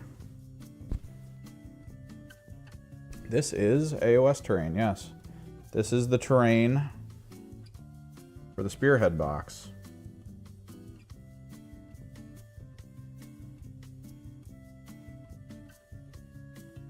Which we got our hands on yesterday. Sadly, we didn't get any games in. Because the venue that I was going to go to, the guy that runs it, was sick. Hopefully he's better next week, because I'm looking at getting some games together on Friday, get some recordings. Before then, I'm probably going to try to record some audio talking about Spearhead. That way we'll have a video to go over, so I can actually talk about Spearhead, and we can do a video looking at the rules for AOS. Because the rules are kind of good. I like them. They're easy to understand, very well formulated.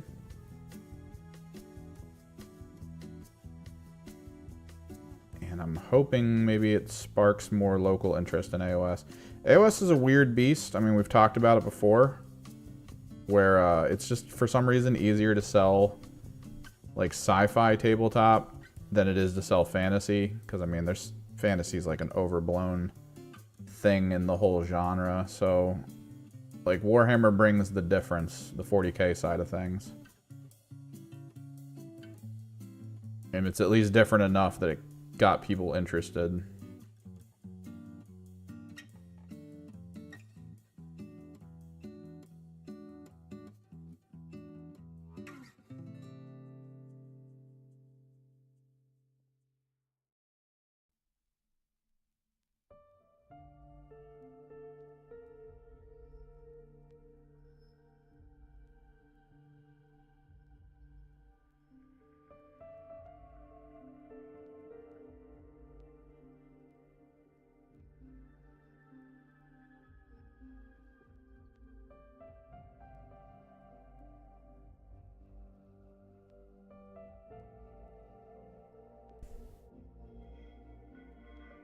But AOS definitely deserves like a more rabid fan base than honestly what it has.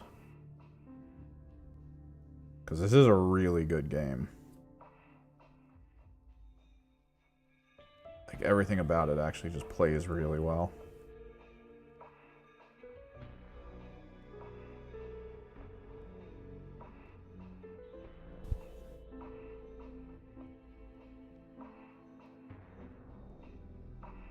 But yeah, I'm just trying to apply the metallic tones now. We're going to do the OSL afterwards. I'm hoping to get it done today. Because then before I leave, I could varnish this.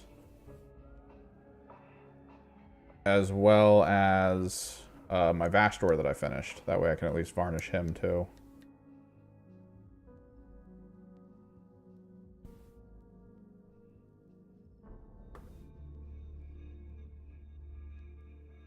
But we got to pick up the pace a little bit.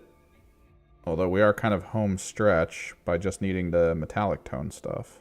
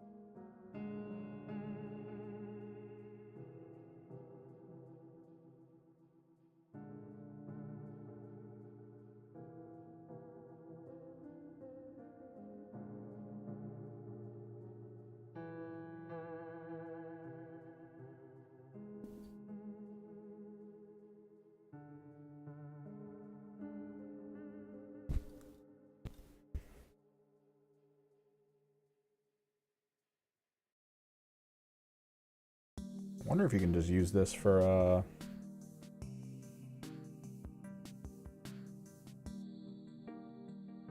Warcry. Because, like, how much terrain do you really need for Warcry? Since it's a skirmish game. I should probably look at some, like, Warcry tournament boards. See what you need. Because this would be kind of cool if this was, like, all you needed, really, for Warcry. Like, ostensibly. Like, you could probably want more.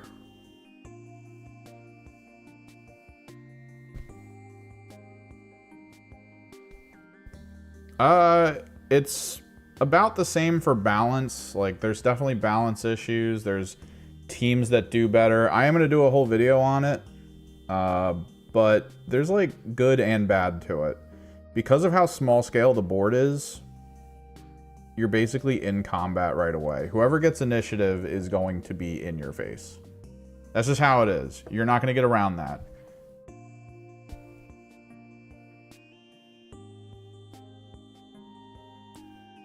And that kind of sucks because it means you don't get like a lot of the strategic movement and elements from the 40k combat patrol side of things with trying to position, put yourself behind pieces of terrain, stuff like that. You don't get that at all. You also don't have a lot of board to play with.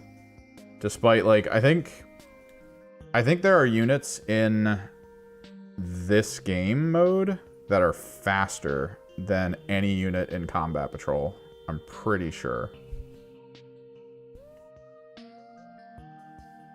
Yeah, because if you don't need like a lot of terrain for this, I think we have this, and then my buddy actually has one of the like Fallen, Ruin, Age of Sigmar sets, which we started painting and then just didn't finish painting.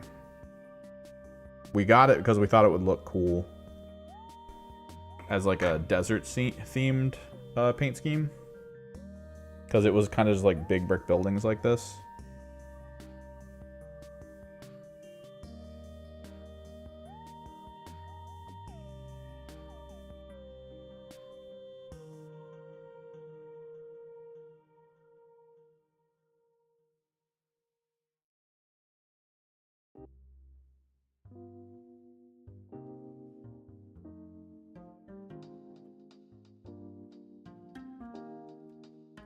So honestly, we should have enough stuff for Warcry. He doesn't have an army, although, and one of our buddies who's a little flaky on whether or not he's actually going to start playing at any point in time here. He used to play Nids. When we were talking about getting back into it, he went to his parents' house to pick up his old Nids. And he was like, they're not really painted. We showed him how to strip paint, and he's like, oh, I could easily do that. Because, yeah, I mean, he can. An engineer at heart, he's got this.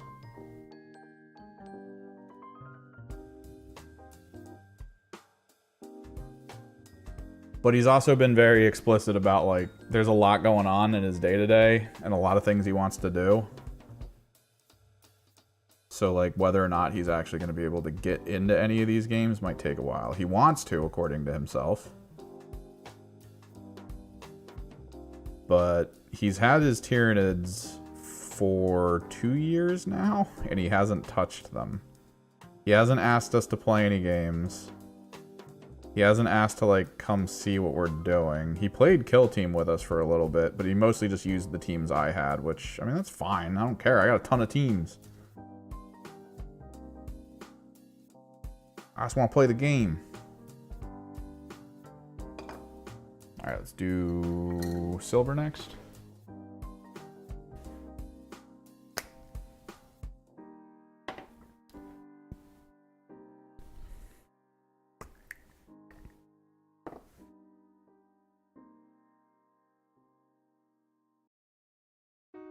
I think my lead belcher might be almost done. It's like dried out or something. I don't know.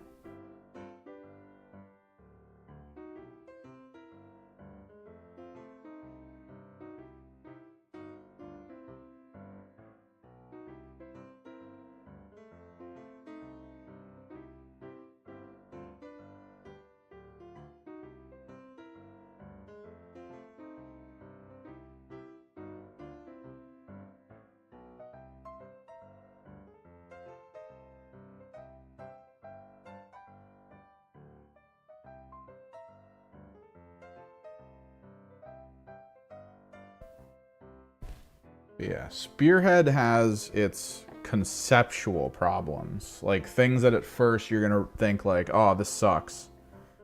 But at the same time, I think it's built in that it's kind of important that you have to experience that. Because what you're experiencing by having to be rushed into, like, round one combat is that since most of AOS seems to be built around combat, that you're going to be in combat all the time, playing the actual game. So you have to start thinking in terms of, oh, when should I retreat? What should I do with my models? How do I screen properly so I can still maneuver after being charged? Like, that's all very important to, like, the grand scheme of the game.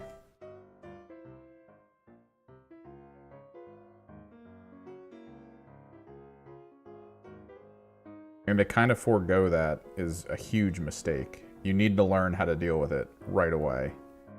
And Spearhead forces you into that situation. For 4 solid turns. Like, you're just going to know what it feels like to be in a war of attrition for 4 solid turns.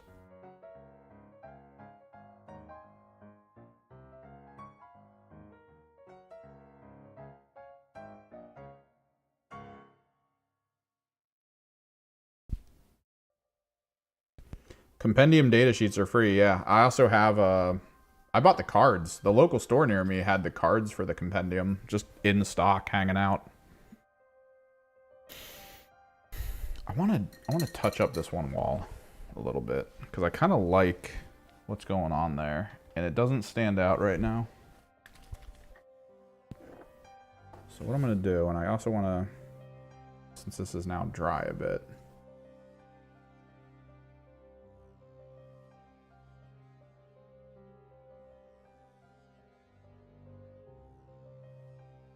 there we go. I was looking in the General's Handbook for 40k. I think I don't want to use the Disciples of Tzeentch summoning tree. There are some of those summoning trees from the General's Handbook for the season where I'm like, oh my god, dude. I would love the hell out of it to, like, use those spells. There's one of them where you can, like, summon Swords of Light, and those swords are just, like, hyper powerful. They just do mortals and stuff. Like, they're so crazy.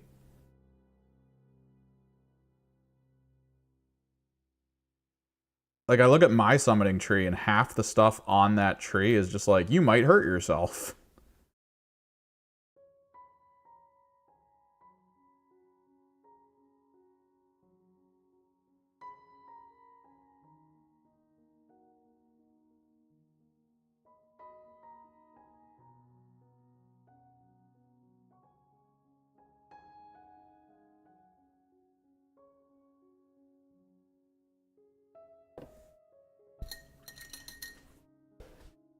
But then you look at the, like, general summons, and the general summons are just like, yeah, I'm kind of like yours, but I don't hurt your own people. And it's like, there's no downside. I'm just reading about it. I'm like, why would I not? What would the value be in not doing this?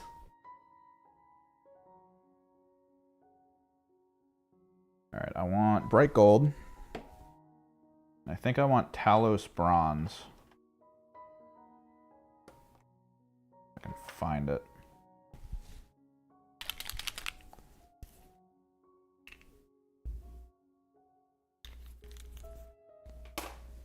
Talos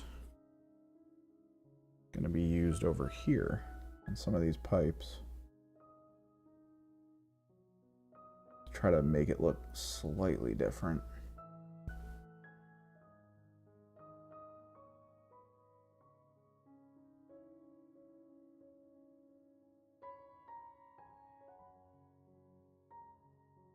Just slightly different toning.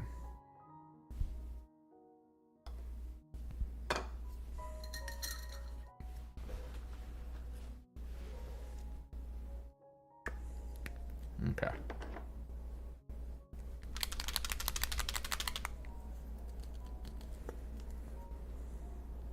According to, I think, Sprue in chat,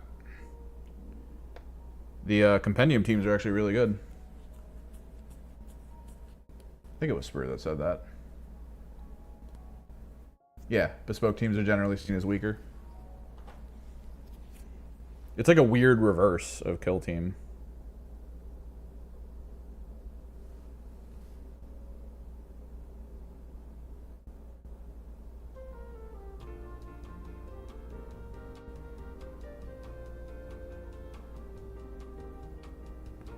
We're not going to go all in on the gold. We are going to touch a lot of the areas with it, though, that are over here. Again, it's about mostly just like applying a little bit of the metallic to the surface of it.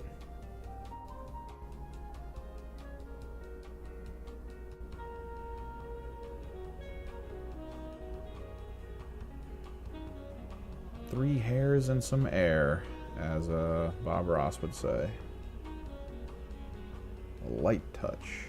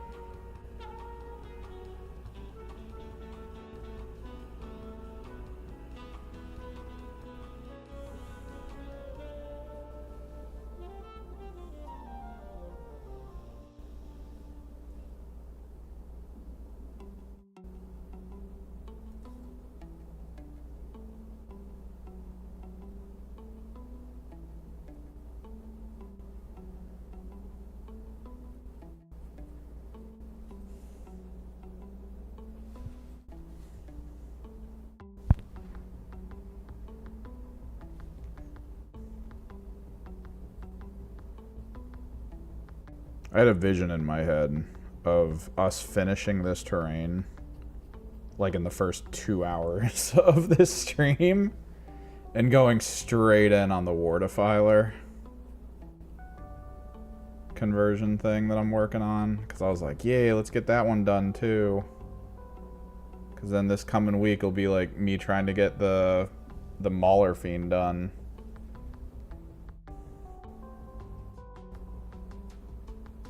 That'll be great. Here we are, 5 hours deep. Still working on the terrain.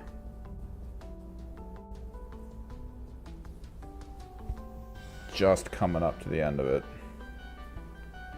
We do the gold. We do OSL. And then we do any correctives. And we'll be good.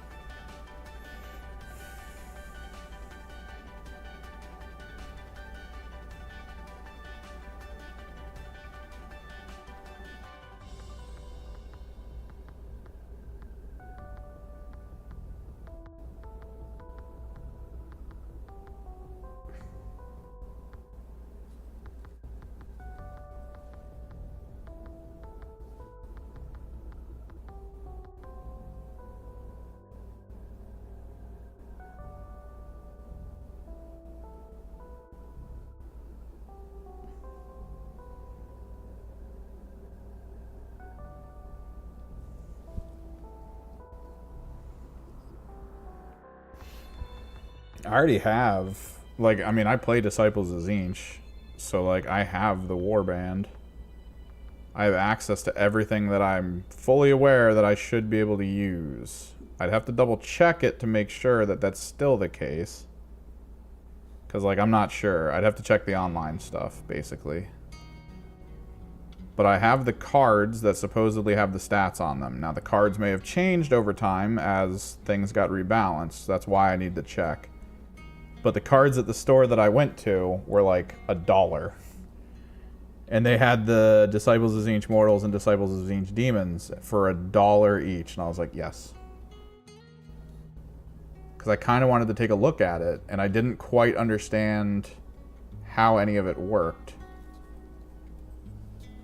So seeing the cards and then reading the whole concept of like, oh, it's points values. Oh, those points values are determined on the actual data sheets. That's what that symbol is. Oh, it's this. And it's like, it started really coming together after I bought those cards. And I was like, oh, I think I get it. And I started seeing like, this is actually kind of cool. It's just, the building side of it, I pretty much think I understand.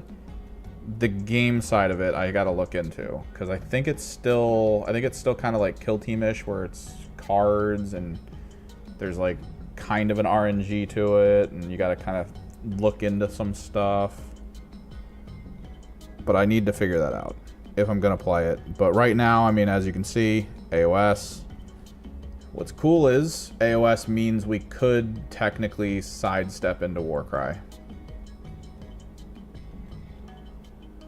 Because now we have all this terrain. I already have a board. We can figure out the Warcry side of things. Oof. Oof. So good. So handsome.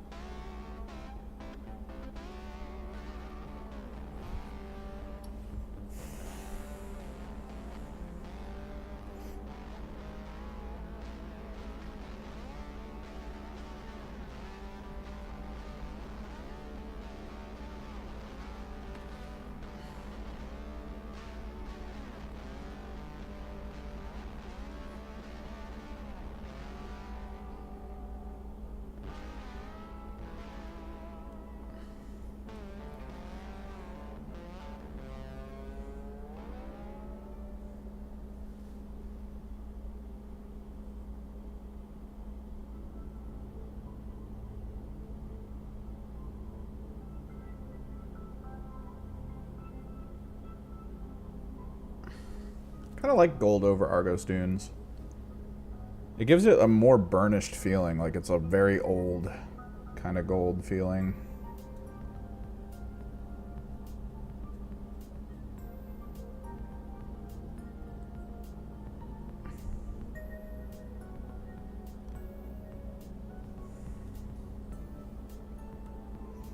Argos Dunes is usually not my go-to color to do this because I usually use it for my basing.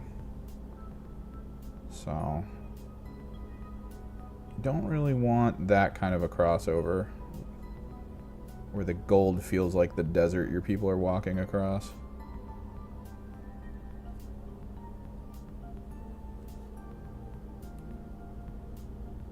I don't know, on the terrain it feels nice.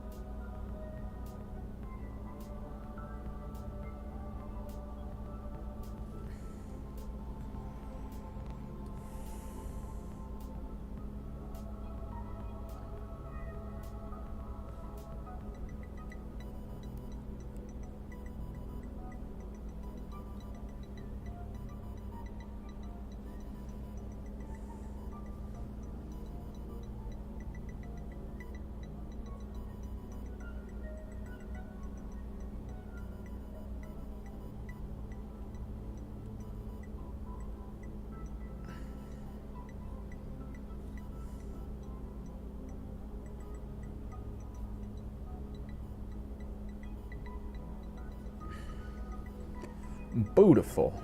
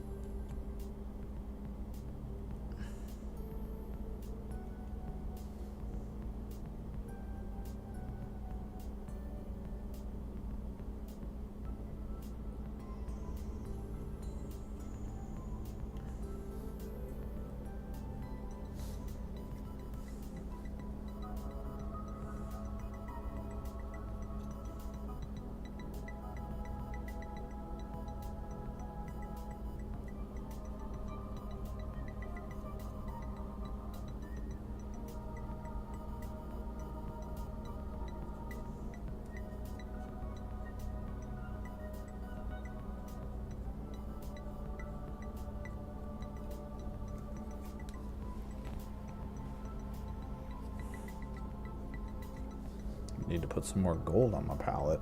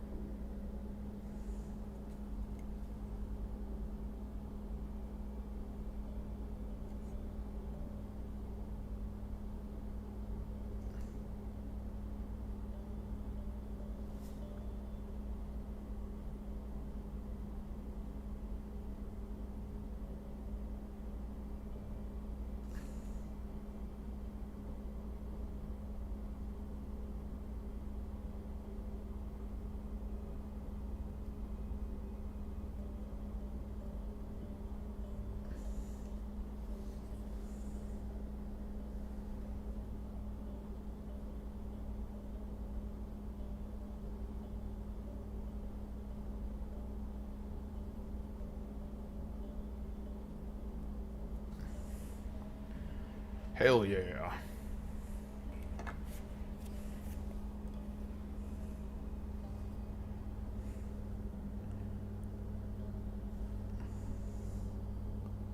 There's one fixative thing I want to do on this. Did I put the gold away?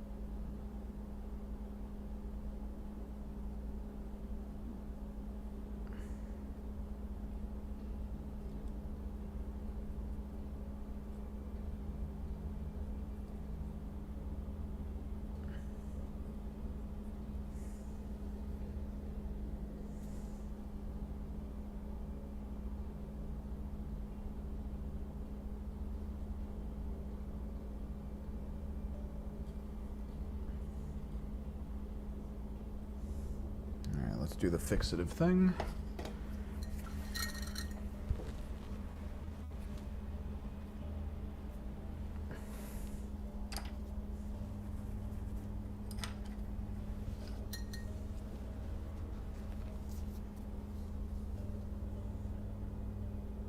I need the white for it.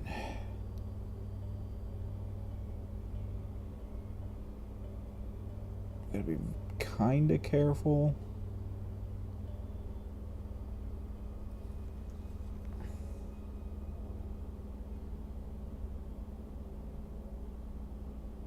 There's a little pressure gauge here.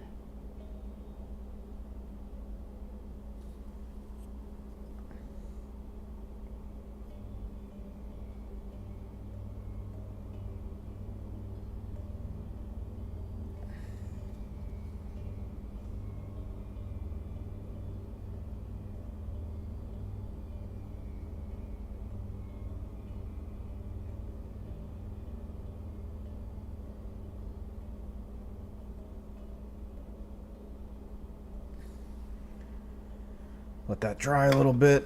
We'll hit it with some red to show like bad pressure. But I need to kick the airbrush back on. Sounds like the pressure is still where it needs to be. And we gotta prep the OSL spots.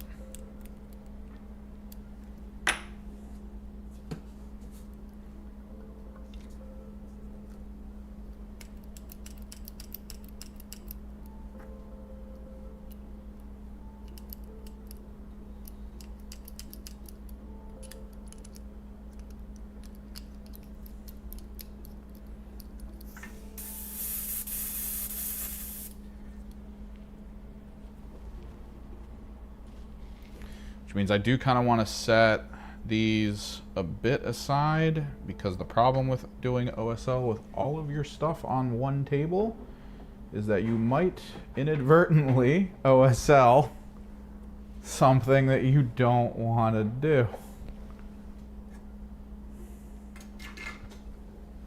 So, my approach to OSL, everyone seems to have their own approaches. I use Liquitex White.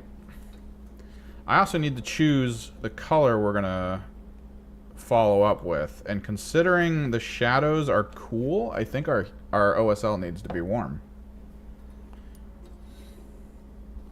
But on something like this, basically.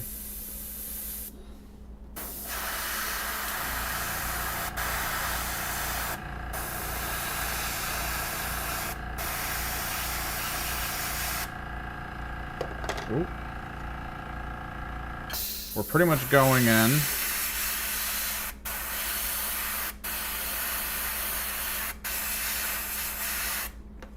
Hitting the flames to brighten them up. Trying to get rid of the blue. And we're probably going to need to multi-layer the OSL.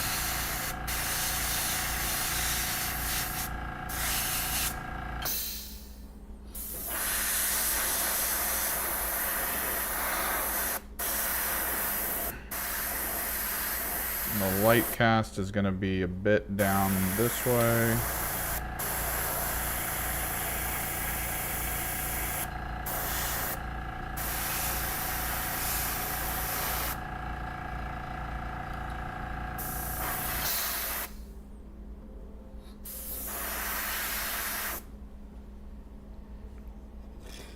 Yeah, that's that light source. The one on here is actually in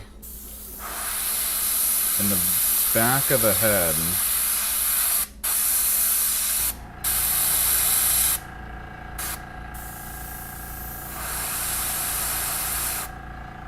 So it's not a lot, but it'll work.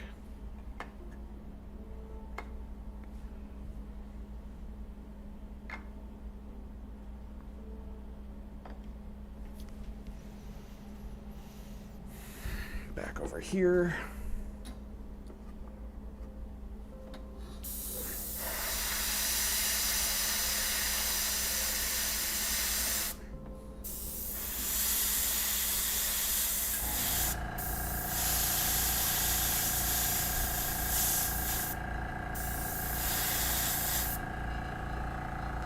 This one might be minuscule. I might not actually push this one. The light area.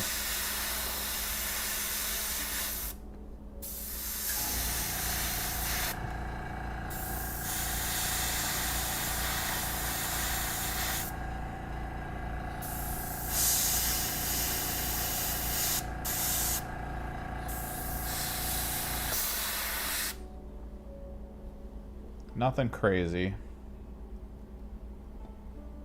The one that might be crazy, a little bit,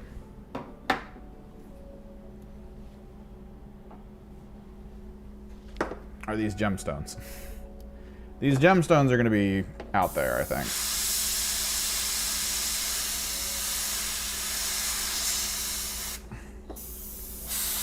Or we keep it a little subtle, maybe? I think if we can keep it a little subtle,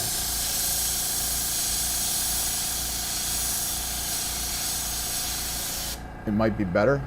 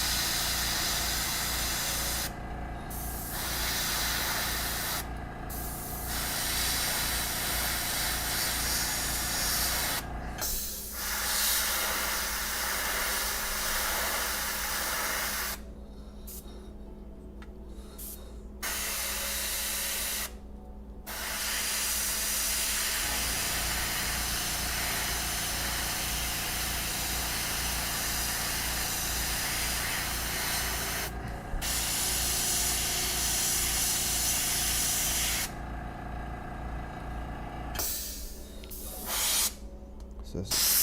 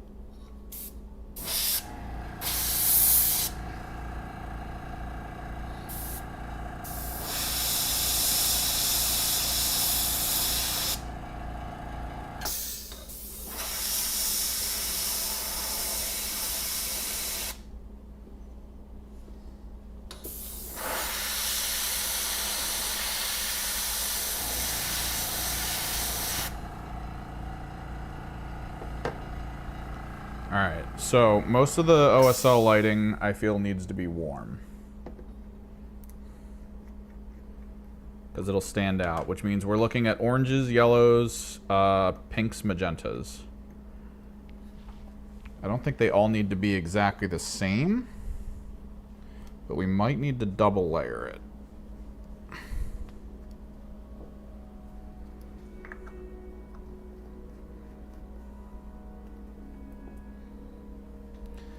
So let me grab them real quick.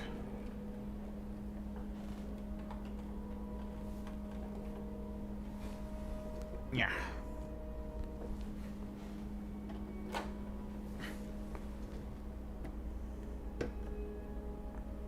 I have two. Okay, good, good, good, good.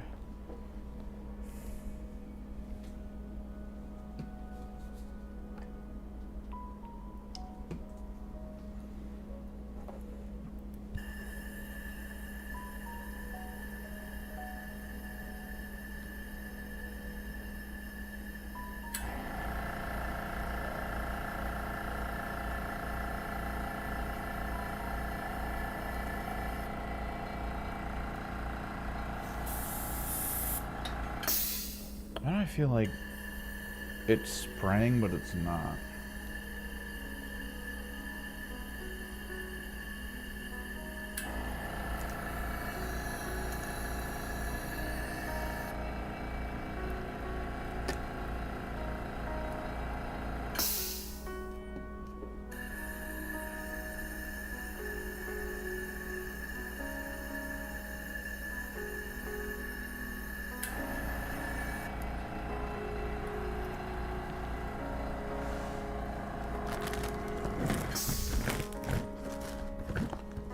I could have swore, yeah, hang on. Let me put another charcoal pad in here. I feel like this charcoal pad might just be done.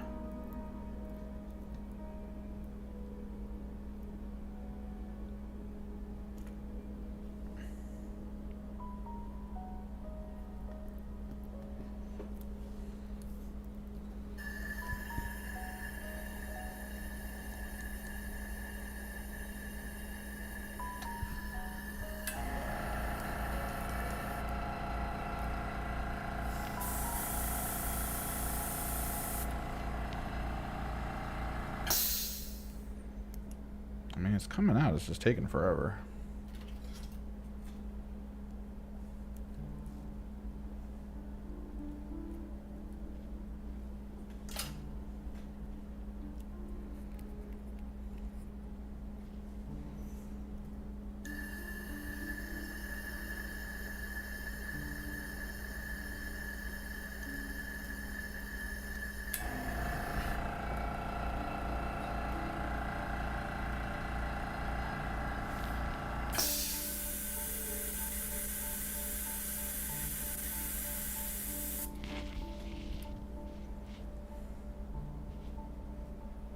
So we can pick kind of a couple spots to do one in. Like, one of these crystals can be a magenta pink.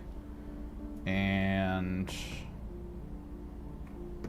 I think this flame will be magenta pink. That way we don't have to keep cleaning and refilling like every time. We'll preemptively know. You know, give it a little plan at least. So, don't need a lot. Can always add more.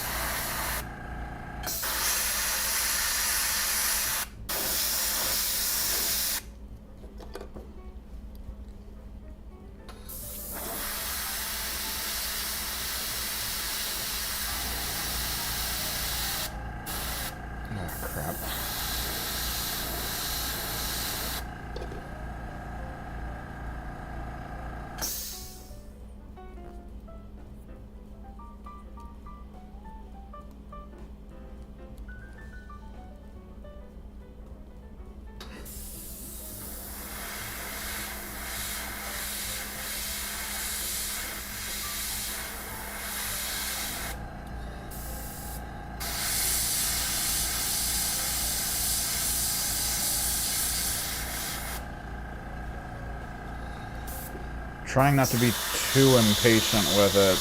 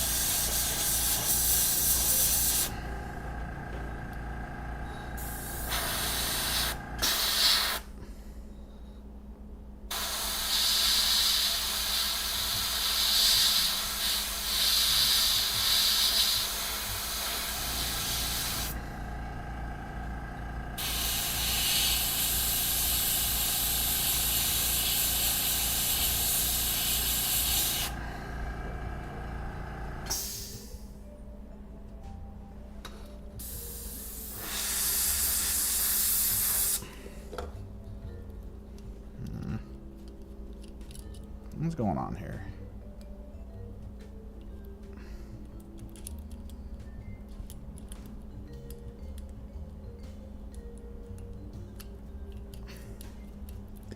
I think most of the problem with my specific airbrush is that the more you kind of push it at like low quality, right? Like you put out low PSI, stuff like that to try to, or low pigment per PSI, I guess would be the way to put it.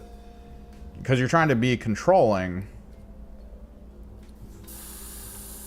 and then the issue becomes like the paint sort of dries in the reservoir.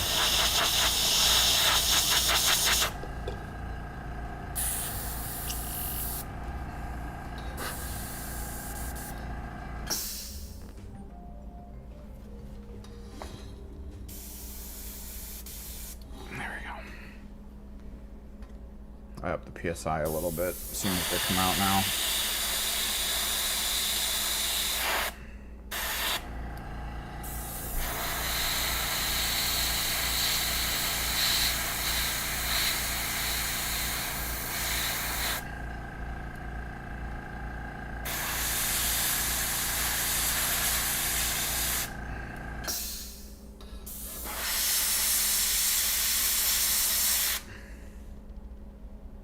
All right.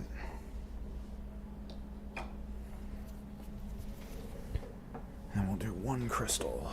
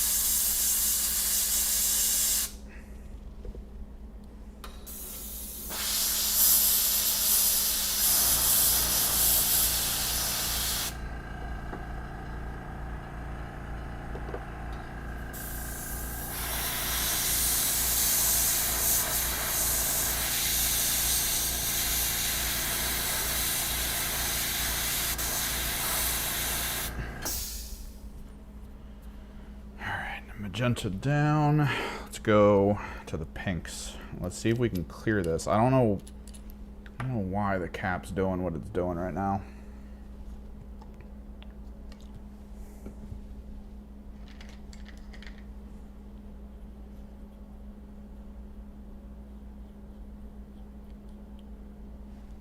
It's like it's kind of clogged, but it's not clogged. I guess go to new music, it looks like.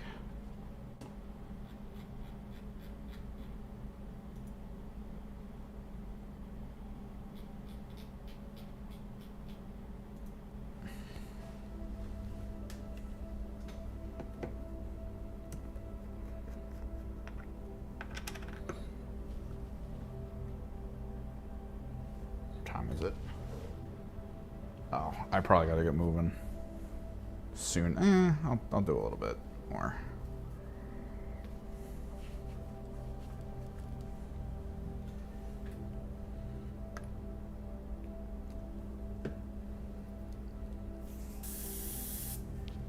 Okay, so why is the cap not letting out paint?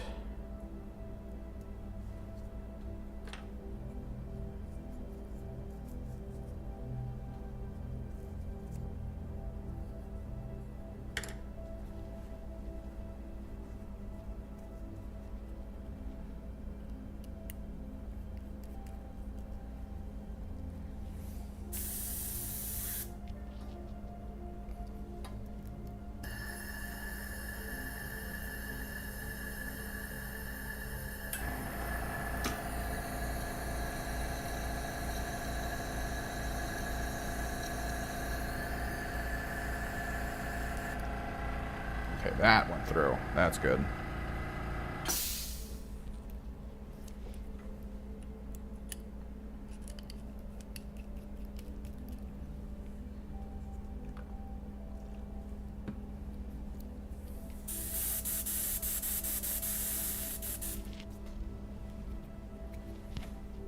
Pink.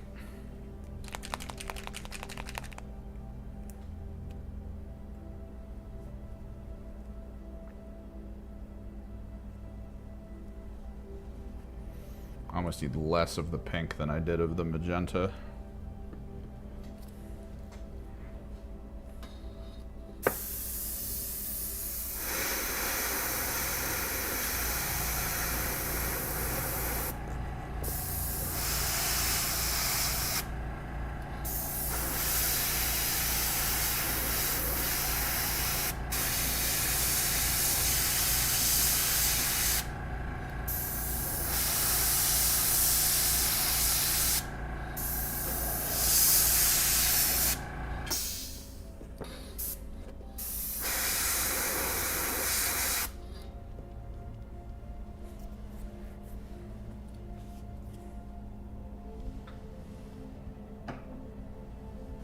It's so bright.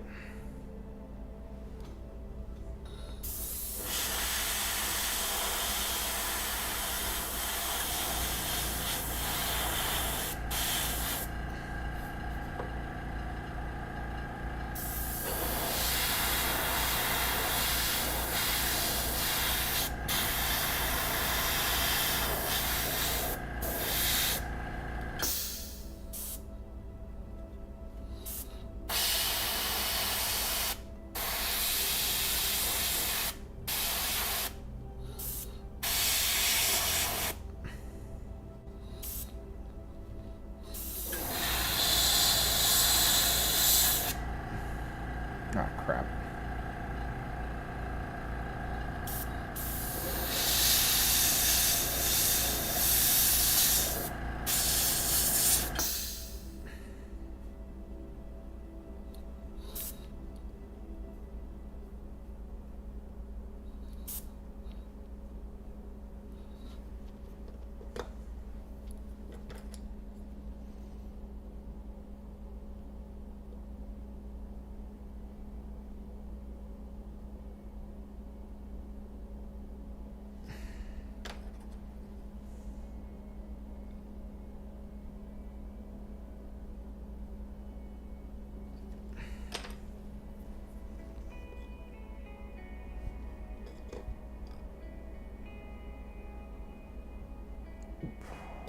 word.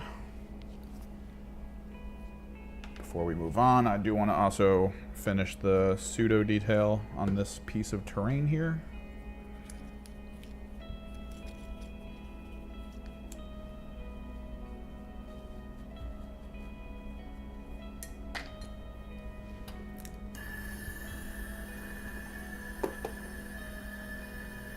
Which means I need bale red.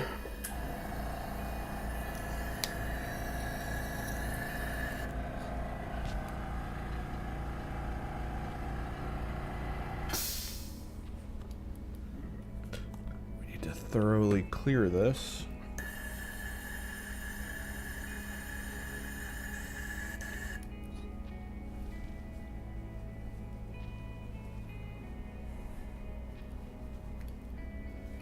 Okay.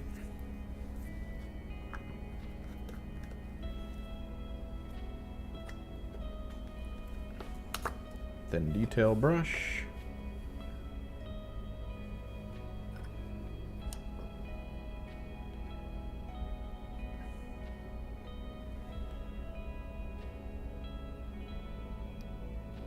Draw the line.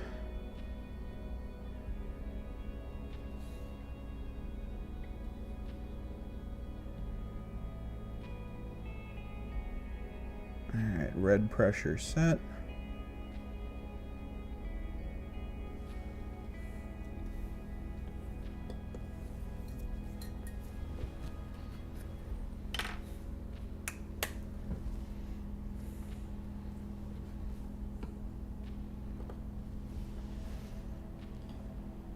Then we'll do the orange to yellow. So we'll do a fluorescent orange, kind of on the inside. I think we'll do that in 3 locations. That way we can actually try to power through and just get this done.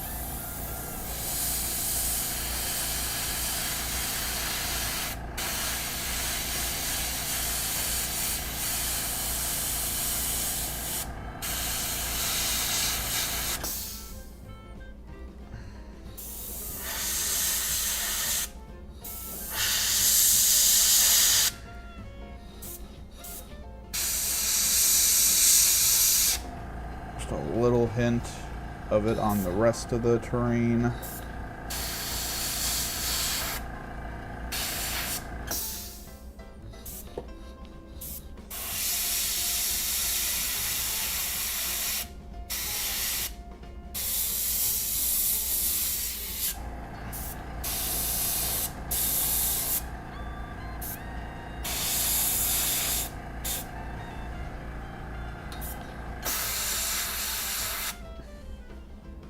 Beautiful.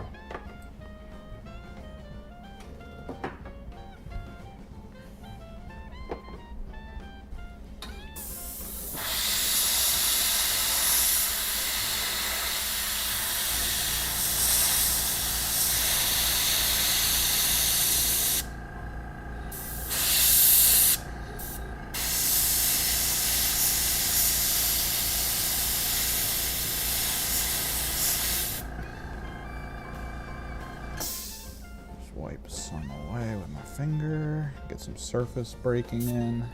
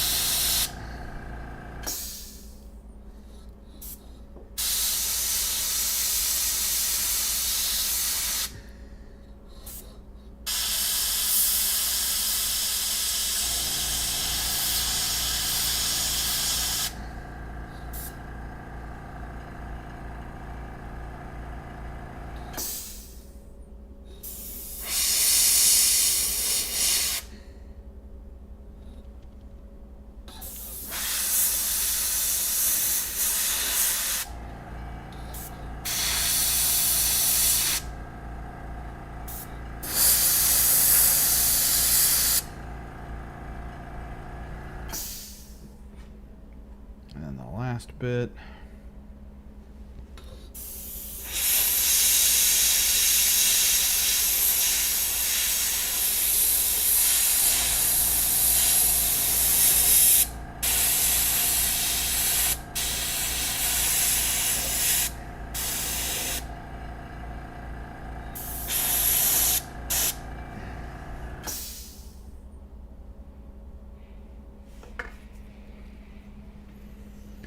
Swap over to yellow, finish her out.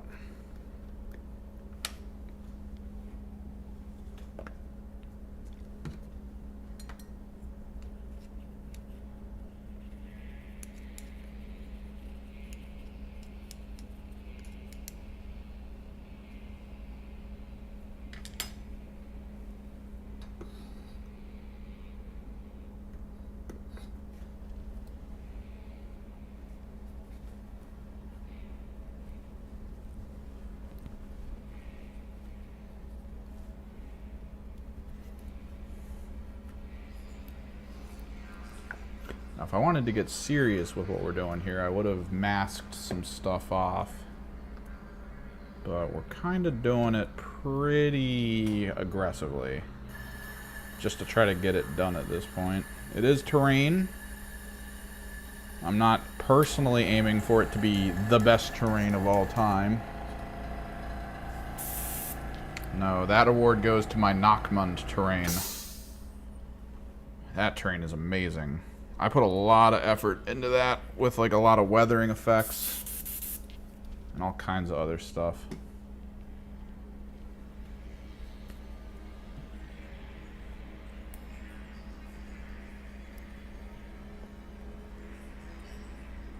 Alright, we need some yellow.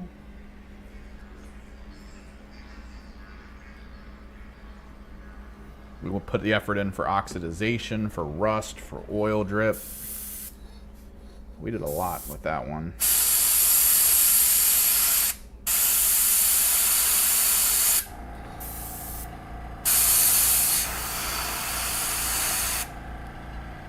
There we go.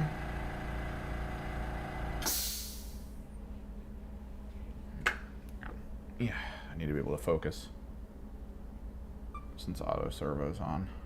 It's so bright. There's so much bright. Hang on. There you go. A little closer.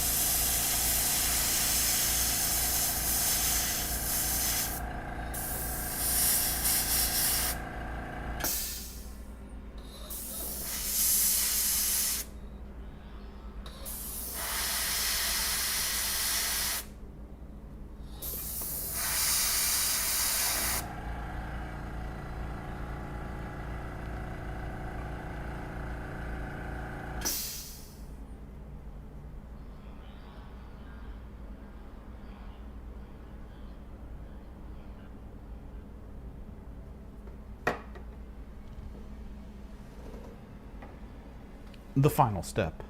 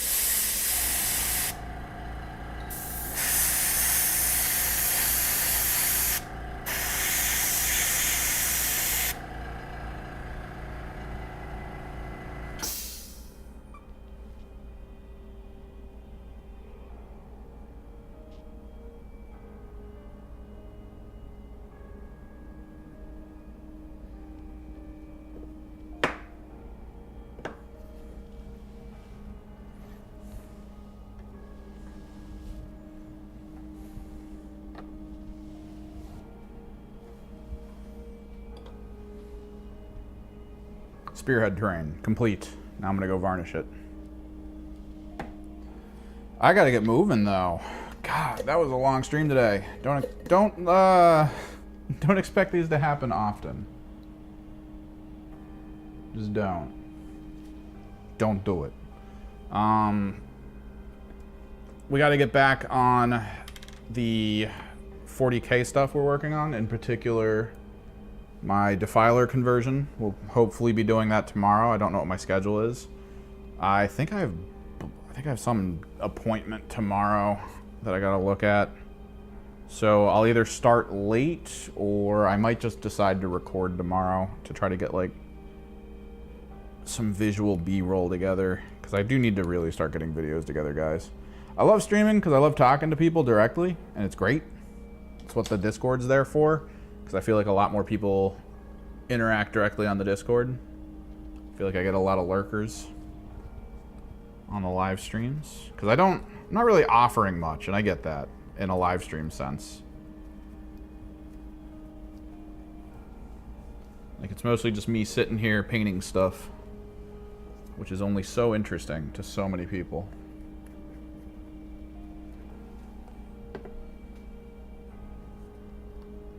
Clear this brush. I do need to clean up this table here, though.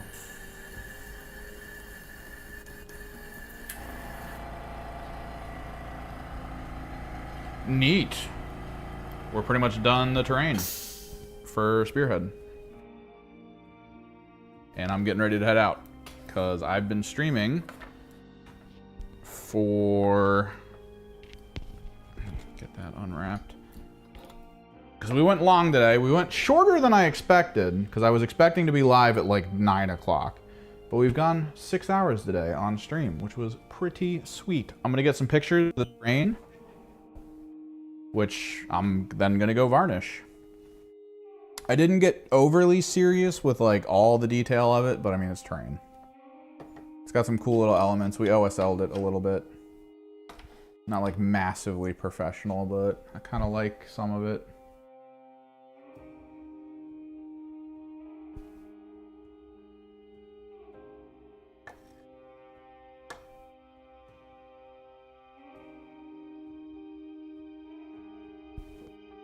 Grab a picture before I go. Oh yeah, 6-hour stream. I had to be out because the place where I am staying, they're selling it before I move here, basically, is the hope, is the goal. It's going to be a cello there and then a move here. The whole thing. Ooh, people talking in the Discord. Tabletop games. Ooh, Spearhead. Did they paint their terrain? Of course not. That makes us more poggies. Mini whips. Ew, nice. These were the Sword Brethren, I think they were talking about earlier. Very, very sharp red. Perfect. So yeah, I'm gonna grab some pictures. I'll post them up on the Discord. I'm gonna go get these things varnished along with my Vashtor. Try to get them varnished and then brought down here and kind of set aside to dry. But yeah, possibly a stream tomorrow. Pay attention to the Discord, because maybe not. I have appointments tomorrow I gotta catch, and if it takes too long, I might just end up recording instead. Just getting some recording done. Thanks for hanging out. Thanks for watching. Thanks for talking. Until next time, guys.